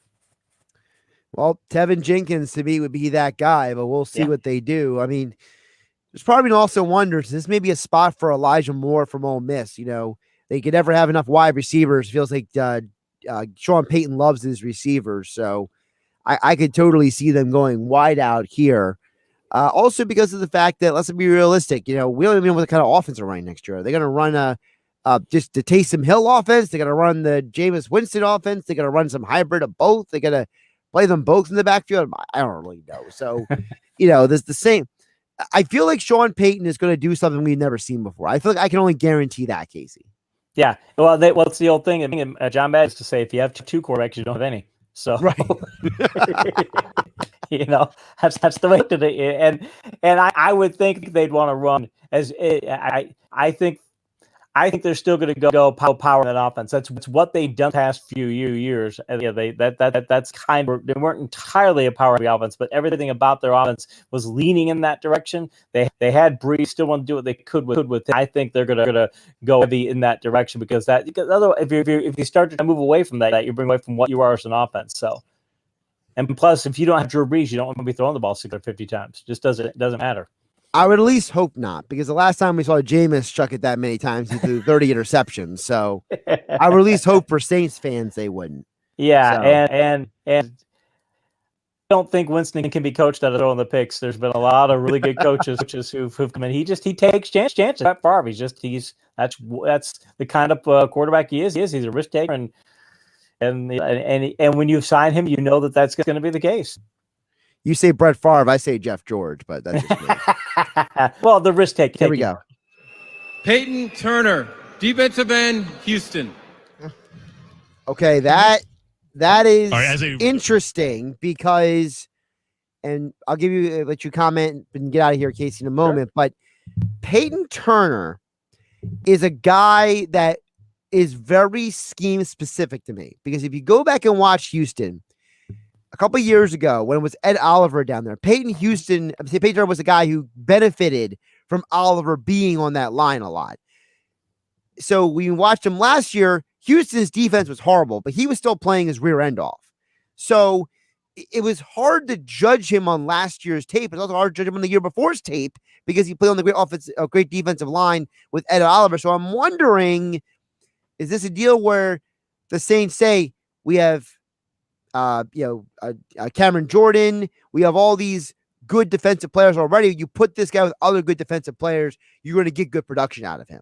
Exactly. You don't have to ask him to play as many plays. I think this might be a situation where I'll use a fantasy football reference here, where you get into a draft and there's been a big run on running backs or something, and you get into the certain round of the draft, and suddenly there's more wide receivers on the board than you thought there was going to be. And fantasy footballers will go, wow, it's time to make the wide receiver run. I think teams are going in all these directions. It's a terrible draft for defensive ends, but there's still players that can help your team. And I think the Saints look at, they're going to be teams that are going to be short defensive ends this year, probably in future years. So we might as well stock up and get some depth here at a player who's still a pretty solid player at this point. Probably somebody who, again, we don't have to get him to play all the snaps. You can rotate him in and out, make him part of a defensive line rotation. But it gives them a benefit of having a best player where, again, nobody else really drafted. So you get the best bunch, and maybe you start the run. So I think that's the way they probably looked at this. All right, Casey. Well, I appreciate you jumping on the stream tonight. It's always good to see you and chat with you. Of course, we'll be looking forward to having you back on during the football season as well, at KC Joyner TFS on Twitter. Casey, have a great night. Enjoy the rest of the draft. Thank you. You too. Appreciate it. All right, Josh Hennig riding solo the rest of the way here. Of course, we have the Packers who are on the clock next. So Green Bay did not trade Aaron Rodgers. Getting a look in the Packers draft room right now, and looks like they're getting ready to call the pick in, or the pick was already called in. So we'll see what happens over there in Green Bay. I'll get to some of your guys' comments as well. Nathan followed up and says, is defensive player a lock in round 2? Well, it better be a lock in round 2, because let's be realistic, Nathan. They need cornerback help. It's Darius Slayton. Avonte Maddox is a slot corner.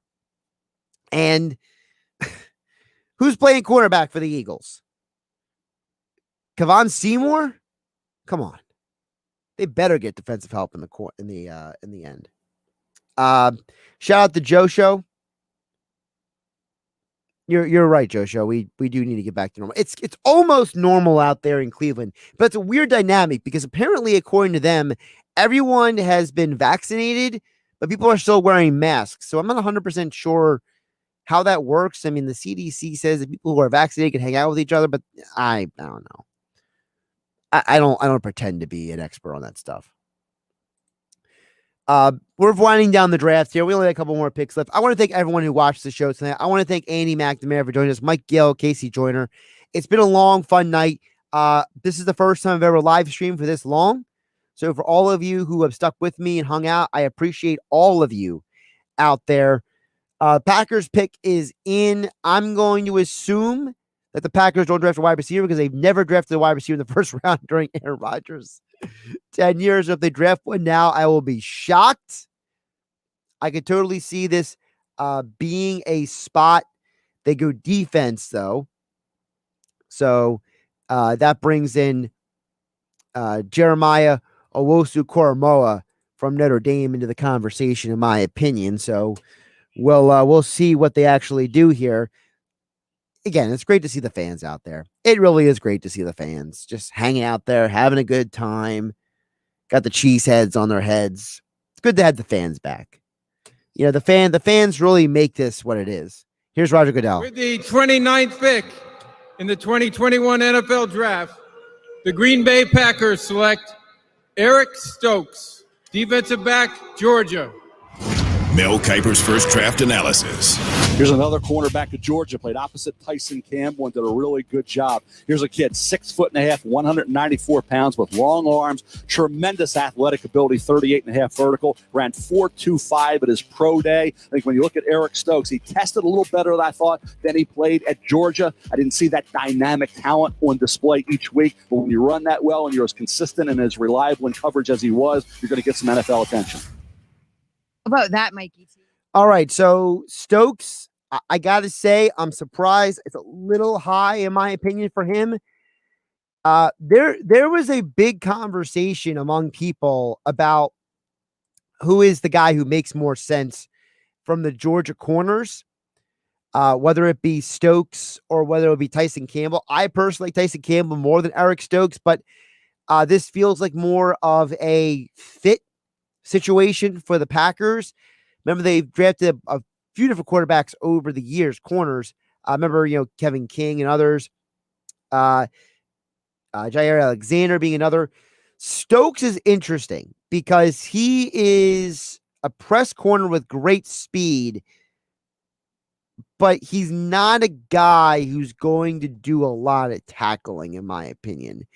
And he gets caught on double routes and he gets caught on exotic offensive schemes. And in the NFL, you're going to see a lot more complicated stuff than you're going to see in college football. So, frankly, I'm surprised. I'm surprised it went this way for them. So, definitely very interesting.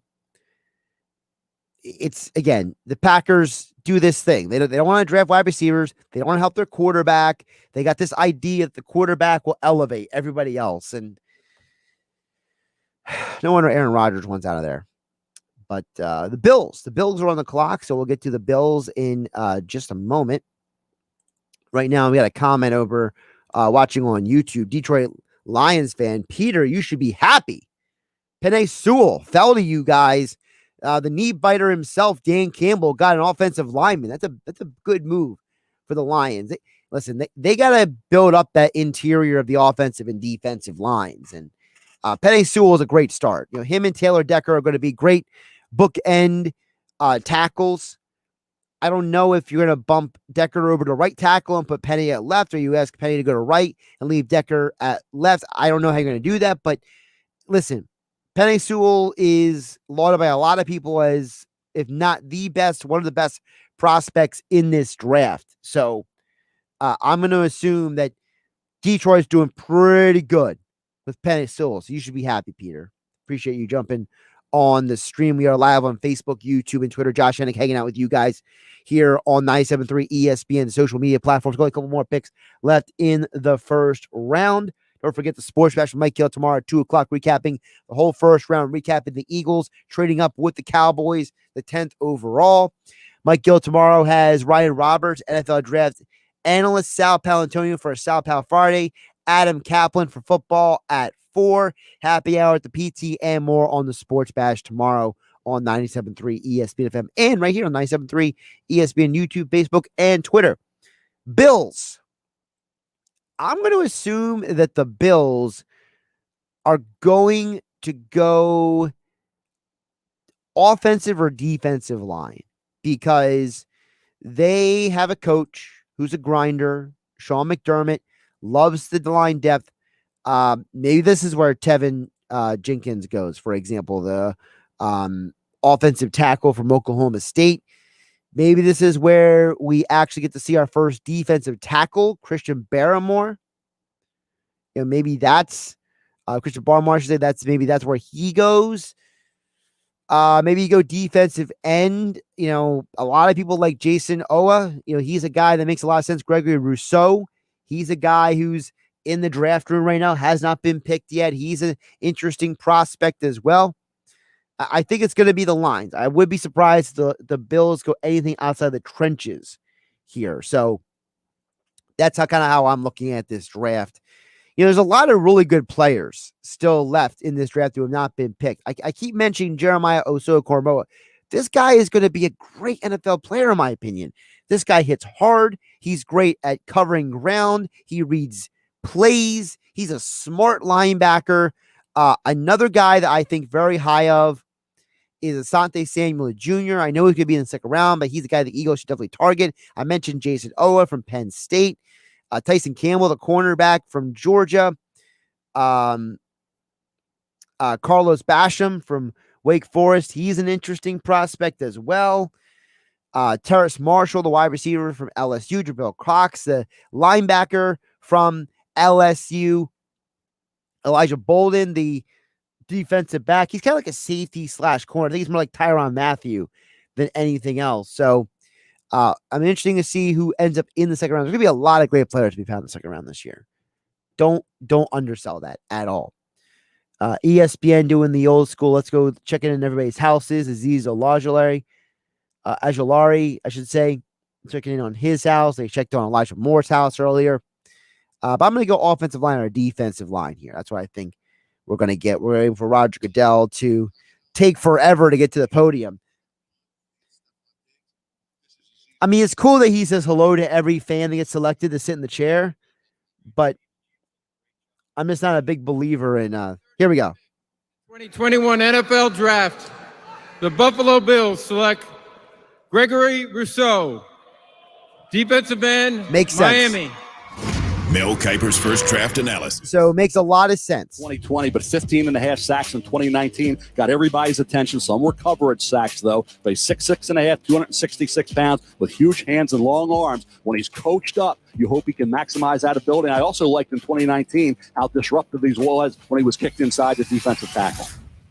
All right, so the pick is Gregory Rousseau. So there you go. Gregory Rousseau is the pick.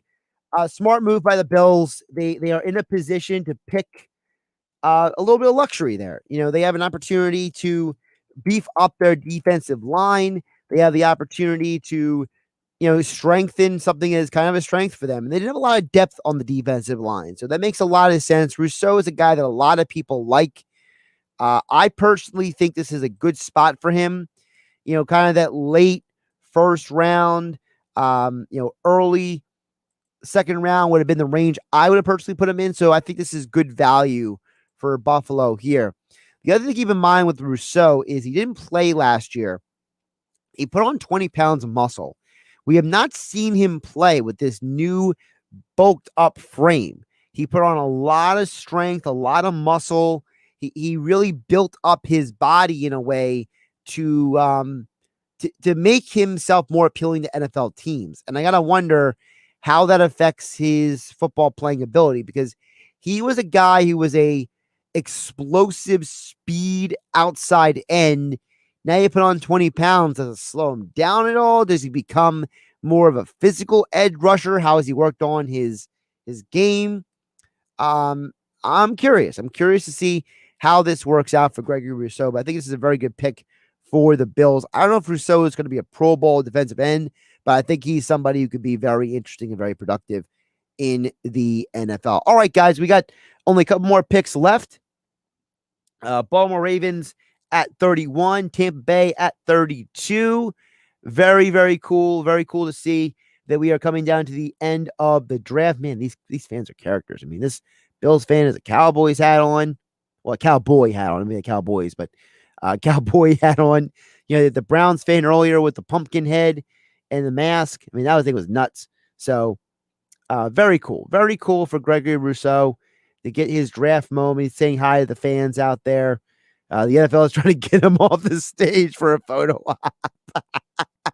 Come on, guys. Let the guy have fun. You wasted 15 minutes of our life at the beginning of the draft with that dribble at the beginning of the draft. Let the draft pick who had to wait for 3 hours have his moment with the fans, okay? Good grief. Come on, people. Get with the program. Listen, I am all for people having opportunities. I like to see people have a good time. That's just who I am. All right. All right. So we're counting down here. We are going to see what they do in the draft here. The Baltimore Ravens are now on the clock. The Ravens already picked somebody. So, I mean, they surprised me. They went Rashad Bateman. If they don't go Tevin Jenkins here or some offensive lineman, I'm gonna question if Eric DeCosta should be the Ravens GM. I really am. I mean, this is just getting ridiculous. Okay, it's getting absolutely ridiculous that we are in this situation where the Baltimore Ravens, a team that was known for building through the trenches, that was known for building from the inside out for decades, you went Rashad Bateman before an offensive lineman? Like, were you really that confident the offensive lineman was going to fall and the Bateman was going to fall? What do you think? The Packers are going to take a wide receiver? Packers never draft wide receiver. Come on. It's ridiculous. Oh, man. I don't know how I lasted this long. I'm tired. I'm almost out of water over here. I'm out of tea. My food's sitting over there. I haven't eaten it for a while. But anyway, but good for Gregory Rousseau. I'm glad he got to have his draft moment. I hate to see the guys who are in the draft room, wait, not get their opportunity.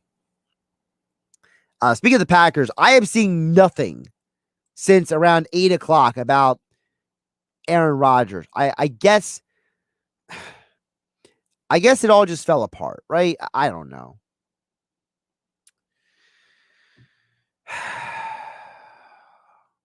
I don't know. I was, it feels like the Aaron Rodgers stuff was leaked on purpose to create a certain amount of reaction. And now that we're in a situation where Aaron Rodgers wasn't traded, he just gets forgotten about. I don't know. Feels a little strange because you don't have that much hype about drafting somebody. I mean, sorry, trading somebody and then just not go and get him. So to me, the fact that the Broncos and the Packers were supposed to be right there on the cusp of acquiring Aaron Rodgers, and supposedly Rodgers was, the deal was almost done, and all of a sudden it didn't happen. And then the Broncos take a cornerback anyway. The whole situation just feels strange. So, and you know what? Maybe the Packers did want to trade up to 9. Maybe the Packers were going to take Patrick Surtain at 9 anyway, and they took Eric Stokes because they knew they wanted a cornerback and they weren't going to get him. So, I don't know. I don't have an answer for it. I think the Aaron Rodgers stuff has legs to it, but this was the opportunity to trade him, and the fact they didn't trade him tells me that you could have a camp holdout with the Green Bay Packers. So, right now, left on the draft board, let's see who the top overall players are. Listen, Asante Samuel Jr. is still out there. Hopefully he falls to the Eagles in the second round. I really want to see the Eagles get Asante Samuel Jr. They need cornerback help. But I know there's a lot of Eagle fans out there. They love the pick of Devonta Smith. We got a Heisman Trophy winner. It's the sexy pick. It's the cool pick. Blah, blah, blah. I get it. So right now we're waiting on the Ravens. They just put their pick in. So we're waiting for Roger Goodell to walk to the podium. I'm saying for the Ravens, they don't draft offensive linemen here. Then I have a lot of questions about Eric DeCosta as a general manager. I don't know if he's the right man for the job then. He was the guy who got picked to be the heir apparent. So, yeah. So here's the deal. I think they got to go Tevin Jenkins here. That's the Ravens. After the Ravens, the Buccaneers the Buccaneers could do anything. The Bucs are the team that I think can literally go any direction. They could go, they can go offensive line, they can go defensive line, they can go safety. I think everyone would laugh if they drafted the quarterback. That'd be hilarious. If I'm to guess the next two picks, I'm going to go Tevin Jenkins for Baltimore because that's the pick they should make. And for Tampa, I am going to go with, because they're going to go outside the box. They're not going to go traditional. Maybe Jason Oweh, Penn State. Maybe they go him. Add some depth to that defensive line. Maybe they go the safety from TCU at Trevon Moehrig.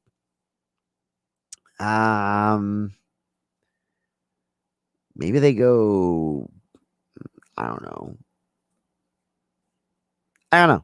Tampa's going to be a very interesting team, that's for sure. Here we go. 2021 NFL Draft. The Baltimore Ravens select Jason Oweh, linebacker, Penn State. Mel Kiper's first draft analysis. Here's a kid who is a freakish talent. You talk about a kid almost 6'5", 260 with incredible arm length, ran 4.39 vertical near 40 inches at his pro day, 21 reps, but he didn't have a sack. Here's a pass rusher without a sack in 2020, had 5.5 sacks in 2019. You want him in space on his feet, not as a down defensive end the way he was utilized. I think he was utilized in a different way at Penn State than would have maximized his ability. You hope now that once he's coached up and learned some more pass rush moves, he can take advantage of all that God-given talent that he has. They needed someone that could get to. So there you go. They go defensive line. All right. I still have a little respect for the Ravens. Defensive line help is always a good thing. I have to wonder if part of the reason why they went Jason Oweh is also because of the fact that they saw that the Browns went defense and the Steelers went running back. So maybe in part a reaction pick. You never have enough pass rushers. I'm fully aware of that. So there you go. Jason Oweh. I love Jason Oweh. I think he's a talented kid. I think he is someone who's still very raw as a prospect, but he has shown you the ability to be extremely disruptive. I know people like Greg Cosell is very high on him. I know that a lot of draft analysts think very highly of him.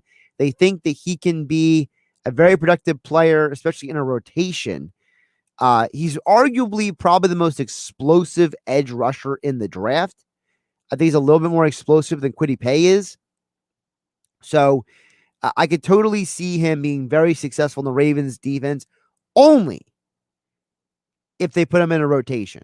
So take that guy off the board for the Bucs. I have no idea what the Bucs do. The pick's already in. So I have no idea. I'm going to still pound the table for Tevin Jenkins. I mean, this kid was a hard-nosed offensive lineman in college. He played at Oklahoma State. He was a mauler. He was aggressive. I understand he doesn't have the longest arms in the world, but he's my kind of guy. Okay. He's the kind of guy that I look at and I want on my football team. I want him to have my back. Okay. That's how I look at it. Roger Goodell coming. Here we go. NFL Draft. The Super Bowl champion Tampa Bay Buccaneers select Joe Tryon, linebacker, Washington. Todd McShay's first draft analysis. Joe Tryon had a breakout season as a redshirt sophomore in 2019. He had 12 and a half tackles for loss and 8 sacks. Now, he opted out this past season, but you just go back to 2019 and study the tape. He has a quick first step. He attacks tackles with great leverage, and he has strong hands and the ability to get off of blocks. So versus the run and as a pass rusher, this guy brings everything that you're looking for. I think he could be a right defensive end, a left defensive end, or a 3-4 outside linebacker at the next level. So what does a... Good grief. All right, I'm done. I mean, you picked a guy who is probably going to be a late second round pick in the first round. I mean, I don't even know if he really is a defensive end. Is he a linebacker? Is he a defensive end? I have no idea. This is just ridiculous. I'm sorry. I mean, the Bucks literally passed up getting more depth in the offensive line for a project pass rusher. Oh my goodness. All right. I'm done. I've had it up to here. I mean, these teams want to keep passing on offensive linemen. Do it at your own risk. All right. Here is your list of best available players left in the draft. And I'll just give you a quick rundown of who's available, and then we'll wrap up the stream here. Thanks for everybody for watching and commenting and being involved in the stream. All right, here we go. Notre Dame linebacker Jeremiah Owusu-Koramoah. I think he is going to be a steal in the second round. Trevor Moehrig is hands down the best safety in this draft. You've heard me mention Devin Jenkins of Oklahoma State before. He's probably a right tackle in the NFL, but he's going to be a good one. Azeez Ojulari is going to be a scheme fit specific pass rusher. So you have to be running something like a 3-4 kind of defense for him to be at the most impact. Asante Samuel Jr. is the best cornerback left in the draft. I hope the Eagles get him. Fingers crossed. Who else is left in this draft? Well, the two running backs from North Carolina, Javonte Williams and what's his name? Michael Carter. Two running backs who are going to be not drafted very high, but have a major impact on the draft. I expect them to both play very well. Dylan Rundens, the offensive lineman for North Dakota State. I think he is a starter in the NFL. Tyson Campbell, I think he is a starting cornerback in the NFL. Maybe the Eagles end up with him. I don't know, but we'll find out. Terrace Marshall he's a freak. He is a special athlete. He is 6'3", probably closer to 6'4", actually, and he runs ridiculously fast. Elijah Molden, to me, is the next Tyrann Mathieu, the defensive back from Washington. Keep an eye on Chaz Surratt, the linebacker from North Carolina.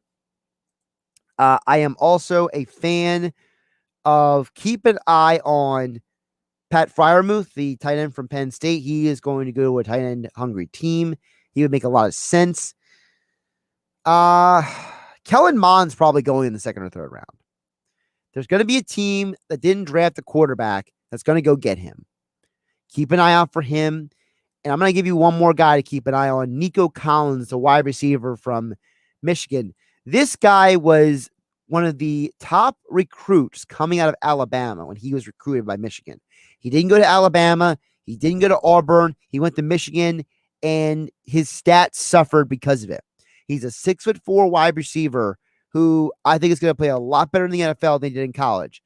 I'm not saying he's this player, but remember, Calvin Johnson came from a triple option offense to become a Hall of Fame type player. I think Nico Collins can have a similar ascent. He can be a Pro Bowl caliber receiver in the NFL who came from an offense and didn't use him properly. So he is a guy I want you to keep an eye on as well. One more sleeper for you guys. I'm trying to think of somebody. Just one more guy. I want to give you one more guy to keep an eye on day 2. How about we go with, all right, I'm going to give you 2 more sleepers.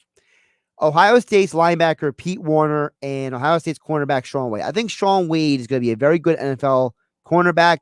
I think Pete Werner is going to be an interesting guy to watch out for because Pete Werner, he was a guy who played inside linebacker at Ohio State, but he has excellent top end speed.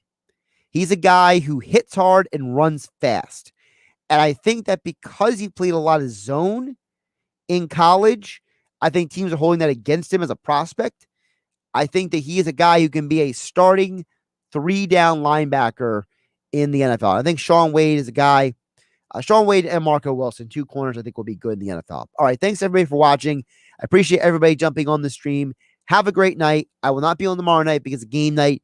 So tomorrow night will be the NFL draft on ESPN Radio on 97.3 ESPN and the 97.3 ESPN mobile app. Thanks everybody for watching. Have a great night.